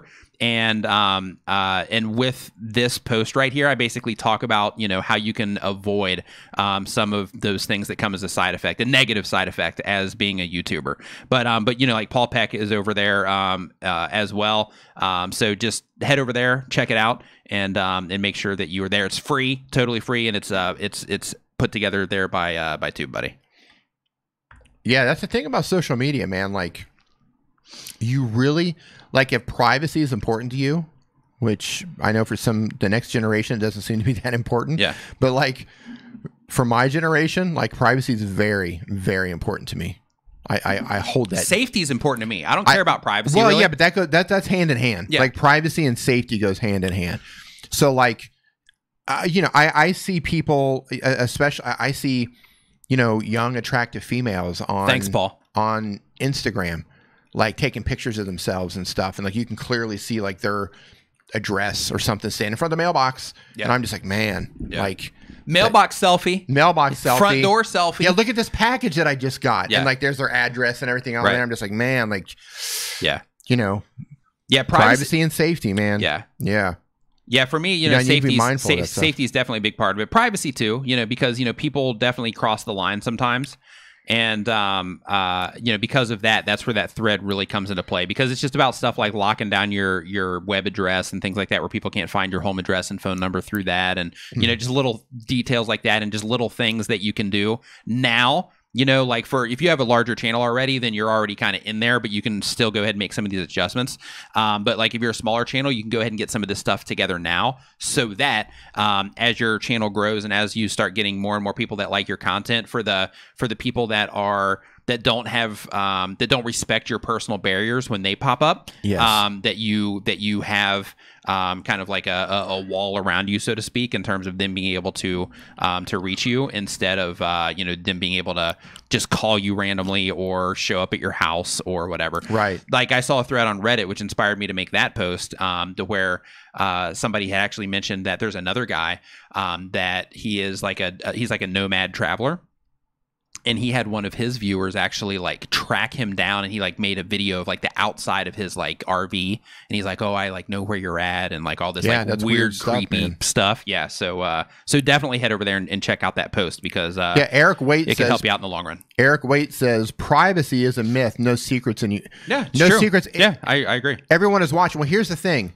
Yeah, you know, Facebook is watching, Google's watching, the governments are watching. Yeah. But I mean, and I don't know you, Eric, so I don't take this personally, but I don't want you to know where I live. Right. You know what I mean? Right. I mean, not you, but like, you know, like you don't want somebody that could potentially have the wrong ideas or the wrong intentions of what they think is acceptable. Okay. Right. Yeah. And because like, you know, I don't want some stranger showing up at my doorstep. Maybe I'm not there. My girlfriend's home alone. Right. You know what I mean? No, I know he lives here. Come on, open the door. Let me. Like, you'd be surprised. Right. Like, people are weird. Mm-hmm. You know, people are awesome, but people are also weird. Some people don't know the line. All right. So now, is it about that time? It's not time. All right, let's do it. All right. Yeah. So, Car Galaxy Studio says the CIA is watching. So you know what time it is? Let's do it. You think it's about that time? It's time. Do you guys know what time it is? Hey, you missed a super chat, by the way. Hazmat 12. I thought I got Hazmat 12 already. I'm thinking you did too, but Doug says we didn't. Did he do it recently? Because I got him. If we, yeah, I think I think I got him. Yeah, if not, then we'll go back back and double to check real quick. Yeah, it's okay. Let's move forward, and then if I didn't get him, then I'll go back. Grabser says there's another reason I don't show my face on the internet. Yeah. That's the trade-off, man. As soon as you put your face out there like that, like. We live in Thailand. He gets like recognized even in Thailand. Yeah. Like, because people are always traveling through and like. Yeah, I've been recognized walking out of the movie. We got recognized there when we were eating dinner. When we were eating. I got more than once. Yeah, I was going up, and they might even be watching right now. I'm not sure, but I was going up the escalator from getting groceries, and some guy at the top of the escalator, I hear Nick Nimmin Nimminati as I'm like going up the escalator. It was funny. Yeah, and got the fist bump there saying that he was subscribed to the channel. So thank you for being a subscriber and viewer of the channel. Wow. But yeah, so it's interesting. I like cruise ships is in Moscow, Russia. Oh, nice. And he's sure the FSB is watching the KGB. Oh, yeah, they are. Yeah, you are definitely being watched. Yeah. All right, so you guys know what time it is. Ready? Do it. Now it's time for your favorite part of the show, channel grading. This is our favorite part of the show, too. So if you want your channel graded, make sure that you read the rules in the description to make sure that you qualify. Okay, so one thing that I want to know really quick before we get into this is... Do you know where I live? Yeah, one, do you know where I live? No. Is this your favorite time, or is this your favorite part of the show, or do you like the front part of the show better, like the banter stuff? So give me a hashtag channel grading if this is your favorite part. Give me a hashtag banter if the banter in the YouTube tips part is your favorite part. I'm just curious to know. And for those of you who are wondering, I will sell you Nick's address with PayPal. Yeah. I will sell you his exact address, Google Map, whole thing. Yeah. Creatively Inspired, you cannot see my laptop screen. What you're looking at, you were looking at my tablet screen, and this is one of the ways that I keep track of our chat to make sure we're actually online, and I can scroll back through the chat or something like that. I'm actually watching us on two different monitors right here. Okay, so we've got banter. We've got keep it as it is. We've got banter. We've got channel rating, like it all, banter, both, banter, both, banter. banter. Oh, looks like a strong majority on banter there. So no channel reviews, and I'm cool with that. Yeah, okay. There it is. No channel reviews today. So we're just going to sit here and talk. We're just going to talk. Let's talk about fishing. Let's talk about doing channel reviews. Okay, yeah, let's do that. Let's talk about about how we would do channel reviews if we were to do channel reviews. Oh. Yeah, so we've got some banter in here. We've got it's actually majority banter and YouTube tips. We got RPM Nexus saying YouTube tips, yeah, answering the questions there. Yeah, it's good. Yeah, we got both. Okay, yeah, so yeah, good stuff. Yeah, good. Yeah, doing hashtag doing El Jefe. There we go. That's what I'm talking about. El Jefe, say hello to Paloma. Tara's like, brother. No, yeah, we're just kidding, Tara. We're gonna be looking at channels. Yeah, we're looking at channels. Can't help ourselves. I like the fact that you guys like to hang out with us while we just talk. Me too. Because a lot of times because here's what happens. We come in here and we get bombarded. As you guys can see, the chat goes, look at my channel, look at my channel, look at my channel, look at my channel, look at my channel, look at my channel. So you start to get the idea that people just want their channels looked at. That's why we framed that as your favorite part of the show. Right. And that little segue that we did. Yeah. So, interesting. VCloud Info says the Thailand banter was super fun and interesting. All right, hey, here's the thing. I could banter on about Thailand literally for hours on end because this play. Here's one of the reasons I love. I mean, I've got a love-hate relationship with Thailand, but it's mostly love. And here's one of the top things that I love about it. So when I lived in the United States, every day I had a good understanding of what my day was going to be like. I woke up. This is the same angle I take when I talk to people about it too, and they're like, "Why is it about Thailand?" Whatever you're getting ready to say right now is walking down the same road of what I say. Okay, for some people, why don't you come up with your own answers? I came first. Quit following me. Were you the chicken or the egg? Quit following me. I'm the chicken and the egg. Yeah, he can't get away from me. And the Omega. He moved all the way, literally, to the other side of the planet to get away from me, and I'm like, "Oh, hey, dude, can I come stay over on that side of the planet?" And I was like, "He's like, no." I was like, "Yeah, sure." Yeah. Whatever, dude. Didn't pick him up at the airport. Hey, man, I'm at the airport. It was a long walk, but it was okay. I'm at the airport, dude. Where you at? Didn't answer the phone. So, yeah. So, like, every day, you wake up, you've got your routine. And a lot of times, and I know a lot of you know exactly what I'm talking about. Sometimes you feel like you're kind of in a rut. You're in your routine to the point you're like, man, I just want something different or whatever. So, here, like, you never know what's going to happen. Like every day I walk out the door and first of all, the roads are just insane. Traffic here is insane. They're dangerous roads. We ride motorbikes, really dangerous roads. So the day starts as I pull out of my condo complex, 50-50 chance I have an accident within the first like 2 minutes of leaving my condo complex. 2 seconds. 2 seconds.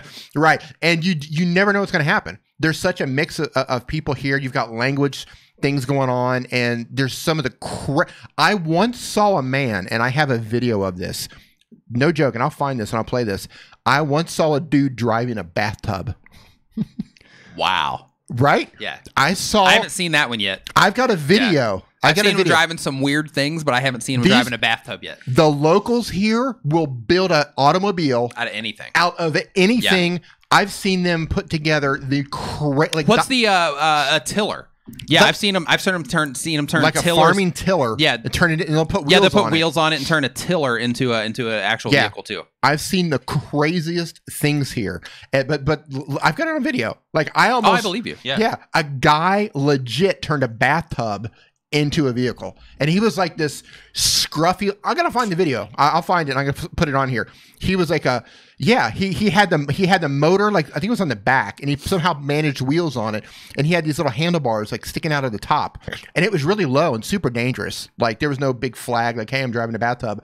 Nothing. No lights on it. I bet that dude was clean though. It would have been cool if it was in water. Yeah. But it wasn't. He was like this scruffy little like dude. Yeah. Right? And it was nighttime. Totally dark. You wouldn't have even seen him. And I was driving the bike and I just looked over and I was like, what? I was like, straight up cartoon reaction. Oh, love it. And I was like, the dude's driving a bathtub. And he was like, and he gave me that look. So I sped up and pulled over so I could try to like film him as he was going by. Nice. Driving a bathtub. That's awesome. Yeah. So legit, like dude's driving a bathtub, right? We have elephants. Sometimes they bring elephants out onto the street. So like over by us, we've had elephants just like walking right by the condo. Like, oh, there's elephants. Right. That's cool. We've got like occasional buffaloes get loose. Yeah, and you'll see just like random buffaloes running around. We got like snakes and all kinds of stuff. But anyway, it's crazy. I never know what's going to happen. Anytime I go out the door, I don't know if I'm going to make it home or not. No. And for my personality, I like that. You thrive in that environment. Yes. This is my environment. Right, like I thrive in the environment. I'm great at improvising. I'm great at like thinking on my feet. And for me, this environment keeps me engaged and keeps me stimulated. From the time I walk out the door till the time I walk back in. It's not always pleasant. And sometimes like you're totally frustrated, but like because there's nothing worse than trying to explain something to somebody, even in their language, and it's just like talking to a wall sometimes, right? So you definitely get frustrated. But in terms of like not knowing what's going to happen, man, So that is it's like a moth to a flame, you know, like I'm attracted to it. So that's what keeps me here. Costume CO, in response to the question on banter or channels, she said that she would love to see a live with no reviews. Well, guess what, Heidi? Next week for our Nimminati Christmas special, we are not doing reviews.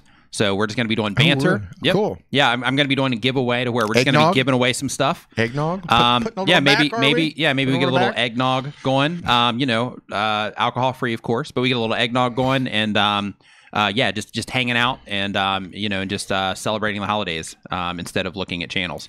So so definitely be here next week for that, Heidi. Car Galaxy Studio says, "What's the worst insects?" Ants. So Thailand is tropical, subtropical. Yeah, Neil Crypto Cruising says bring people on the show. Yeah, we're talking about that, and that's probably going to be what's going to happen. Yeah. So yeah, absolutely. So also next week, definitely have like your webcams ready and your place put together, where it's all presentable and whatnot. Yeah. So ants are the worst thing here for me. Like you have to be he doesn't get them as bad as I do because of where he's at in his building. But like I'm at a lower floor. Beanie, remind me on Twitter, send me a DM. Good. You can't, like if you leave your pizza on the table and walk away for 30 minutes and come back, there's a good chance if you're on a lower level, especially in a house, good chance it's going to be covered in ants. And they're relentless, man. So here's what's funny. So at my place, because we had an ant problem, but it went away. And now, like, it's so okay that my girlfriend, she'll have trouble sealing up. Homestead says the bathtub thing gives a new meaning to riding dirty. It does. It definitely does. Well played. She'll put like when she puts a peanut butter jar together for whatever reason, she just never gives it that last turn. It doesn't matter. So it doesn't matter. Well, I know they'll still get in, but what I'm saying is I'll have essentially like an open thing of peanut butter and still no ant problems. Yeah. That's unbelievable. Yeah, it's great. Yeah, it's great. Like this is like the most ant-free place that I've ever been in. Luckily, I've been there for a while. But yeah. So we're down lower, and the ants are they're no joke, man. Yeah. They will come in and like. Here's the weird thing. Crabster says, on behalf of all Asian people, I'm sorry for the weirdness. It's just how we are. Yeah, that's the other thing. Like you walk around the street carts or you walk around the markets and you see some of the craziest stuff that people are eating. Like just the feats of all sorts of weird animals and like just bizarre, stuff that people probably shouldn't be eating. Yeah. And like the more local you go, the weirder the stuff gets. Yeah. But that's Asia. Asia in general. It's just, man, it's so bizarre and so like anything else I've ever known in my entire life, but that's the attraction. Right there with you. Yeah, that's right there with you. Yeah.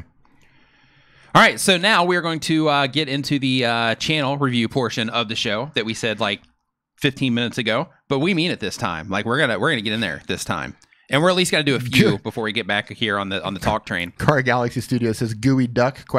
Yeah, if it's a duck, that'd be awesome. Like they eat dog in parts of the country, so they eat weird stuff here. One tip trivia: Alex Toy is going to be coming up here in a little bit. I've got these super chat channels that are first, and then once I get through the super chat channels, then we will hop into the free trivia. Yep. Okay, let's do it, D. Are we doing it? Yep, we're doing it. So the very first channel here is Beanie Draws. He just wanted me to check out the header real quick, get some feedback on the header. Don't forget the law enforcement dude. Yeah, he's already up. He wants you to look at his thumbnails. He's already up. Okay. When I pull him up, remind me that it's just the thumbnails. Yep. Beanie Draws, improve your art one drawing at a time. Fantastic message right there. Crystal clear what it is that you're doing. You're teaching people how to draw. Awesome. color, great, super eye-popping, and most importantly, you are leading by example in terms of showing off your skill set. Yes. So with all of that, I think that your header is, I don't think it's good. I think it's actually amazing in terms of what it looks like. Your skills are off the charts. Yeah. Law enforcement explains. See, right. CD. Said, I told you. See, let me tell you exactly what he said. He says he wants you to look at his thumbnails, and he also wanted to know if they're all too similar, and if so, is that a bad thing? I think his thumbnails. Okay, law enforcement. And this is happening just for the sake of him knowing the time. We're at 3 minutes and 51 seconds into the live stream. The law enforcement explains, the actual name of it's fine. The thumbnails, just as a heads up, you are going way off brand here in terms of the actual font that you're using, but I just noticed on my scroll down that you are using that font here. I would go with something that's a little bit less fancy. I do like how you're putting the big, you're keeping your amount of words limited. I think that's definitely a good move. However, I think that the words are quite a bit big. They're kind of overbearing. Yes. And I think because they are so overbearing, it takes away from the content. Like, it kind of makes it look way too amateurish, which that's okay. I mean, people still respond to amateur content, especially here on YouTube, but I would try to get just a better look together for it. And if you're going to put something on here, right, like your title on this one is Police Ride Along.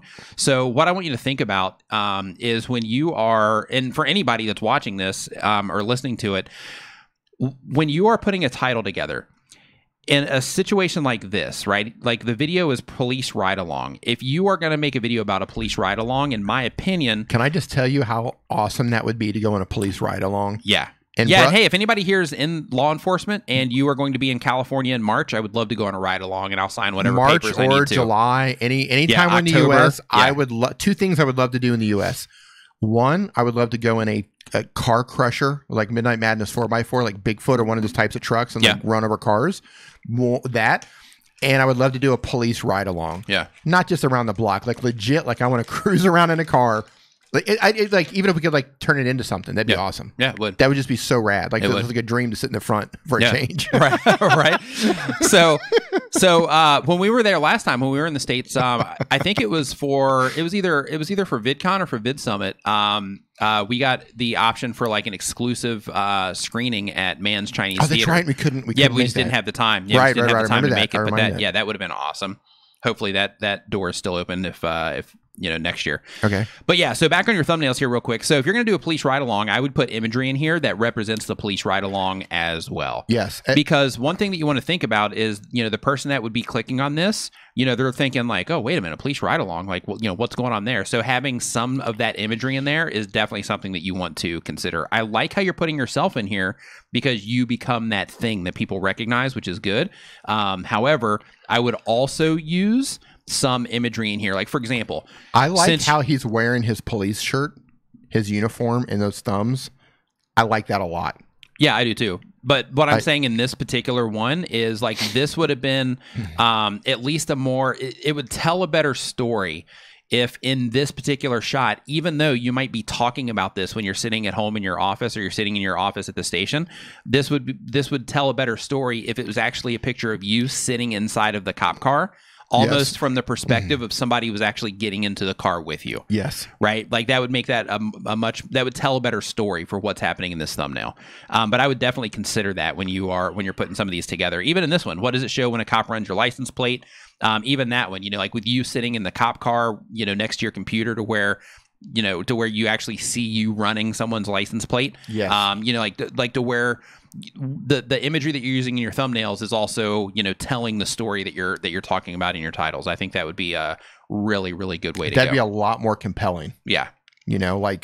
Because people like the concept, the idea behind that, like what do people, or what do I see when I run your license plate? Like if you show kind of like a blurry computer where I just can't make out what it says, that would make me want to click on that. Yeah, that's good too. Yeah. You know what I mean? Because I know you can't probably show what's actually on there. Yeah, just blur it out a little bit. And Beanie, that guy's name is Tommy, and he's actually a really cool dude. I hung out with him a lot at Vid Summit after he safely brought Daryl back. The dude who took Daryl to Venice Beach. Oh yeah, HA prison runs. Yeah. He was a really cool guy, man. I actually got his contact number. Okay, I'll roll with that dude anytime, any place. There you have it. There you go. But yeah, so that's my thought on the thumbnails. I do like I do prefer you in the police outfit versus the t-shirt. Yes. Even though this says, you know, like stand by and let me explain. I don't know if that's like a police reference or not, but I think that since you are making this type of content, showing that you are a police officer making this type of content and making that just crystal clear when somebody sees it is definitely something that you should make sure that you do in every single thumbnail in some form or fashion. If that means taking that shot through the door where it's you know, doing the ride-along thing, if it is, you know, you sitting in your car doing the license plate thing, or if it's you just standing there in uniform like you're currently doing, definitely every single thing that you're doing needs to express that you're a police officer. Like this one right here, the police DQ, the disqualification letter, like where you have this one where you're holding it up with the denied. Personally, I would take the live stream off of here. I would move you over and I would focus everything on you and this thing right here that's denied instead of polluting it with the text that you have on here. I think as a police officer, like, because that's kind of a peek into things that like the average person doesn't really get. You don't get.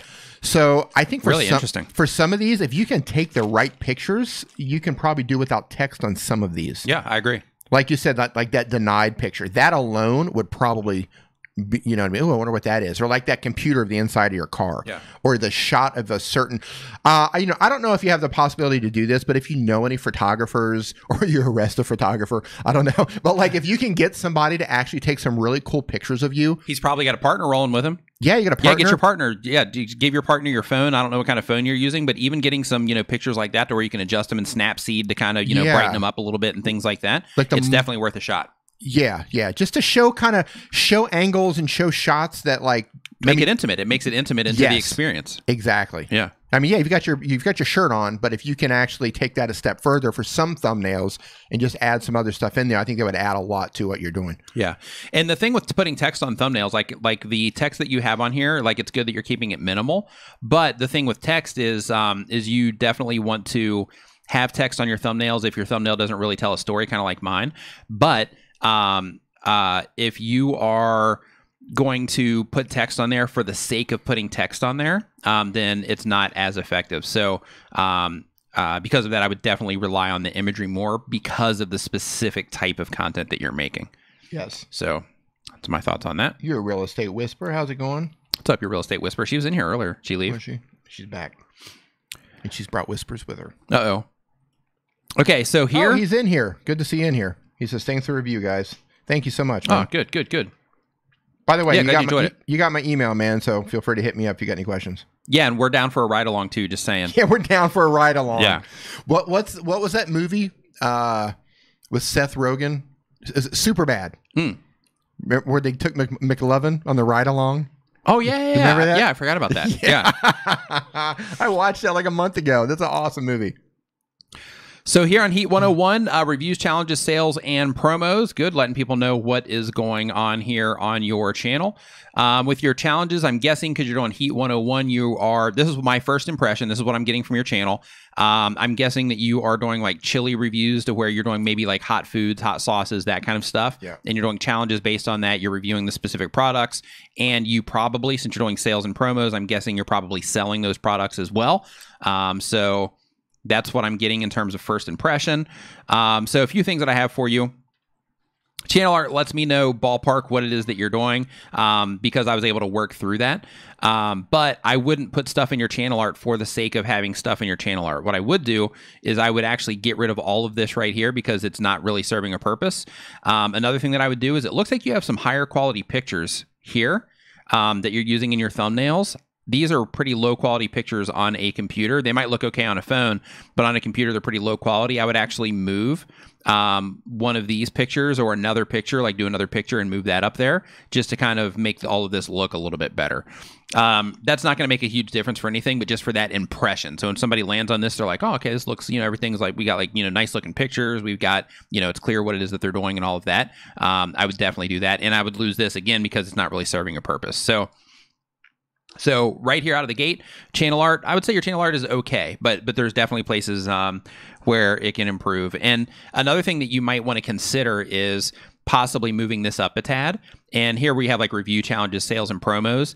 because I was able to figure it out, what it is that you're doing, because your chili imagery that you have in here, if that's what you're doing, I don't even know if that's for sure what you're doing or not, but if it is what you're doing, you may also want to say something about, you know, that you are doing chili stuff, or, you know, something along those lines here also, just for the sake of, you know, confirming that with people and letting them know without having to actually figure it out. Second, if you are selling this stuff, and because you're doing sales and promos. So if you're doing sales and promos here and you have a, you know, actually, let me check your descriptions right here. Let me find out real quick. I'm going to look here. Oops. Going to look here, and I'm going to look here. Follows in here, Facebook group. Okay, so it looks to me like you are not selling any actual sauce or anything, so never mind. So what I was going to say is, if you are selling an actual product, I would definitely put a link to your website over here. Oops. I would definitely put a link to your website over here so that people can find it when they land on your channel page. But if you're not actually selling anything, then don't even worry about it. So the next thing that I have for you, in your particular case, is I would definitely get more content onto your channel page, organized into playlists, so people can easily find it. From there, when I was on your video page right here, because I was going to look in your description to see if you're selling something also, and it looks like you might be, actually, right here. So if this High River Sauces is yours, I would definitely put a link to that over in your channel art. But this logo that you have right here, just as a heads up, it looks like we are going, let's see here, I'm just scanning over this, and it looks like we are at 9 seconds, 10 seconds. So we've got like 12, maybe 11 seconds. Okay, so we've got at least 10 seconds, maybe 11 seconds worth of intro. And one thing I want you to keep in mind is that when people come and they land on your videos, they're not coming for that intro. That presentation is not something that people really care about. You care about it because you think it's, you know, it makes the video look professional. And, you know, they do. I mean, we'll just call that what it is. You know, like a good intro definitely makes channels look professional. But when you start a video with an intro, typically what you're going to see in your audience retention reports is you're going to see this.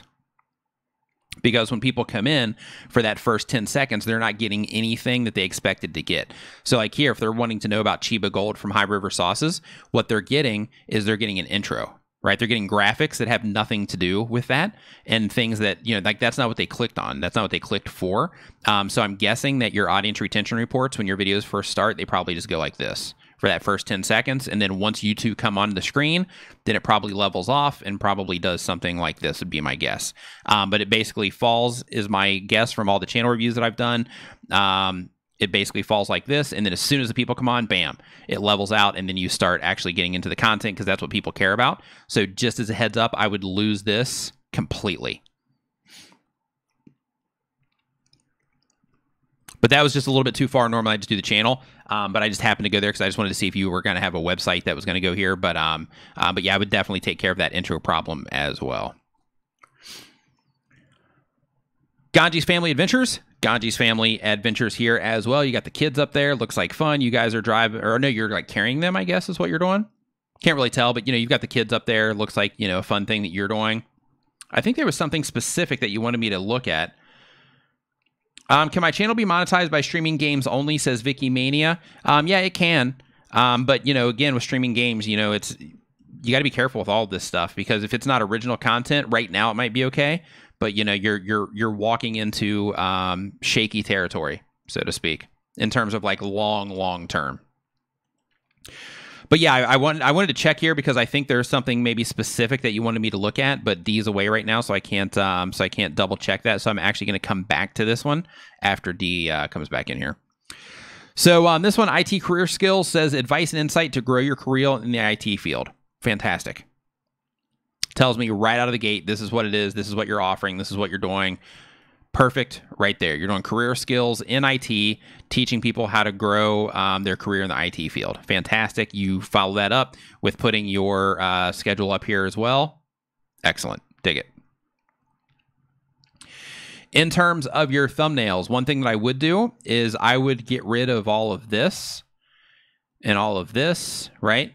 And just what you want to think about is you want to think about your thumbnail is meant to promote the video, right? Your thumbnails is made to promote the video and made to get people to say, wow, I want to see what this video is about. Okay. So because of that, filling it with like logo stuff, like in terms of like, you know, like the focal point of this front and center is your IT career skills, right? It's your channel name, which people that haven't been exposed to this yet, that doesn't mean anything to them. Right? It makes sense to you, but to them, it doesn't really mean anything. So because of that, I would definitely get that off of your thumbnails as quick as possible. What I do like is how you have like the server room. So that imagery makes sense to people that are into that. One thing that I would consider is if you're going to do this, I would get rid of this. I would scale you up so that you take up more space in the frame, since you are the person behind the channel. So you take up more space in the frame, and then you also have like the server stuff going on there in the background. And then your choice to use text or not use text is on you. But if you are going to use text, I'm not sure if you can tell how small this is. But if you are going to use text, at least make that text big enough to where people can read it. Like this, for example, you got 3 words, it's big, it's bold, and it's easy to read. If you're going to put text on there, make it text that's nice and bold and easy to read. Now, another thing, in your specific case, because it looks like you're taking people through like a training program of sorts, or you're just showing them all the different things for having a career in IT. Because of that, like you have the opportunity here to build like a really strong brand around this. And I would just make sure that everything that you're doing in your thumbnails, in terms of the text that you're using, the fonts that you're using in your thumbnails and all that stuff, make sure that it all stays in line with what's going on with what it is that you're using in terms of the font sets and all that stuff to represent your brand. Another thing that I would do is, at this point in time, this isn't a huge deal, but I would still get your, just because all of your content is new, right? So it's not that big of a deal at this point in time. But as your channel grows and as some of this content starts getting older and older, I would definitely move your uploads somewhere up here near the top, so that when people land on your channel page, they just see what's going on. They see that you're current and all of that. I think that's all the videos that you have. Yes, you don't have a lot. So yeah, so first off, man, welcome to YouTube. I guess that would be first off, but yeah, welcome to YouTube. But yeah, I would definitely spend some time working on your thumbnails, trying to get a look together and trying to find a way to help these stand out a little bit against the other ones that you're going to be suggested around. But overall, I think it's a good start. I think it all looks decent and it's clear what it is that you're doing, which is the most important. So from there, it's just from this point up, it's it's just fine tuning from here. Hop in here real quick. Hasman, yeah, I think I've got you in the queue already, but I'll move you back here just to make sure. But I think I had you in the queue already there, just as a heads up. And by the way, also like for the actual channel reviews, like the super chats, like these are all of the super chats that I'm going to do for these. And then after these, we're gonna get into the free ones. Super chats are closed? Yeah, super chats are closed. Super chats are closed for reviews. Do we have that image up there? No. Okay, next up is what's in Michael's bag. What's in Michael's bag? Comedy food challenges Monday through Friday. Good, dig it. Nice and colorful too. Looks fun. The colors and all that stuff. Your expressions that you're making definitely matches comedy for sure. As we scroll down, oh, you got some fun stuff going on here with your thumbnails for sure. Whoa. Hot sauce. I eat pet food. Hottest sauce of my life. What have I done? This tastes bad. Do not drink this. Okay, so one thing that that I want to bring to your attention is, you can definitely get views this way, but if you can try to find ways to, in terms of discovery, to get this stuff in front of people. Actually, let me scroll down because you might have some other content that you're doing this with. Hold on. Mukbang challenge. Okay, you're doing it with challenges, it looks like. What have I done? An eating challenge. Okay. Hot. So yeah, so a couple things here. One is the actual titles themselves. Like, first off, using all caps is something. Oh, that's an old video, so we won't mess with that one. I thought I saw another one here. Yeah, 2 weeks ago. So yeah, all these videos where you're using caps, YouTube has, inside of the Creator Academy, they tell you that they don't want you to use all caps. And they also tell you in other documentation that using caps in your titles like that, using all caps, can actually limit your exposure on YouTube. I know a lot of the big channels do it, but at this point in time, you're not that, you're not a big channel, so you don't have that big subscriber base that you can leverage to kind of force promotion of your channel. So because of that, you have to go by all of the best practices so that you can, get the most traction here. While I was away, did you see the super chat question about can a channel be monetized by streaming games only? Yes. You did? Okay. Yeah, I got it. In terms of best practices here, good in terms of, doing this stuff. Recent funny uploads, even with this, like recent funny uploads, like I would also think of how people might be searching for this type of content and try to make this a better title. Instead of like recent funny uploads, maybe say, funny, if these were all like food videos. So money like food. Yeah, like maybe like funny food reaction videos, for example. So it's something that people are actually looking for, and it's something to where it's clear what's actually going on instead of it being just recently funny uploads. So it's specific to what it is that you're putting up here, if these are reaction videos of some kind, but it looks like they are. But in terms of the thumbnails, like I think they look okay. I think some of the images are a little bit weird. In terms of like this one's actually like scary. Like I wouldn't click on that one just because it's like that it just looks terrifying. But that's my personal taste. But I do like the reactions and stuff that you're doing in here. I think that's good, and I like the overall style and everything. I think that's a good fit. It doesn't match with what's going on up here, but it's good in terms of making all this stuff recognizable.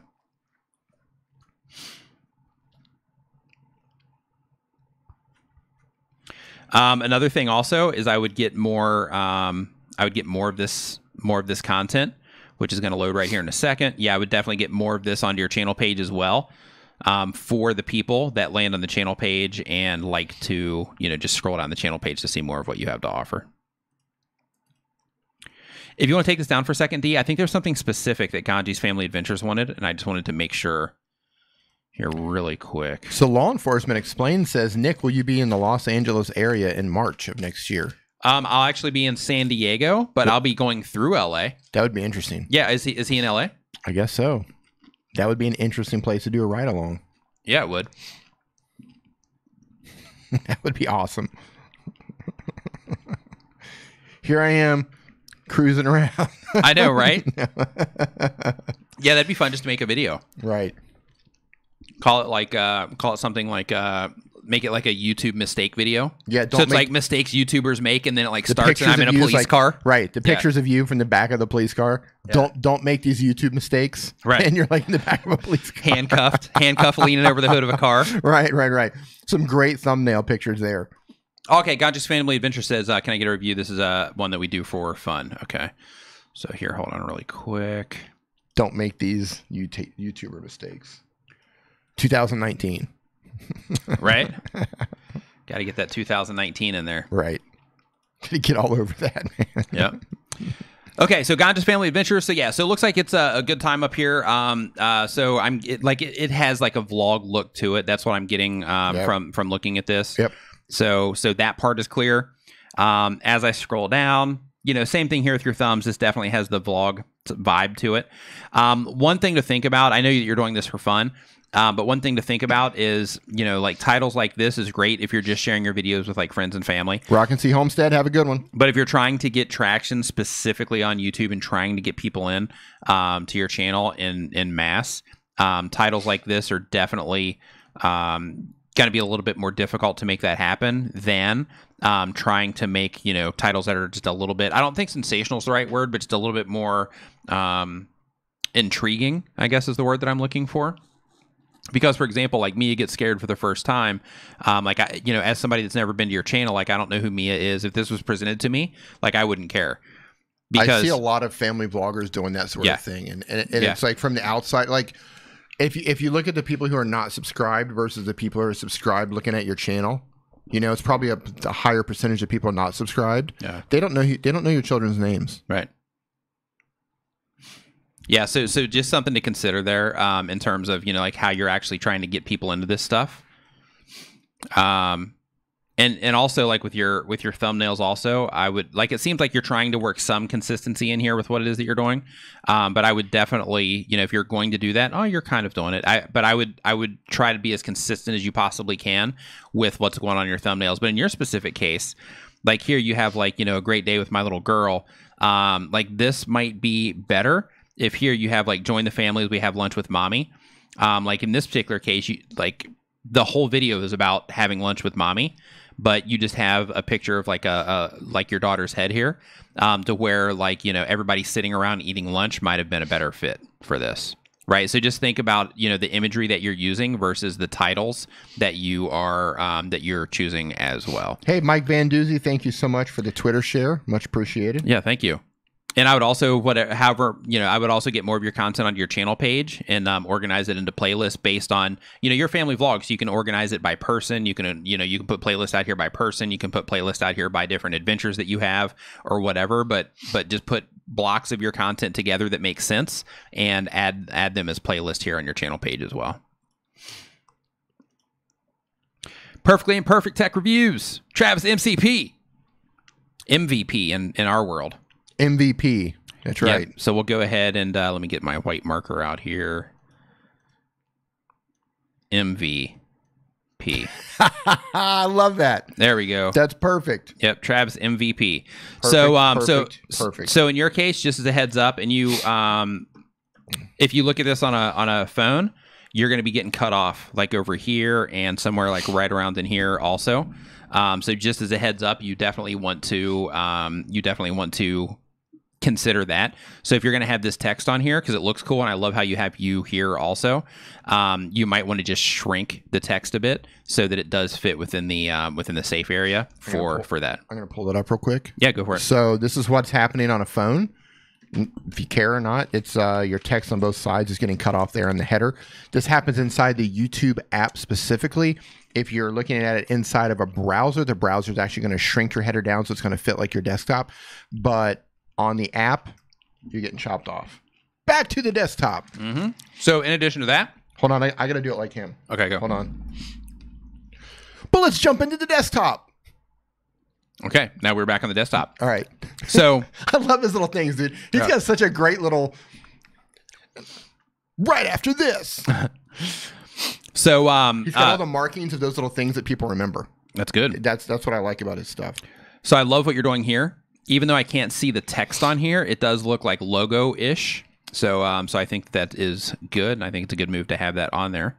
Even though you use your face in a lot of stuff, for situations like this where you don't, that's perfect because you're basically getting people used to recognizing your content with this on it, and then when you put up something like this, then it's like, okay, well, this is his stuff.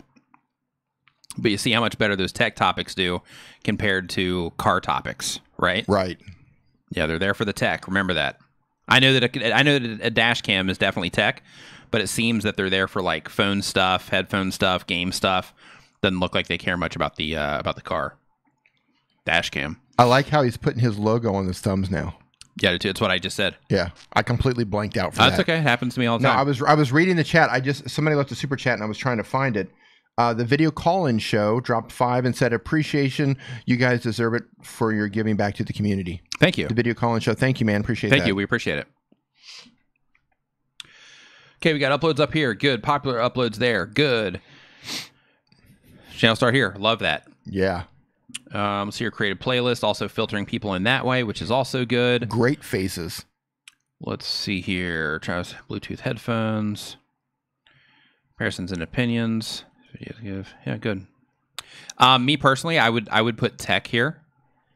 And again, so it's tech comparisons and opinions. You have Bluetooth headphones there, so that would make sense. But here, like tech comparisons and opinions, just so you get that one more squeeze in of tech. So that if people are looking, I'm not sure, tech. Yeah, so for people, the small amount of people that are looking for tech comparisons, like you might be able to own this if you put that playlist together and if people are, interesting.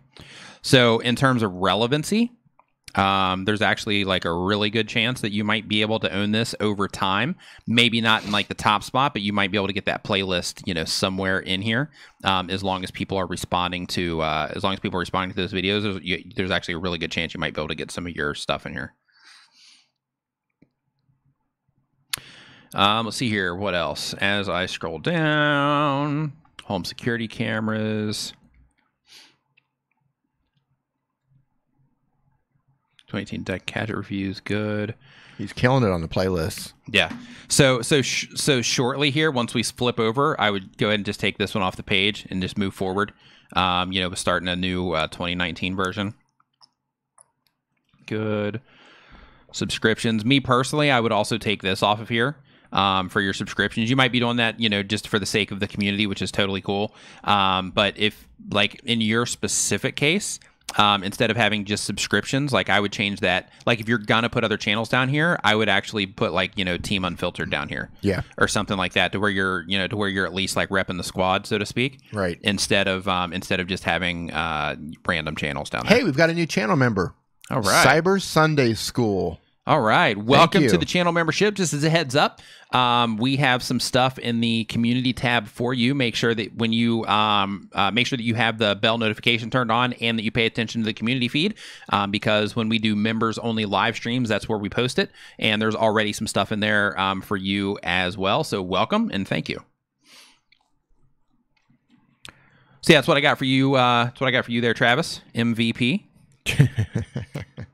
I do. Every time I see that, man, I just think MVP. Next up, we got Tara Wagner. Ooh. Belief breakthrough coach for entrepreneurs. Crush your goals, not your soul. Love that. Crush your goals, not your soul. That's fantastic. That is awesome. You know, I think we've had her up here before. Maybe I've watched some videos of hers or something. Not since I've been here. Yeah? No. Because I've seen this before. I'm going to crush my soul and my goals. Oh, there you go. That's the attitude. That's right. Not one to half do it. That's right. You know what? I have. I'm crushing. I've seen her before. I'm crushing both. I've seen her before. You know what? I might have went and looked at her channel after maybe she left a comment or something. But yeah, I've definitely seen her before. Looks really good. It does. So so here, let me refresh this real quick, just so I can make sure you haven't made any changes before I go through this. Hey, you got a new subscriber too. Good. Okay, so first, Belief Breakthrough Coach for Entrepreneurs. You're nailing it. You know, you're even nailing your target demo, which is also fantastic. You know, hey, I'm my channel specifically for entrepreneurs. That is fantastic. I love your tagline here. That is also great. A couple things that I do want to bring to your attention, because I'm guessing that since you are a coach, that you are wanting to use this for your business as well. So if that's the case, one thing that I would do is right now, you're trying to grow your channel here on YouTube. I know that you're trying to grow your influence in these other places as well. But right now, since you are doing this for business, and let me tell you something, like, as your channel gets rolling, like this is a humongous asset for you. So because of that, I would focus all of your on YouTube efforts on growing your YouTube channel and sending people to your website. Everything should be focused on that. And I would get rid of all of these on your page here. Go ahead and put them in your description or whatever, but I would get them off of here, so that if somebody's landing on your channel page, the only stuff they see is your content, of course, any, you know, featured stuff that you have, and then of course a link directly to your website and a subscribe button, so that they don't get distracted by this other stuff over here, right? Because as people are coming and they're going through your channel, you want to focus them on where it is that you want them to go. And because of that, I would take all of these other things off, grow them independently, grow them by themselves on their platforms, or interlink them together or whatever. But I would get all this stuff off and focus on getting people to your website and subscribing to your channel. Those would be the primaries. As I come down, having your uploads here, very good placement there. Let me get a color here that'll stand out. Oop, definitely not that one. I like her thumbs. Yeah, I do too. So right out of the gate, yeah, brand-wise, this is all looking good for the most part. Got your uploads here at the top, which is also good. In terms of best practices, just so you know, if you go into your playlist settings, you can add a description here to your playlist. And if you're not adding these, typically what I found from working with people is that if you... She asked, should she take off people you love? I'm not sure where Where is that? I don't know. She just said take off people you love. Oh, right here. Oh no, I would go ahead and I would keep that for now, because even if you don't have this, YouTube is going to put like recommended stuff here. It's not going to be like people that you are, putting there. It's going to give you like recommended people. How you did this here is actually really smart, because what you're doing here is you're also slowly but surely you're associating yourself, because I know her. I mean, I don't know them, but I know who they are. Like, I know her. I know who Amy Porterfield is. I don't know Jasmine Star. I know Brendan. I don't know her. Don't know him. But basically, this is all similar content to the type of stuff that you are making, and having them here in this particular spot is great, because slowly and surely, as your channel grows, what you're doing is the people that are going to be coming to these, right? You're basically connecting yourself to... Nice doodle. Thank you. You're connecting yourself to kind of like a, hey, people that are watching my content are also watching these people. People that are watching these people are also watching my content, to where you're slowly but surely over time, you're building that web to where you're slowly trying to connect your channel to them. So that's actually smart to leave this here. I'm going to pause you for 1 second. Okay, so the video call-in says, oh, heck, I didn't even know you could change that on the right column. Oh, yeah. So here's something you guys need to be doing right now. Like, if you're watching this and you're thinking, oh, pull up my channel, pull up my channel, pull up my channel, pay attention to what he's saying about these other channels, because this might apply to your channel as well. Just because your channel isn't up there doesn't mean that the same things don't apply, and you can actually learn things by watching other reviews that are going on. So stop talking about pull me up, pull me up, pull me up, and just watch. So yeah, so like with that one, so this is good over here. What I was saying here before we went over onto this side is because you don't have this description in here, there's also a really good chance that you also don't have this marked as a series playlist. And you definitely want to do that if you don't have it that way already. Basically, because you go into the same area in order to mark it as a series as you would add a description. A lot of people will not have this because they just add the playlist while they are uploading the video. And then they'll add videos to it over time. But you can actually go into your playlist settings for this, and you can actually mark this as a series. And when you mark it as a series, any of the videos that are in this series playlist, as long as people who watch one of these videos are watching some of the other ones, then YouTube is going to say, okay, well, hey, these videos are all directly related to each other in some way. So we're going to start suggesting some of these next to other videos in the playlist, because you're just like literally you're telling YouTube these videos are all directly related to each other in some way. They're a series. And in the Creator Academy, they say that if you mark it as a series, that they are more likely to show other videos in the playlist next to any of the other videos in the playlist, and they're also more likely to make it and go in that autoplay box as well. And that is especially true when, like, let's say that somebody watches this video, and then a large percentage of people that watch this video also watch this video. Then what you're doing there is you're increasing the rate. Every single person that watches this one and then goes and watches this one, you're increasing the rate that people are going to see this one in the autoplay next. So because of that, I would definitely mark this as a series so that you can start, getting all that stuff going on. And remember, for all of these, to make sure that you add your descriptions there also. She said, mind blown already. Didn't know any of this. Yeah. Hey, welcome to the Nimminati. That's right. That's right. You should try having lunch with this dude. Man, I'm like, dude, I'm just trying to eat some nachos, man. Like, I don't want to hear all this stuff. He's like, yeah, but if you make it a series playlist, I'm like, fantastic. You're like, great. Oh, great. Will you pass me? Give me a napkin. Pass the guacamole, will you? Yeah. It's funny. But yeah, another thing just to consider, again, because you're using this for business, is like once you figure out and once you start noticing a pattern of like, hey, I make this particular type of video and it drives more leads than, the other videos and things like that, you might want to think about how you're structuring this also, to where like maybe if your time management tips are, if they're driving you a lot of business, then of course you'd want to keep them up here. But if it's something else that's driving you more business, the faster people can see that content, the better. So because of that, I would still keep your uploads in the 1 or 2 spot. What are you doodling over there? Yeah, I just can't help it. It's like a pickle. I would still. I want to bring my tablet in here so that I can like my Wacom, so that I can just sit here and do it with a pencil. That'll make the doodles like 0% worse. If only you had one of the new iPads with a pencil on it. Yeah, I know, right? If only. If only, I know. But yeah, so what I was getting at there though is like if you start noticing, hey, this video seems to convert better than the other videos, and then anytime I make a video about this specific thing, it seems to convert, then I would start putting together a playlist of those videos as well, and have those near the top also, so that when people are watching one of your videos and they come to your channel page, you're basically funneling them into the content that is producing for you in terms of what it is that you're trying to accomplish with your channel.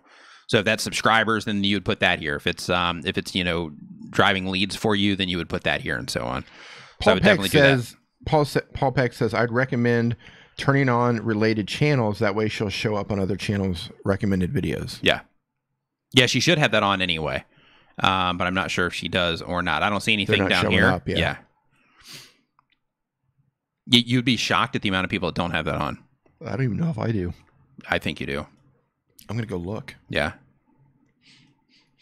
I think I do. Yeah, I think you do too. If not, I'm not going to say anything about it. I'm going to put it on quietly. Yeah, man, it was on the whole time. So another thing here is just as a heads up, it's on. This part right here. So again, since you are using this for business, like this becomes even like more important, right? So you want to think about, hold on, it's time for women to drop the fear of what others think. So you're targeting women there. That's good. Overcome the imposter syndrome and start feeling good about making a living while making a difference. Okay. So this is good, right? But what you also want to work in here is I would also try to work in either like a call to action of some kind or something that's just a little bit more intriguing to kind of call them into your channel. Because this is great. This is like a great start. But the reason that I'm highlighting this specific area is because on Twitter you get 152 characters or 157 characters are the first characters. Like if somebody were to share your channel out and say, hey, you got to check out Tara's channel, then on Twitter, you see the first 157 characters. On Facebook, I think it's 73. So you want to make sure that this is optimized, this very top block up here, that it's optimized so that when people see that, when you share this out, that it makes sense to them. So that first 73 characters make sense for people that are sharing it out on Facebook and for the Twitter audience as well. So when they see that first 157, so that it makes sense to them regardless of which character count that they're going. So that takes a little bit of work, but after you get it together, it's just one more little tiny advantage that you create for yourself. It's not going to make your channel blow up or anything like that, but it's definitely one of those little advantages that are going to help you. And the reason that you really want to focus on this, everybody needs to focus on this, but in your case, with the specific type of content that you're making, like this is stuff that people share. Because, like you're teaching people how to like overcome like real life problems and, like these beliefs are hurting your business and, stuff like that. Yeah. So like this is like total like Facebook share worthy stuff. Right. Yeah. Right. So because of that, I would definitely, make sure that you have that optimized without question. So I'll leave you with that for now. Then we'll move on to another one. But that's definitely the first thing that I would do. And another thing really quick, just as a side note, is I would take off the on vacation until January 19th. Yep. Just because it doesn't really serve a purpose. Yes, it explains why maybe you don't have a recent upload, but because you uploaded 2 weeks ago, you're still fine. I would take that on vacation until January 19th off of there, unless you're getting tons and tons of calls from your YouTube channel, and because of that, you're putting this here. But even with that, I would just set up my autoresponder to where if somebody sends me an email, then they get the reply that you're on vacation instead of putting it on vacation here. Because what you don't want is, let's say, and this is just a total theory, hypothetical thing here, but let's say somebody watches. Let's do it. Yeah, let's say somebody watches this video. They land on your channel page and like, wow, she's awesome. I would love to like work with her. And then they're like, oh, on vacation until January 19th. Okay, next year, next month, I'll come back here and I'll send her a message and see if I can work with her. Then, see ya. Yeah, then what you just did here is you potentially could have, and again, this is just hypotheticals, but I'm on board with this one, 100%. Yeah, 100%. Yeah. So in theory, you could have just cost yourself like a long-term client because they thought, hey, I'm going to come back here, and they had the intention to, but you know how life works, right? Because you're a belief breakthrough coach, for Pete's sake, so you know how it works. Right. But they get busy in their life, all that stuff. Next thing you know, they've it's just not in their thoughts, and then you've lost that customer. So I would focus on getting them here. More than anything. I would totally forget. I would too. Like, here's the thing. Like, I forget what I did like earlier today. So remembering stuff like this. Like legit, like if I saw that, there's a good chance if I'm like, I'll do it tomorrow, it's gone. Right. Like if I don't do it like right then and there, then it's over. I'm so bad to where if I have something to where I say, okay, to where if it's like, oh, hey, I need to put this in my phone. If I don't do it right then, right, it's gone. Yeah. If I don't do it right then I'll be like, oh, I'll put it in my phone once I get over to here. Like even if I'm on a motorbike and I have an idea, if I don't pull over and do it right there on the spot, it's gone. Same way. Yeah. Tara asked, what about adding subscribe for the new upload under it? Oh, in your channel art? No, I wouldn't even worry about it. I would focus that type of messaging in your, I would focus that type of messaging in your actual videos themselves. I wouldn't even worry about it in the channel art. Let's jump into the chat for a little bit. Sure. So for those of you who are just coming in, I saw some people come in here and say, hey, I'm late. You are not late. You're actually right on time. You're right on time. And you are exactly where you should be. And we have been waiting for you. And now that you're the moment is how it is because the universe is how it should be. That's right. And now that you're here, the party can officially start. So if you are just joining us, give this a share out on your favorite social media platform, Facebook, Twitter, or whatever. Make sure you @ us so we can give you a proper thank you. Organized Soprano, how's it going? Hope you are doing well. I'm going to look in here and see what's going on. Mike Van Doherty, thank you, Mike, for the share. Thank you. Organized Soprano, what is going on? Nice to see you in here. The Whiskey Dictionary, what is up, dude? Haven't seen you in a while. Nice to see you in here, too. It's been a while. The video calling show says, Nick, I remember you took a deep breath. He does. I did. Yeah, when I take a deep breath. Yeah. Every now and then he does breathe. Yeah, every now and then. He breathes. It's rare, but he does breathe. Uh-huh. Travis is talking about the MVP thing on his channel. What's he talking? He's going to run with that. Is he going to run with that? I made it on tape. I made another thing, man. Yep, there it is. These good at making things. Thing is making things. I make things. Yeah, I like that. Yeah, I make Tara. things. Tara, our pleasure. Glad you enjoyed that. Doug, what's he doing with that? Is he I think he's making a shirt or something. Eric Waite's merch. Waite's been here for 3 years or 3 hours. Sorry. 3 years. I was like, man, I haven't even been here like sitting in this live stream for 3 years. So he's been here longer than I have. Eric says, yeah, he breaks things and drinks out, whiskey. That's pretty good though. It is. It is. I wish I could drink things and break things and get away with it. Ron Strains and Things says that Nick is like a whale, takes a breath once every stream. Yeah. That's pretty accurate. Oh, good stuff. Jesse Benty Torres is saying, nice equipment, guys. Thank you. Yeah, appreciate it. Yeah. This is the stuff. This is the stuff. This is all the stuff. These are the things. Yep. These are all. This is the stuff. These are the things. These are the people. Mm-hmm. And this makes it all happen. Mm-hmm. So Carson, C-A-R's Carson says, I'm a terrible YouTuber. You're not a terrible YouTuber. You're probably actually a really good YouTuber. You probably just need to acquire skills to become a better YouTuber. And that just takes time and practice. Mm-hmm. And practice and time. And practice and time. Yep. Yep. And some practice as well. Yep. A little bit of practice in there. And of course, time. Time's important also. Time is important. So is practice. Lots of practice, right. Remember your first video? I do. I do remember my first video, and it took me forever. Yeah, right? Yeah, it took me forever. Yeah, my All Our Questions videos used to take days. I wouldn't be able to do that. Days.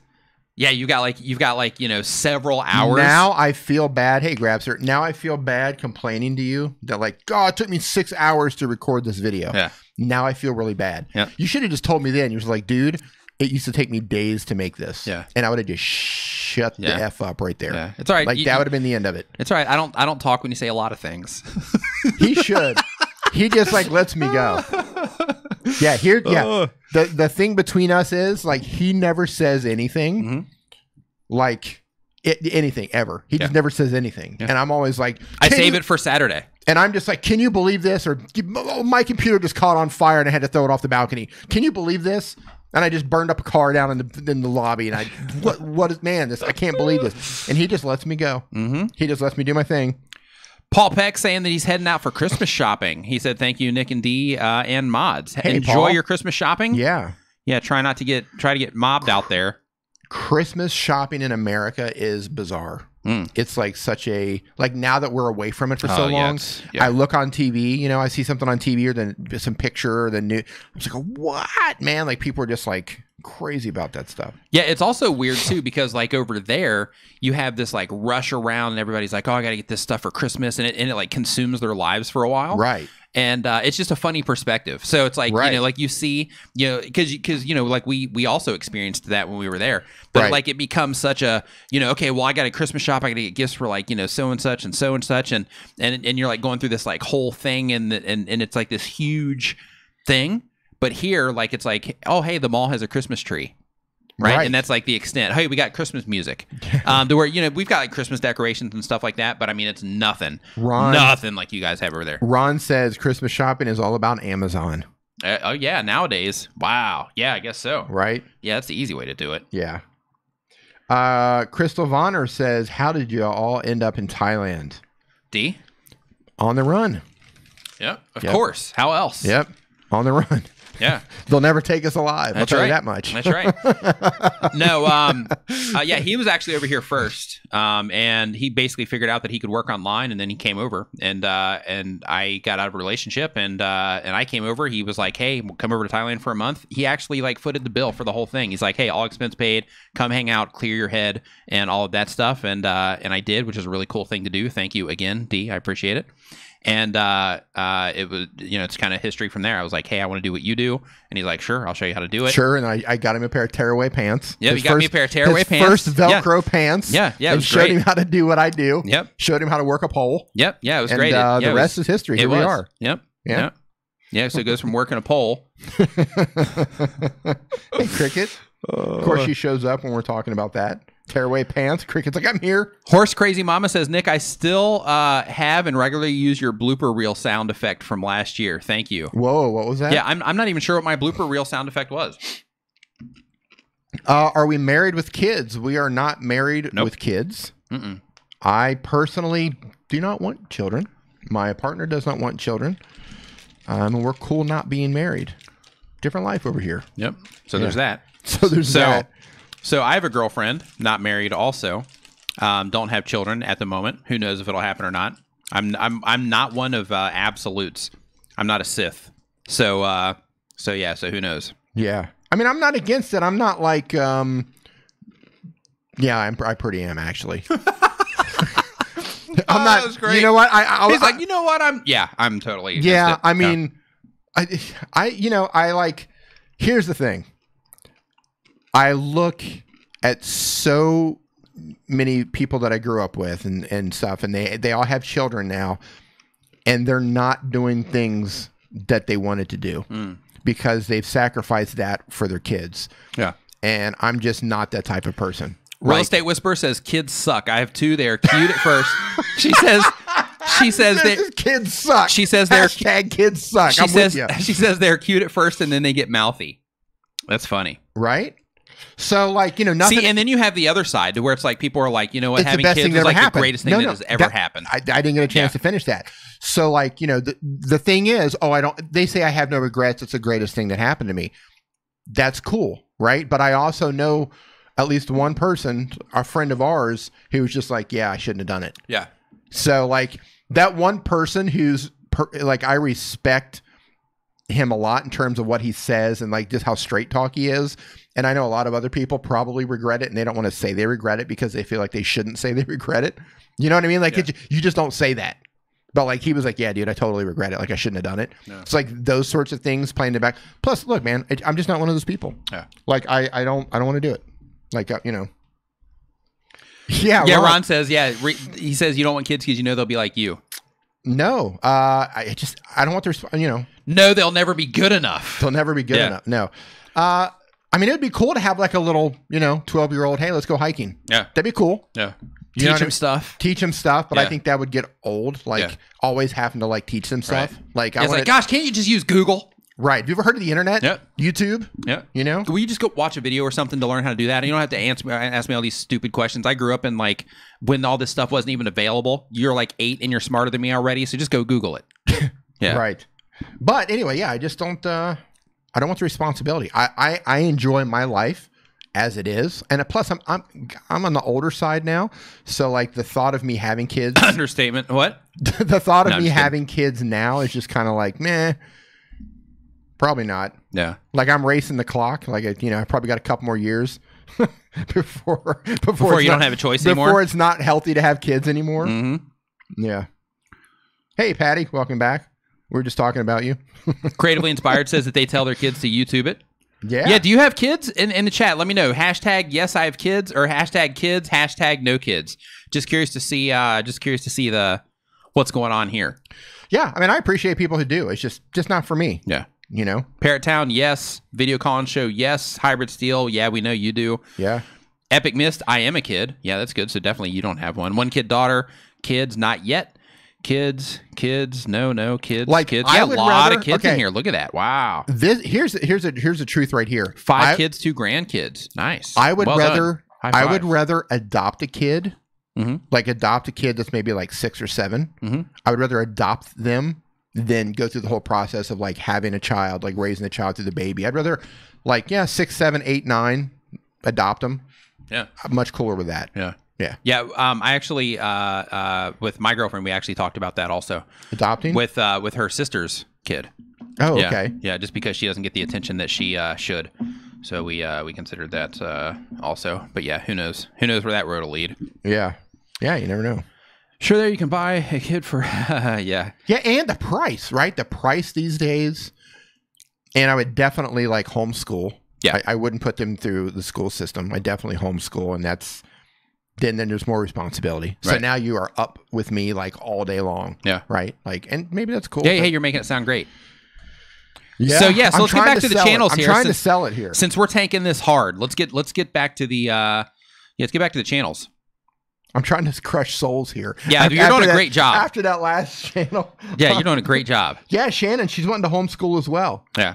Yeah, homeschooling for the win. Hey, of you out here who do have kids, if you either homeschool now or you're going to homeschool, type that in right now. Just type in homeschool. I'm curious because that seems to be like more and more people that are getting into that. Yeah. Hybrid says, my soul is crushed, man. Yeah, you got 2 of them, man. Yeah, interesting. Homeschool makes kids snowflakes. Yeah, I don't know, man.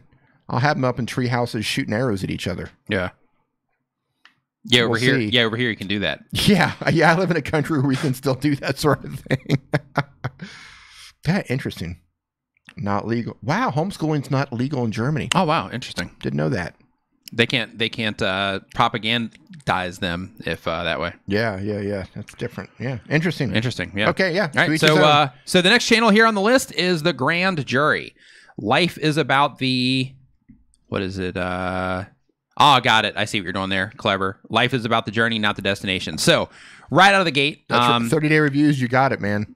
It's far from snowflakes. I just say just the opposite. Yeah. Right out of the gate.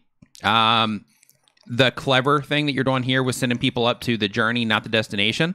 I would actually still put journey in here just so that doesn't add confusion right here in this gap.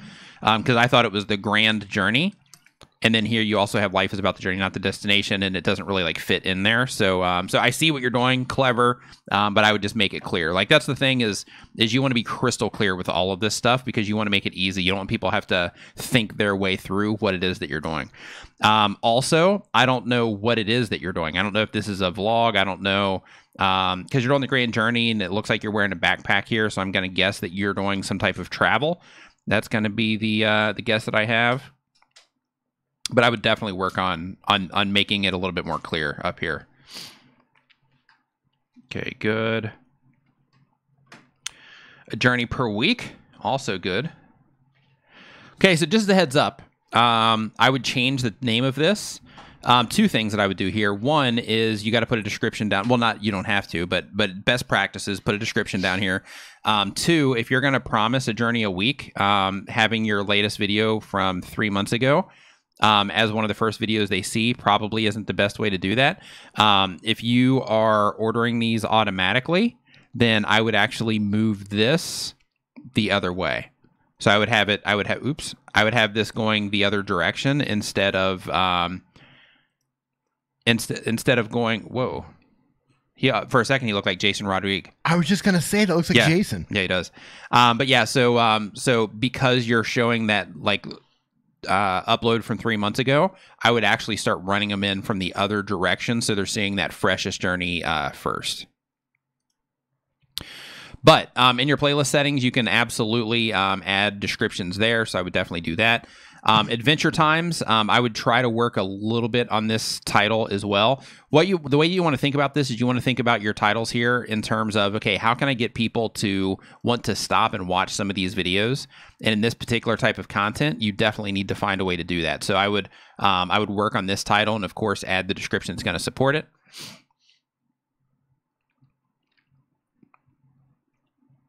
You don't have a lot of content on your channel page. Luckily, you have some. And it might be all. Okay, so you don't have a lot of videos yet either. So yeah, so that would be one thing that I would definitely work on. I would also get those featured channels over here as well, which you currently don't have turned on, the ones over here. And I would put, I'd put some other like vloggers in there, some your size, some a little bit bigger, some, just some of the vlogs that you like and things like that. Just people that make similar content to what you're making. I would just put those together, your favorite ones over here in the sidebar as well. Also, like you've got a lot of stuff going on here. Like in this thumbnail, as an example, like I can't really tell what's going on. Like you've got like your grand journey thing here, and then you've got text over here, and then you've got text here. So you've got all of these different things going on in your thumbnails. One thing that I would do is I would try to simplify it and focus people on something. So, for example, like you're here, you're doing like week 8 valuable information, Christmas tree, and special guest. So here in this particular situation, if I'm a new viewer, if I've never seen your channel before, week 8 doesn't mean anything to me. So basically slanting all of this stuff or changing all of this stuff so that it makes sense to somebody that's never seen your content before is going to help more people come into your channel because it's going to make sense, right? So I would definitely work on how you're structuring all of this. And another thing as well is just best practice wise, YouTube recommends, and this is just basic keyword, or I mean basic SEO anyway, is I would also move any of your identifiers like this week 8, move that week 8 to the back, and then whatever's the most important stuff, put it up here towards the front. So I would start with that in your case. Armored Gaming daily videos. Okay, that's good. So you're clearly doing gaming videos.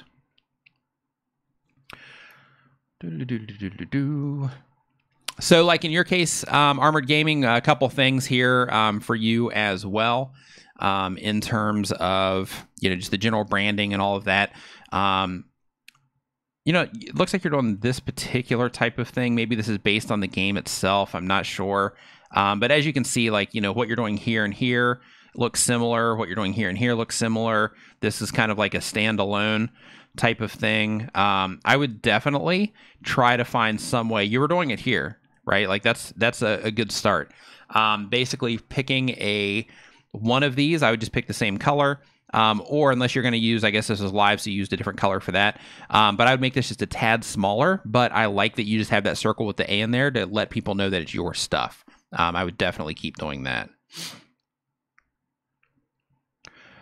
But yeah, just overall, like I would also like think in terms of like the imagery that you're using. I think this is actually smart that you're using the text instead of the actual images themselves. However, if you're playing the game and that imagery is in there, then I would still consider like, putting some of that here. But when you're actually playing the game itself, then you can argue that, hey, I'm allowed to use this, where if you're just using the character imagery here, then that fight becomes a little bit more difficult. But I would at the very least synchronize what it is that you are doing here. Best practice wise, good. Yeah, remember your descriptions there, descriptions here. Yeah, not bad. Another thing that I would also consider also is, like in your channel art, like you have like a different style. Well, see, it depends on which one of these that you go with, because like here, oh, you do have that A here also. Okay, but I just couldn't see it. Okay, so just as a heads up, that isn't clear. It doesn't really stand out a lot. So I would do it like you were doing it before, something like this with that black behind it, so that it stands out just a tad more. But what was I gonna say? Oh yeah, so like with your A that you have going on down here, like the actual font and everything that you're using for that doesn't match any of the stuff that's going on here. Like this little A that you're using. So I would also synchronize what's happening there with this.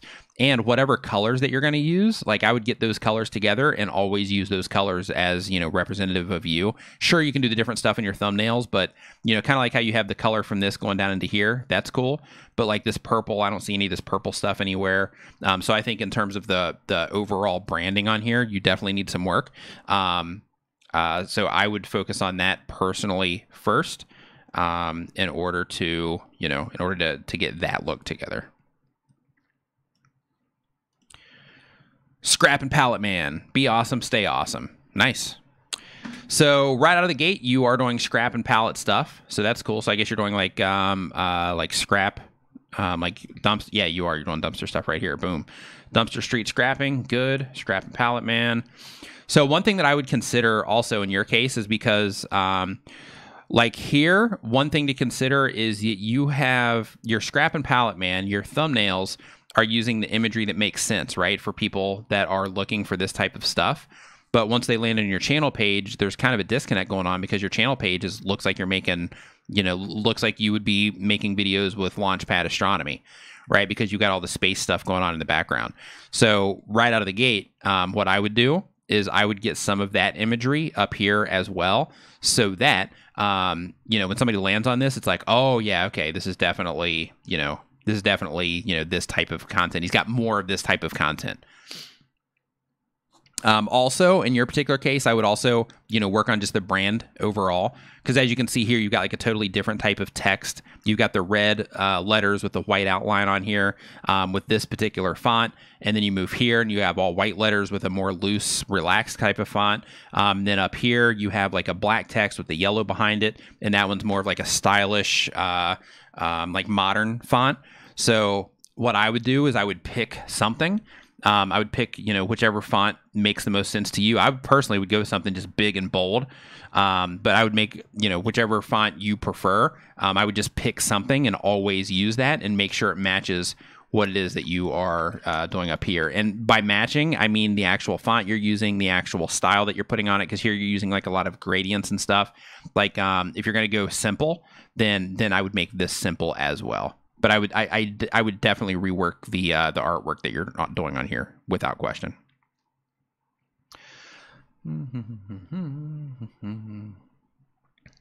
So another thing that I would do is I would get your uploads. Excuse me. I would get your uploads up here, so that as people are coming to your channel page, because you're getting a lot of traffic on these. So like as people are coming to your channel page after watching these videos, you're actually feeding them into this content first. So I'm not sure what your stats look like on this. Excuse me. I'm not sure what your stats look like on this, but if you are, if you go into your analytics, you're going to see the amount of people that are looking at this on a mobile device. I'm going to guess that with this type of content, you're probably going to have a decent amount of people looking at it on a mobile device. And because of that, I would definitely move this up here to the top. So one, it shows people that you're current. Two, it also will feed people into this more recent content, so that you're increasing the view counts on some of this newer stuff.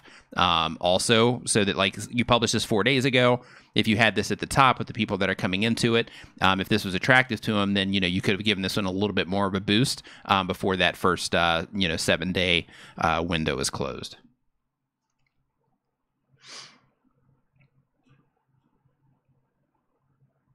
Yeah, I would also put more of your content on here too. Because this is interesting stuff. Like as I'm looking at it, I'm like, oh, that looks cool. I wonder what he got here. And yeah, I mean, like I'm digging this. So I would definitely get more of your content here onto your channel page, just so that when people do come here and they scroll down, so that they have more options of stuff to look at, so they can make the decision to go in and watch more. But yeah, those are the first things that I would work on there.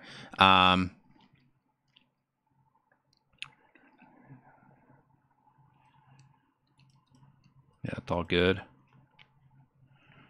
Yeah, so those would be my main things that I would work on yours, just right out of the gate.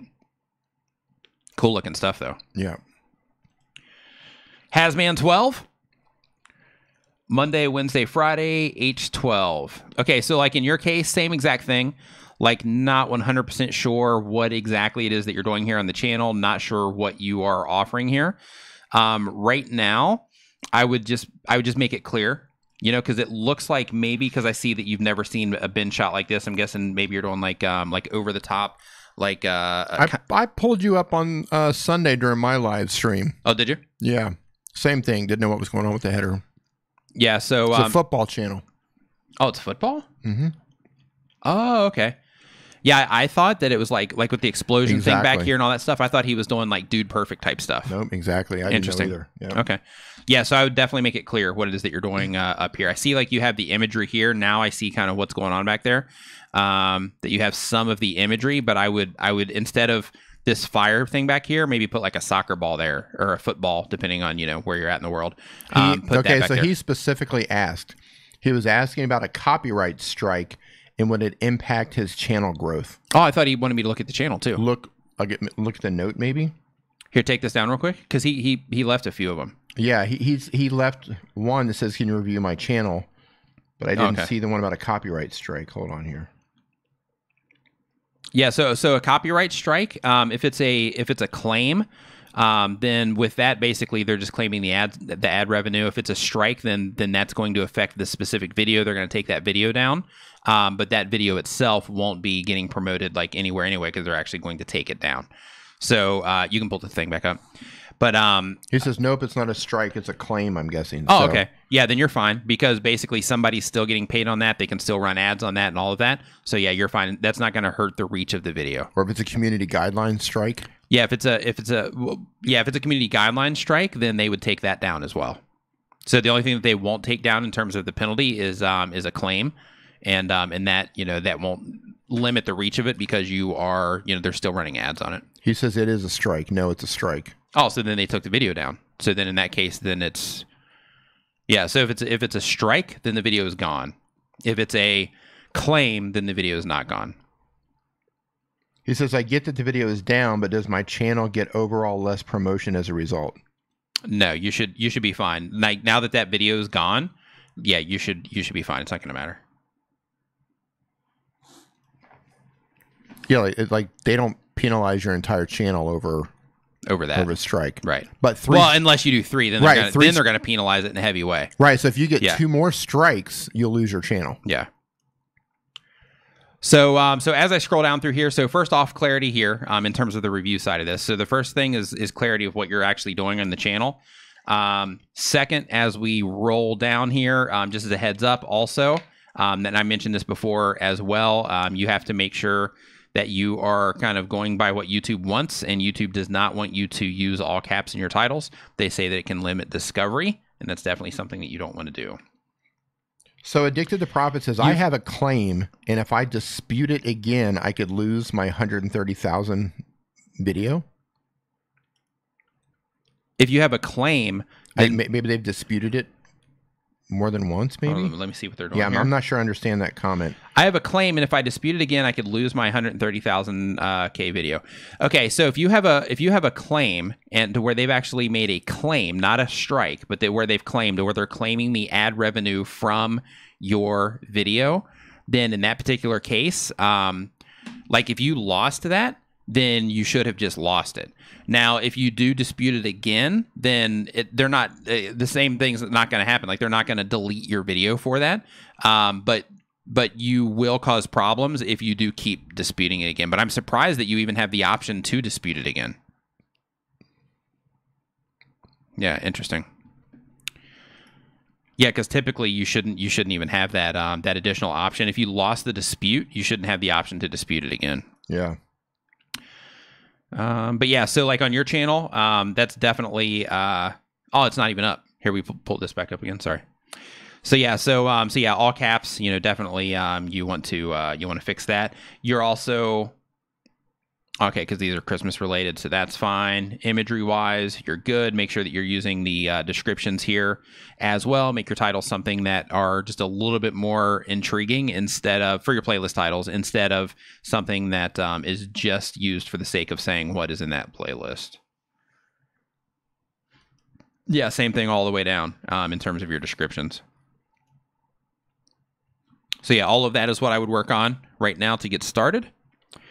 Next up on the list, I just wanted to say that Savvy BK is he's at 99,751 subscribers on his channel. He's getting ready to cross 100,000 subscribers on his YouTube channel. It's been an awesome year. He's getting the button. He's getting the button. It's been an awesome year for him. You know what? I wonder if he got caught in the purge. He might have it already if he didn't, depending on how he was impacted. Maybe. But yeah, man, it's awesome seeing you making that progress and getting ready to cross that milestone, man. I love seeing it.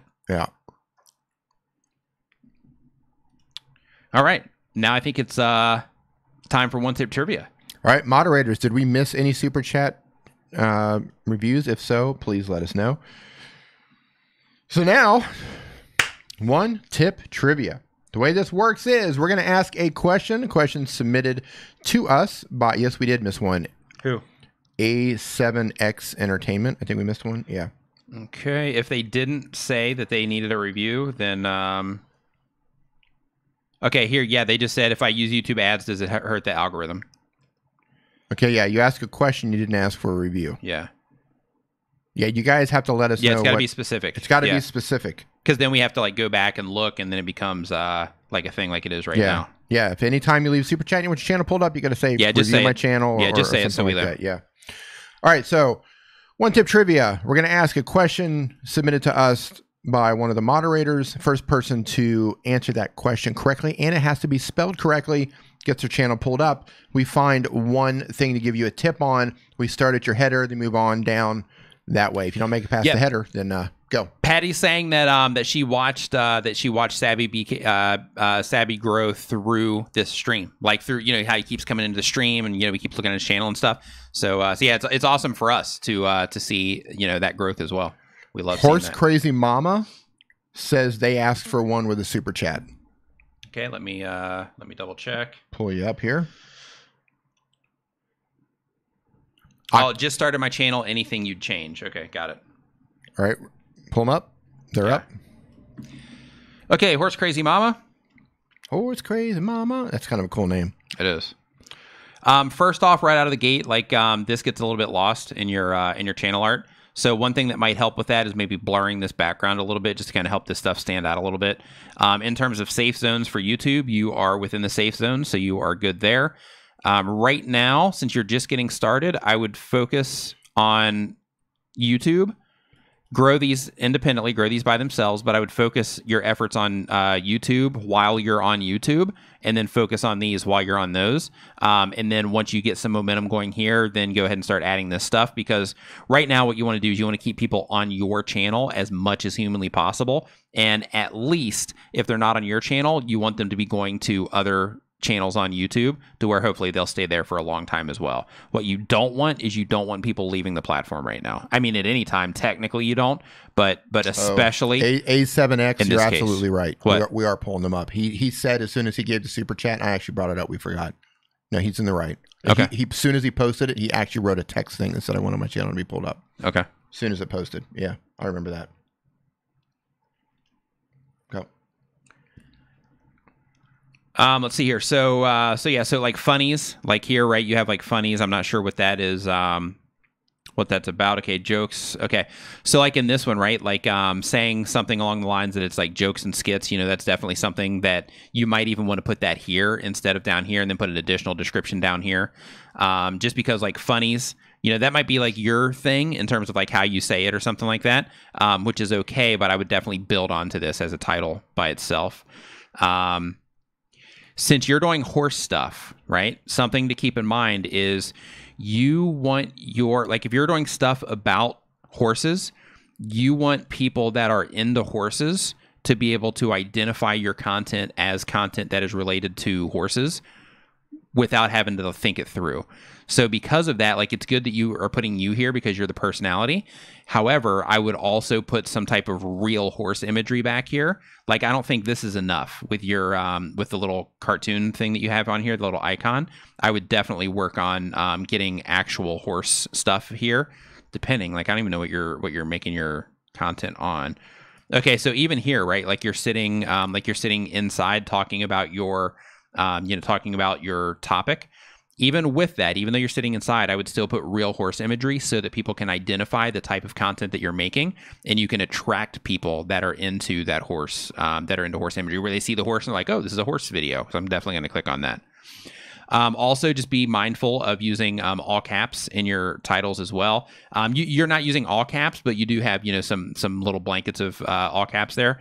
So just as a heads up, like, let me do it this way. Go through the YouTube Creator Academy. It's free. Just Google YouTube Creator Academy and go through there. They show you how to, like, title your videos and all that stuff. But as somebody that's just getting started, I really can't recommend enough that you go through the YouTube Creator Academy. By the time you're done with it, you're going to be like, oh, okay, I get it now. I understand how to use the platform. So yeah, so that's what I got for you right now. Yeah, so Addicted to Profit says, he likes to send people to his Amazon store. And that's the thing. Whatever your goal is for your channel, if the goal for your channel is to get the traffic from your YouTube channel to funnel it off to your Amazon store, then it works. Makes sense. Right. But if your goal is to grow your YouTube channel, then you want to definitely keep them on platform, keep them on your channel. Yes. Okay, so yeah, pull up that one because he did. He said that right after the. Okay. He reminded me of that. I actually said it. Yeah, we pulled him up last week. Same dude? Uh-huh. Yeah, so I'm not sure. Let's see here. Was there something specific he wanted us to look at? Did he make any changes? I'm not sure. Let's see here. Yeah, I think we pulled you up last week. Was there something specific that you, like, was there a change that you made? Because all this looks the same. We pulled this person up last week? Uh-huh. We did? Oh, yeah. Yeah, I remember this. Yeah, let us know right now, man, if there's something for us to look at. Really? You sure you pulled this up last week? 100%. Man, I must have completely zoned out. Mm-hmm. Yeah, so one thing, he changed the layout and the playlist description. Oh, okay. So I would also put your face here as well. That separates you from all the gaming channels that are out there. I actually thought it was a gaming channel, but like before you pulled it up, yeah, I had an idea just based on the name that it's probably like a gaming channel. I did too, actually. Yeah. That's why I didn't know that we pulled it up already until we landed on it. Yeah. See, I agree. Putting your so yeah. So clarifying that, definitely something to do. Yeah. Uploads here, good. Popular uploads next, also good. Created playlist. Okay, so another thing that I would do is I would also, like, this is smart that you have your created playlist on here, but I would also add more of the actual playlist here too. So basically they would have to go through a couple of playlists in order to get down to these. Now, if you find people are watching like more of these or they're watching more of these or whatever, then, moving them around to where you're, funneling them into your playlist this way is fine. But I would keep this here, but I would get the horizontal, or if they're small playlists, go vertical, but I would get a more horizontal playlist of these instead of blocking them into here. Yeah, so layout and playlist, that was it? Yeah.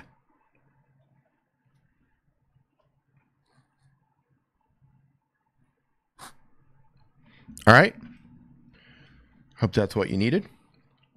All right, first question is, and the first person to answer this spelled correctly. Spelled correctly, yeah. Spelled correctly. Yeah, so basically spelled correctly, and you got to be the first. So make sure that your chat is set to live chat, just in case you don't know.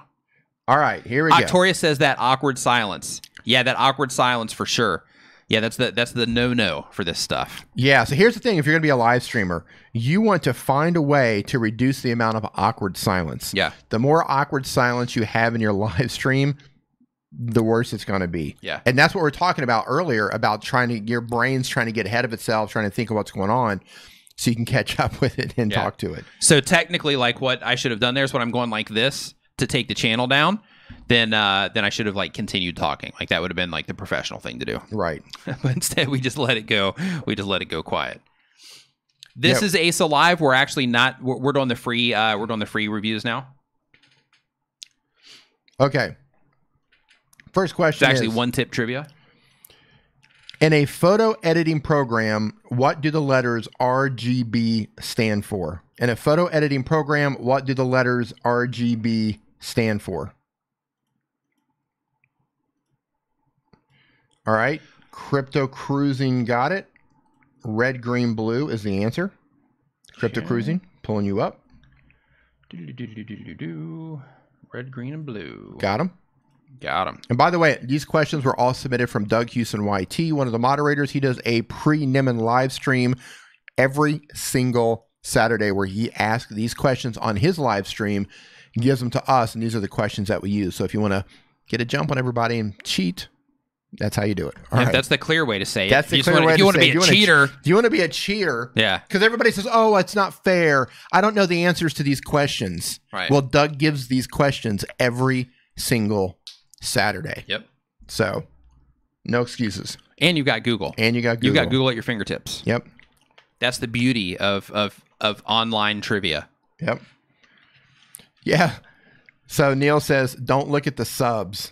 Yeah, you got hit today. Oh, look at that. That's all right. You get to go through that wonderful feeling again, right? That crossing a big milestone feeling. Hey, everybody, look at this. Look. Hey, everybody, look. Right. Look at this. Oh, look at this. Whoa, look at that. Well, he must have done something wrong. He lost a bunch of subscribers. You're a little short on the subs there, aren't you? That's okay. Here, we'll just do it this way. There we go. Fixed. Boom. Look at that. Right there for the Star-Lord. Okay. So don't look at my subs. Yep. Well, so much for that. Yeah. Okay, so we're on one tip here. Let me scroll down. Love that you added the hat and the Christmas tree. My hat's getting ready to go on mine here as well. Well, hold on. You're putting a hat on yours too? I do it every year. Yeah, I do it every year. I put a hat on mine. Great. I should put a hat on mine now. I need a bigger hat than yours. I've got an image that you can use. However big your hat is, mine's going to be bigger. Okay, that's fine. And redder. And redder and more Christmassy. And more. My Christmas hat is going to be like so Christmas. It's going to be so Christmas. You're going to be jealous of how Christmas my hat is. And I'm going to wear a red nose like Rudolph. Okay, that's good. Right? I'm going to one up. I'm not even going to compete with that. That's right. Yeah, that's right. Because you can't. That's right. That's right. I just spit food all over my keyboard. Yep, way to go. See, that's what happens. Yep. The universe is like, oh, you're going to try to compete, huh? Yep. How about you first learn to hold food in your mouth? That's right. You're not going to be and then redder. go from there. You're not going to be redder. You're not going to The be only more... difference is you're going to have spaghetti on your shirt. You're not going to be redder. You're not going to be more Christmas here. You're not going to guide Santa's sleigh tonight. Right. None of that stuff. Josephine's back up in here. How's it going? What's up, Josephine? Back up in here. It's funny when you say things like that. It is. Like back up in here. Like that's just weird. Josephine's up in the house. She's back in the house. Josephine's back. Did you find anything for Neil? I'm looking right now. Currency, tokens, to charging interaction fees. I'm curious why you, I'm just curious, like why you separated this from this. Because like right now what you're doing is you're literally just like copy and pasting your title in here. What you want to do, like a better way to do this, and this is your tip, is to actually work this into, I think we've actually had this conversation before, about working this into the natural language of your description, but still doing it up here at the front. But instead of just pasting the title in there, taking whichever thing it is that you're trying to rank this for, and actually working that into the naturally in terms of language to the very first part of this description here.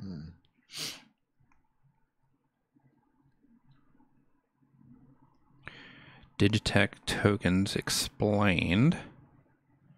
Yes, you're ranking number 4 for me for that. Nice. Future explain what's Digitech change. Yeah, so that's my tip, is I would just work this into natural language, because this is going to look funny to YouTube also. What's it say? Well, he's just pretty much copying and pasting his title as that first line. Instead of building it into a sentence? Instead of having it as natural language. Yeah. Yeah, I wouldn't say that that's necessarily keyword stuffing, but if you had the wrong person that, like the wrong, like let's say that you had a problem with one of these videos and you had the wrong person looking at it, depending on the tolerance of that person and the way that they look at things, they might see this as keyword stuffing, because you're literally just copying and pasting it in there instead of making it part of natural language, which making it part of natural language is one of the things that makes that separation between keyword stuffing and not. So I would definitely just reconsider this in terms of how you're structuring some of those descriptions. Paint and sound, I can see you here. You're alive, man. And real quick, while you're doing the next trivia, I just wanted to pull up This Is Clive because he said pull him up. Okay. So I was just pulling this up because he did drop that super chat on the way out as we were closing everything down there on the super chat versions. Okay. Slid in like Indiana Jones going under that concrete door. He did. He's like slid under, grabbed his hat. Yeah. So right out of the gate, you're making it clear that you're doing travel vlogs, which is fantastic. Dominican women. Basil. Oh, he's in the Dominican Republic? Yeah, it looks like it. Republica Dominicana. Mm-hmm. So in your case Colombia. also... Oh, he's on the run. I love it. On the road. Yep. So descriptions for your playlists are definitely a good thing to do. Here on these, right, where you have like my vlogs and you have great videos, like I would be a little bit more...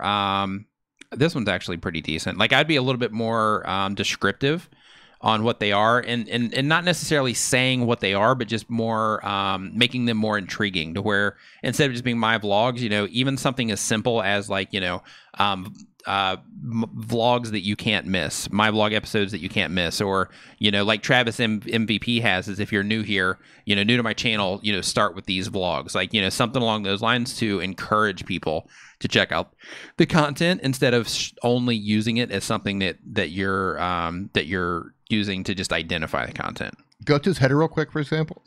Yeah. Man, just because you're going to some cool spots, I would definitely get like some snapshot things or something up into your header that really kind of like shows that you're going to some cool spots. Yeah, likewise. Because I had no idea, like, you know, travel vlogs, okay, there's a million travel vloggers up there, but you're in the Dominican Republic, you're in Colombia. Those are cool spots. I would definitely try to get some imagery up there or some country flags or just something that shows people that you're really, really just moving around and you're not just like, you know, some travel vlogger running around in Florida. Yeah. You know? Yeah, and if you ever come over here, give us a shout. Yeah. Okay. Ready? Yep. Next up, one tip trivia. And I just closed it down. All right. Ooh, which of the Beatles is barefoot on the Abbey Road album cover? Huh. Which of the Beatles is barefoot on the Abbey Road? Predictor got it. Paul McCartney. The predictor is up. Paul McCartney. Okay, trying to find him 1 second here. The predictor. There we go. Colombia, yeah, man. I love Colombia. I spent a lot of time in Colombia before I settled down in Thailand. Cartagena. Yeah, you were all over down there, weren't you? Cartagena, Barranquilla, Medellin, man, Cali. Love Colombia. Man, I love your channel art, predictor. Right, he's been tweaking that, man. He's been like getting it together. Wow, that good looking stuff, right? That looks great. Looks really great. Pops right out. Does. Like literally pops out. Like that almost looks 3D. Yeah, that looks great. Well done. Flash in the pan. I'm not ex-CIA. No, just done a bit of traveling. If he did, he wouldn't be able to tell you. Yeah. I cannot confirm nor deny that I may have worked for the CIA at one time. Don't have kids. Don't have kids. Been to all these like places in the world. Yes. Yeah. So spend some time at the farm. Yeah. So for your channel art, I'm definitely digging the new channel art. So this, I'm guessing for the people that are into this type of content, this stuff will make sense to them. So as long as that's the case, then this is absolutely a win. If your goal here is to drive people to your merchandise store so you can make money off of it, then I would kind of limit these right now and just focus more people onto this so that you can get, you know, so you can increase those sales. If that's not, and you're just kind of using this as an option, then keeping this other stuff over here right now is okay.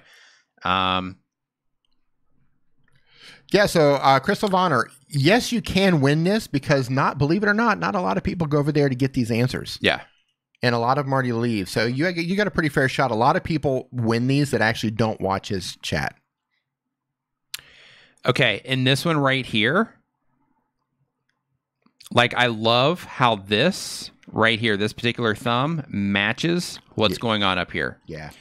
Like these don't really match, right? This one kind of does, but not really. Like these Like this one matches big time with what's going on up here. And I think that's a really, really good match. The only thing that I would change here is you see how you're using this font here that's just much easier to read. It's not as fancy. I'll put it that way. I would change this bottom one to that. And I see that you have it here too. But I would change this bottom one to that just for that one more oomph, so to speak, of making that connection with what you're doing in your thumbnails to what's going on up here at the top. All about the oomph. Yeah, all about the oomph. All right, D. All right. Next up. Question is, what does the online acronym SMH stand for? What does the online acronym SMH stand for? Eric Waite says CIA, Culinary Institute of America. Yeah. That's Beanie it. Draws got it. Shaking my head. Beanie Draws, you're up. All right. See, that was an easy one. Yep. See, I see what he's doing. So Doug's trying to mix in some like really easy ones, and then he's mixing in some like ones that you got to be in the know for, and then he's mixing in some other ones that require a Google. Yep. Yeah, clever. Okay, so here on Beanie's channel, let's look for a tip. I'd redo your channel art. No, I'm just kidding, Beanie. Just giving you a hard time. I'm going to give you a tip. Just because I was like, yeah, the channel art looks great. Center that text is driving me crazy. Right here? Yeah, you're talking about like center it this way? Oh, my God. Yeah. It hurts. Yeah. It's painful. Yeah, I would like to see that centered as well. It's not really a tip, but I'd definitely like to see it centered as well. I think that every time I look at it, but I never think to say anything about it. He says it's centered on mobile. Really? Hold on. It's coming up. I'm looking. Beanie Draws. Let's see. Are you pulling it up? Yep, 1 second. Nope, not Deanie Frawls. Hold on here. No, that's his arch nemesis. Oh, I know why you did it. Why? He did it to he did it for the profile picture. Right? So if you look at it here, he moved it over for the profile picture. If he centered it off, the profile picture is actually going to cover it up because of the size of it. So yeah, Beanie, good one, man. Mm-hmm. We're like, yeah, center it up, center it up, center it up. And he's like, I got this. Yeah, that totally works on a mobile. Yeah, that looks great. God, look how much that stands out too. Right? Wow, look man, at that. That looks incredible. That header, just pow. These thumbnails, look at that. Yeah, pow. Man, those look good. Yeah. Those look so good. Yeah, good job, Beanie. Yeah, those look great, man. Yeah, so Car Galaxy Studio then asked the important question, is most of your traffic on a mobile? Great question. Yeah, what percentage of your traffic is actually looking at this on their phone? I know on YouTube as a whole, a majority of traffic is on a mobile. So that's usually a typical good rule of thumb. However, not every channel is like that. Yeah. All right. So did you find anything for him? Okay. Yeah. Here, let me go back through. He says half is mobile. Okay. Okay. Your Real Estate Whisper, 87% comes on a mobile for me. Yeah, I'm up in the high 80s too, which is surprising because I do like mobile content for mobile content creators. You would think 100% would be on a mobile. Yeah. But it's not.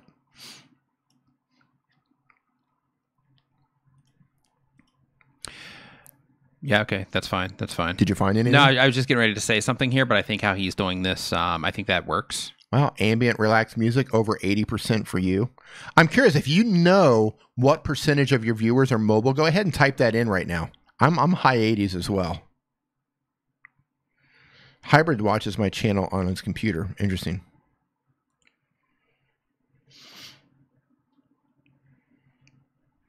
Crystal says many are van dwellers. Yeah. All right, Beanie, here we go. I had to look for this one. You're missing a description down there. High 80s. Interesting. What's he missing? He's missing a description here in the playlist under digital drawing. Okay. Yeah, but even in this situation, Beanie, like I would also like here you have like digital drawing. Same thing here, man. As I would do something to where you're like let's see, you're doing digital drawing. I don't know if these are like necessarily. Yeah, they are how to. So like a like how to draw a dinosaur. Digestion, definitely not that. Let's see here. Do digitally maybe. Draw. Oh, Patty's only 37% on a phone. That's interesting. Yeah, like how to digitally draw a dinosaur or something like that. instead of just digital drawing. Just making it something that where maybe these will pop up in a search result or get suggested somewhere, something like that, based on what you're doing with the titles. And it's also just being specific that these are how-to, unless, because I see the one how-to here, that's the one I kind of drew that from in here, but I'm not sure if these other ones are. Actually, this one's a time lapse, so that's not really a how-to, I guess.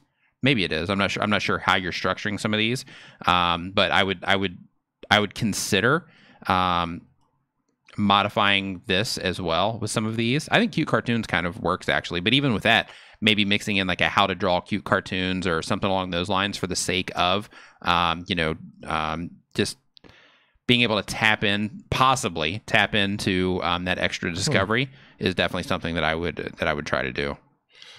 So Flash in Your Pan says he has descriptions on his playlist, but does not show up when you view his channel. Why would that be? Okay, Flash in the Pan. Let me go to your channel. And there's some interesting mobile statistics coming up here. They're all over the place. So yeah, for those of you who didn't know, so whatever percentage of that is our mobile viewers, you want to make sure that your channel is optimized for mobile viewers. Yeah. Make sure that your fonts can easily be read for those mobile viewers, especially if it's a high percentage. Yeah, and another thing too is also look at your look at that compared to what it was last year. Yes. Like it's definitely something that is increasing. Yeah, so here I'm definitely seeing that you do have your descriptions in your playlists flashing your plan. Just as a heads up, it's the reason that you're not seeing them here is because the specific playlist that you've chosen to put on your channel page, like your past live streams, for example. Actually, you can do a description for that one. Let me go here and just look real quick. Lily Tree says, "Oh dear, I turned the sound down." She's been missing the trivia. Oops. Oh, that's funny. Oh man. Okay, so let's go to your playlist. I don't know why that wouldn't let me open a new window. So he did this one here as past live streams. So Josephine says last year on mobile it was 38%. This year it's 45%. Yeah. And it's just going to keep growing. Yeah. Keep that in mind as you're making your content, you're making your thumbnails, you're putting everything together. This is just going to keep growing. Mm-hmm. Okay, so here, like, he's using the default past live streams instead of manually putting a playlist together. So like in that particular case, yeah, what you want to do is for things like that, like your past live streams, for example, is you want to manually put those together. For upcoming, you can't touch that one, but for the past live streams, I would get that one off because they have the default one that you can drop in there. I would take that off and then get the manually put one in here. And also, like in your case too, I would also get more of your stuff onto your playlist, or I mean onto your channel page, just for the sake of just showing people more options. Because right now you're kind of funneling everybody into these live streams. But I would get your uploads to go here to the top so that people, you have the one reminder there for the recent one that's coming, so you're fine. But I would move these around, and I would get your uploads here on top of this past live streams. Even though this has 3 days, 1 week, 2 weeks, because you're mainly doing the live streams, even though you have that, I would still get that up there just in the event that you end up doing like video content in between. Popular uploads, yeah, you're good there. But so, yeah, the reason some of these aren't showing up, though, is just because you are, like the show playlists from your Flash in the Pans, like this one doesn't have the option for these. Your uploads, that one's a default playlist. Popular uploads is a default playlist. Past live streams is also a default playlist. It's not a manual playlist to where you actually put it together and you add the titles and all of that. Or I mean the descriptions to it. That's why you're not seeing it up here. All right, next question. I was just going to ask Crystal Vanner, actually. You said that you're hooking up your solar. I got a question for you because I know I looked at your channel, but I didn't get a chance to actually go down and pay attention to a lot of your videos. Are you actually teaching What's people? Up, Zedenx? Are you teaching people how to do that stuff too? So as you're hooking up the solar in your van, are you filming that and are you showing people how to do that as well? If not, you probably are, but if you're not, I think you should definitely do that sort of thing. I'm fascinated with that. I come across like, people converting their vans and stuff like that, and I'm fascinated watching and showing them how they convert their stuff. I like watching the Adobe houses and how they hook them up, and it's fascinating stuff to watch. Yeah, it's cool stuff. Yeah. Okay, back into the questions right here. Next question. Get ready. Hey, real quick. Zadnek says that they have the Rode podcaster, I'm sorry, but when they listen back, they sound really nasally. They started looking at the Rode Procaster. Would that benefit them? No. They're basically, they have the podcaster, but they sound nasally, so they're wanting to know if the Procaster would make a difference. Well, go ahead. Go ahead. I'll tackle whatever you don't. Yeah, inside of the microphone, like that part of it is pretty much the same, so you're going to sound very similar. The main difference is just how it connects. So with these, you can run them through an actual equalizer on the way in through like a mixing board or something like that, where with the Procaster, you have to do all that stuff internally in the computer. So what you might want to consider is going and actually routing your signal through a piece of audio software like Adobe Audition, for example, so that you can actually, they have it to where you can have an input coming in and you can actually have an output going out, so you can actually run a live EQ while you're live streaming through Audition. So you might want to consider that, and then you can actually adjust the equalizer to make yourself sound how you would like. What were you gonna say, D? Yeah, I was just gonna kind of the same thing. I was gonna say that the Podcaster is USB, so you're just sticking that right into your computer. But if you run it with an XLR like the Procasters, you run it into a board and you can totally tweak your settings here. But here's the thing about your voice. Everybody's voice, for the most part, kind of sounds weird to them at first, especially if you're new to all of this. Some people like their own voice, but the majority of people do not like their own voice, and they think, oh, it doesn't sound that way. But you can EQ your voice.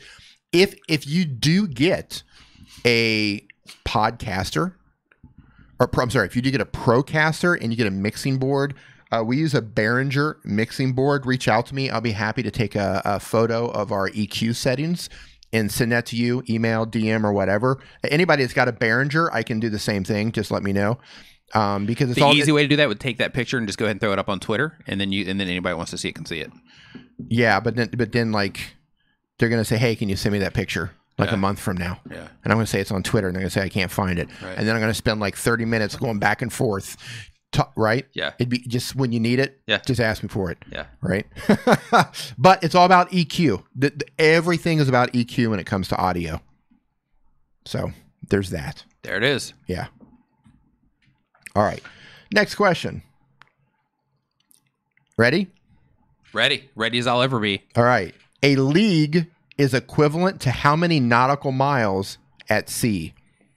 A league is equivalent to how many nautical miles at 3? Wow, your real estate whisper jumps in with 3 nautical miles. Nice. You could tell she was hanging out in Doug's stream. Hey, Crystal Banner says, how can I podcast completely from my phone? The Anchor app. Yep. Right? There's an app called Anchor. How do they spell it? I think it's ANCHOR, I believe. Yeah, it's called Anchor. I still have it. Yeah, it's a great way to get started podcasting from your phone. Yeah, ANCHOR. Yeah, I've actually got a channel there. You can follow me. I've just got like some fun stuff on there now, but once we launch our podcast, I'll be putting it up there too. Yeah, if you don't have a microphone, Crystal, I do recommend you can get like the Boya BYM1 or some sort of lavalier microphone. They cost like $15, $16. You can clip it onto your shirt, plugs right into your phone. Sounds fantastic. If you have a phone with like a lightning port, like an iPhone or something like that, you will have to get the dongle to connect it in. But it's like $15, $16, $17. You can get them on Amazon. Boya BYM1. Fantastic little microphone. Mm-hmm. All right. It's funny. My Anchor just like completely locked up on me. Go Anchor. Yeah, the Patty uses the Boya. Says love it. Fantastic. We're going to have to close that down. Okay. Josephine says, I suck at EQing and I never ever do it because I don't know how to do something and not know what I'm actually doing. I don't know if this is something you can actually practice. Yes, here's the thing. Yes, you can. There are a ton of resources online. Just Google. Like go to Mike Russell's channel. Go to Mike Russell's channel and he actually will for singing. Oh, for singing. She's a singer. Okay. Right. Still, just he might still teach the concepts though. It's different for voice and the basic concepts of what you need. Yes, Mike Russell. But I would just go into YouTube and say how to EQ my voice. Look for the board that you've got. If you've got a mixing board, how to EQ female voice, right? You're probably going to find thousands of videos showing you how to do this and just keep tweaking and playing with it until you find one that sounds good for you. Yeah. But there's just a couple knobs, just basic stuff. So and, I had yes, you should do it. I had an account on Anchor, but when I just logged in, maybe I logged in a different way because now it's saying that I don't have anything there. Interesting. Lame. All right. Anyway, so Real Estate Whisperer, here's what we got. First off, I just want to say again that thing that you did with Neil was absolutely awesome. High five. It was fantastic. It was fantastic. Yeah. So high five and fist bump on that for sure. In your particular case, because it's going to be a hard one to find a color for. In your particular case, because you are, doing this for the sake of real estate, like I would lose the Spreadshirt thing. I would focus everything on getting people to your website, getting people to your Facebook so that you can connect with them there. I'd focus all of your efforts on that. I wouldn't sidetrack anybody with sending people over to Spreadshirt personally. Of course, if you're generating your own like YouTube-y type audience here, then that would make sense. But since you're doing this, to my understanding, you're doing this for the sake of, getting known in your industry. I would focus more on getting people to your website and to your Facebook than I would anything, so that you can, make those personal connections with people. Also, as a heads up, on your website here, if you put a favicon in here, then you should be able to get that to show up here. If you don't know how to generate those, you can just go to, or if you don't know how to make one of those, you can make like this, for example, into a favicon. Just go to like Google and just type in like favicon generator, for example. And then you'll be able to, if you have this as a standalone, then you'll be able to actually convert it into a favicon that you can load up there. And then it should show up here. Just, a little bit more representation for your logo there. I guess that would technically be a tip, but I'm going to move on. Okay, you're going to give her another one? Uh-huh. He's going to give you another tip. Going to give you another tip. On this bright and sunny day. On this bright and sunny day.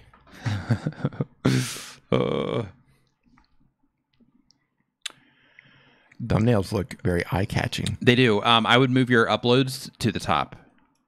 I would move these right here up here to the top so that you can get that new traffic coming in into those videos for the sake of just the velocity on the videos themselves, and just for the sake of making it look current. Because right now, yes, you've got this from 5 days ago.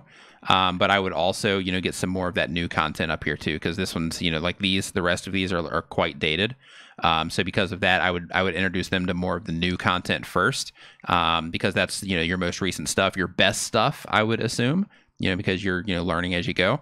So I would get more of this stuff up here so that they can see it. Oops, up here. Okay, that's it. All right. Next question. Are you guys ready? You ready for the next question? Ready. One tip trivia. You ready? Beanie Drawl says that was a double tipper. Absolutely, it was. Two tips are better than one? Yep. 2 tips for the price of 1 trivia question. That's right. 1 correct trivia question. That's right. But you know what? She got the extra tip because she made that awesome video. She did. Right? Her and Neil killed that video. It was awesome. They did. It was great. All right, here we go. It was fantastic. Fantastic. It was great. It wasn't. No. It was fantastic. It wasn't. No, it was great. Ahmed, don't understand the question there. What are the best tips to reach impatient subscribers? Not sure what you mean by that. Yeah, not sure. Impatient subscribers? Hey, Heathcote FC, that was definitely an improvement. Just real quick as a heads up to you, I would look at that on a mobile device, just as a heads up. Yes. Here, you can take it down. You didn't need to pull it up. Okay. I was just big improvement though. Yeah, he said that he made the changes, so I just wanted to bring that to his attention. Yeah. Nice, so it's definitely on the right path. Just double check it on a mobile device. Okay. Next up. Oh, hold on. It says they don't get any they don't get notifications on your videos. Welcome to the club, man. Yeah, welcome to YouTube. Welcome to YouTube. Enjoy your stay. That happens to a lot of people. People subscribe, they hit the notification bell, and they don't get notifications on your videos. That's unfortunate, but a lot of us are going through the same thing. Yeah. Hopefully in the future, YouTube is going to take care of that. All right, next question.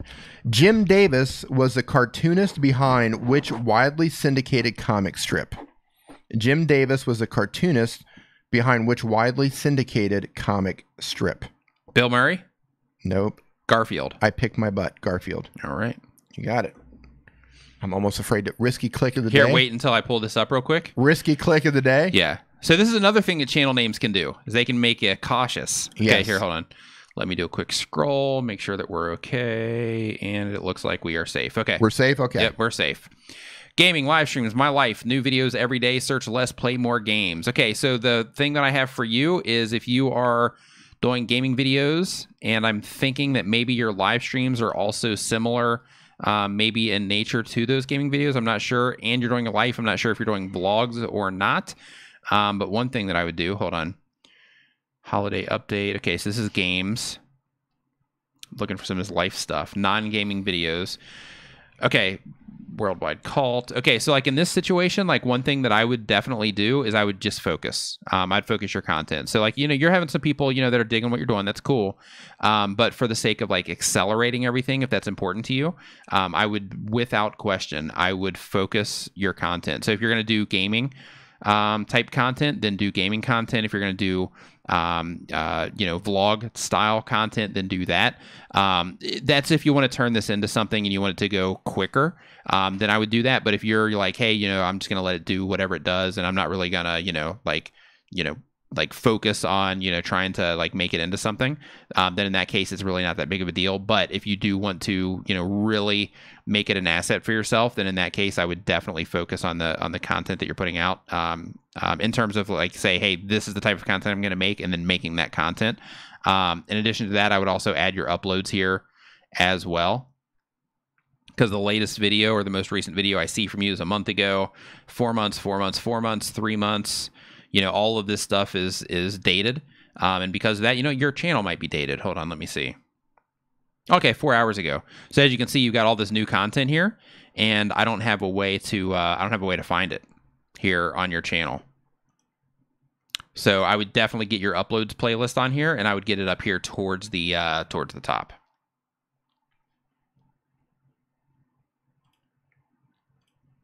Okay, D is away right now, so I will hop into the chat while we are waiting for D to come back. And D's coming back. D's back. Super chat reviews are done. Yes, they are. D is back. Can you review my channel? Could you really use the tips? Newsboy, if you get the trivia question correct, then we will be pulling your channel up. Yeah, so put your best video first. That's totally cool. But what I would do is I would move that upload list to the top, so that once people get past that best video, then they're going to see that you're also actively updating the channel. Like if they land on your channel page on a phone, they start going like this, scrolling through your videos or scrolling through your page. They see that you have current stuff out. Affiliate Marketing MC, what is up, dude? Nice to see you. Hey, Marcus, what's going on, man? We got a little uptick in viewers here. All right, good. That's what I'm talking about. That's what's up. That's what's up. All right, next trivia question. All right, next trivia question. Hey, Marcus, are you going to Social Media Marketing World? Next question. What are the first 4 digits of pi? What are the first 4 digits of pi? Wow, your real estate whisper, she wants to give it to someone special. Your real estate whisper, you get to give it to someone special. Yeah, it's up to you. You made it. Yep.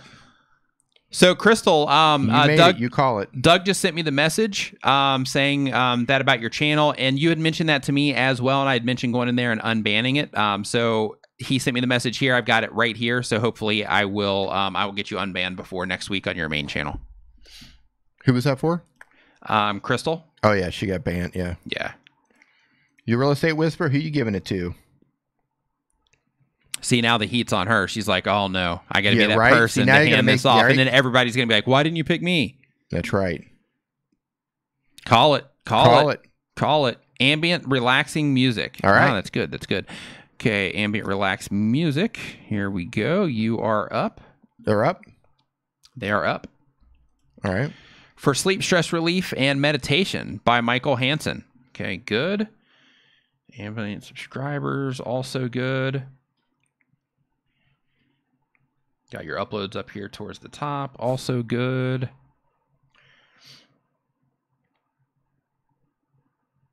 Yeah, digging these. Thumbnails looking nice and pleasant, similar to what's going on in this niche. Yeah, it's good.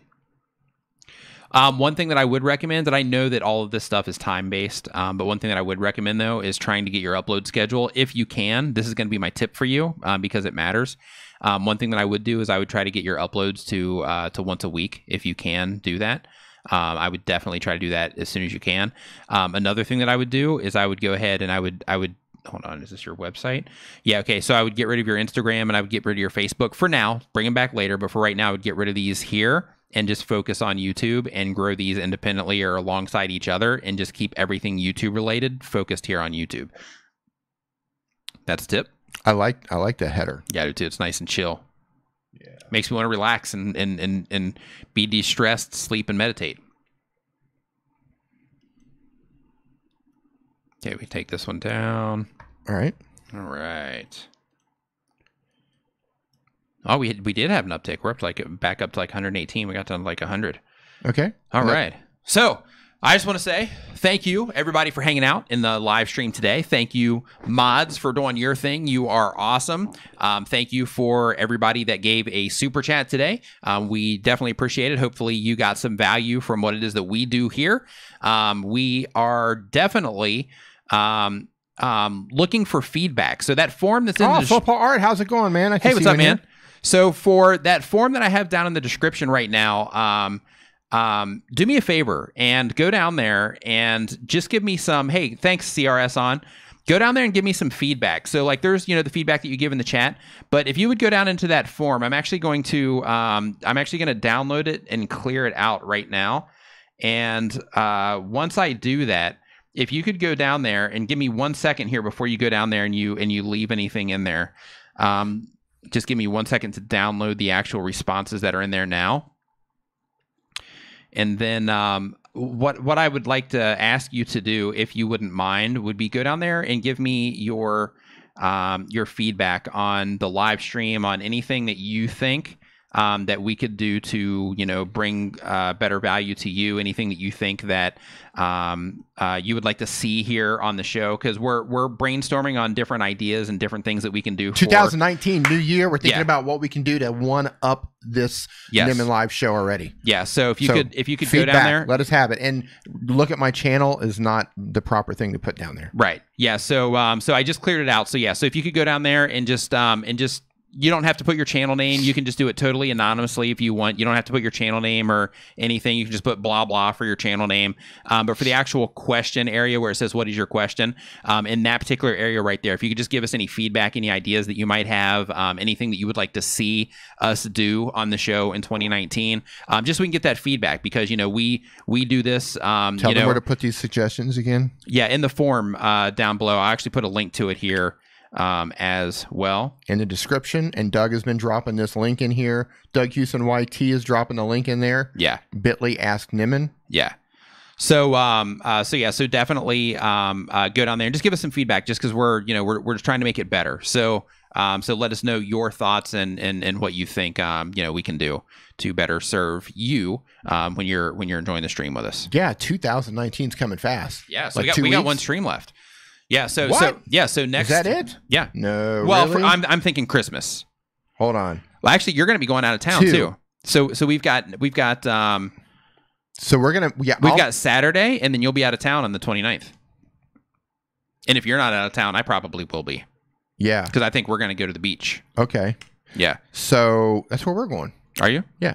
So yeah, we've got next Saturday will actually be the last live stream of 2019. Wow. Yep. Next Saturday is the official last live stream of 2019. You got to be here for 2018. Yeah. And yeah, so that's going to be, who knows what's going to happen for that. Yeah, so party hats and all. We might so with that, as long as we can get the tech all arranged and all that stuff, we might be pulling people on randomly for short pockets of time into the stream and things like that. So make sure that you have your webcams ready to go if that's something that you're interested in. And we'll see how all that stuff comes together, but I definitely want your feedback. So again, you can be totally anonymous if you want, but just let us know your thoughts on the stream. If you're digging it, why you're digging it, things you can do better, and all of that stuff. So thank you so much for hanging out and watching. We appreciate it. Crystal, it is warm here during the day, but comfortably cool at night. Yeah. Yeah. Hey, wow. that's cool. That's cool, Patty. Stream Enjoy year. your Christmas, Patty. For anybody that's not going to be able to be here, then definitely, definitely have a wonderful holiday if we don't get a chance to say so beforehand. Yeah. Wow. All right. I want to thank the moderators. I want to thank all of you guys for hanging out. And 5 hours and 54 minutes exactly when I said that. That's another long one. Mm-hmm. Awesome stream. Hope you learned something. Give this a thumbs up on the way out. And we will see you next Saturday. For those of you who come to my stream, I will be streaming tomorrow over on my channel. And we'll be doing mobile channel reviews over there. Yep. And then we'll see you next Saturday. Yeah. Right? Yep. Man, what a fast year. Yeah, it went by fast. Awesome year, man. 2018 was killer. I've been streaming on here for a year with you. Yeah. That's crazy. It is. It goes quick. A year. Yeah, for you, if anybody's coming into my stream tomorrow, just tell me yes right now. Let me know who's coming over. Type in yes if you're coming over to my stream tomorrow. Make it happen. Mm-hmm.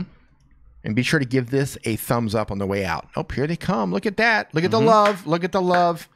All right. That's Thank what I'm you, talking guys. about. That's what I'm talking about. Yeah. That's right, guys. Yeah, I'll probably be there too, actually. Yeah? I'll probably be there in the live stream, yeah. You should come hang out tomorrow in here. I might. She's going to her parents tomorrow. She's leaving in the morning, so I'm gonna put in some extra work tomorrow.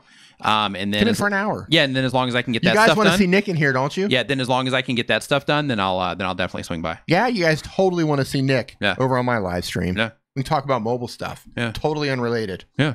Talk about like how to play games on your phone. Yeah, okay. By the way, gamers, if you're in here, I just released a video yesterday about how to make a Fortnite thumbnail using your phone. Yeah. So if you are a gamer, want to learn how to make cool thumbnails on your phone, go check that out on my channel right now. Moderator, somebody just asked, what's my channel? Yeah, I got it. Great question. We're going to drop that in the chat right now. Shannon Vlog is the queen of the Nimminati. You need like a robe. Shannon needs like a robe or something. Like not a robe, a cape. like a queen cape, right? A cape. That's like, awesome. Right? Like the Game of Thrones, something to wear. And yeah, there's my channel. All right, guys. Thank you so much. Yeah, thank you so much for hanging out. We appreciate you. We appreciate you hanging out. And yeah, heck yeah. Cheers. and heck yeah. See you tomorrow. And then see you next Saturday here. And we're stopping right now. Thanks for watching Nimmin Live, brought to you by TubeBuddy. Remember to follow us on your favorite social media platforms. Have a great week.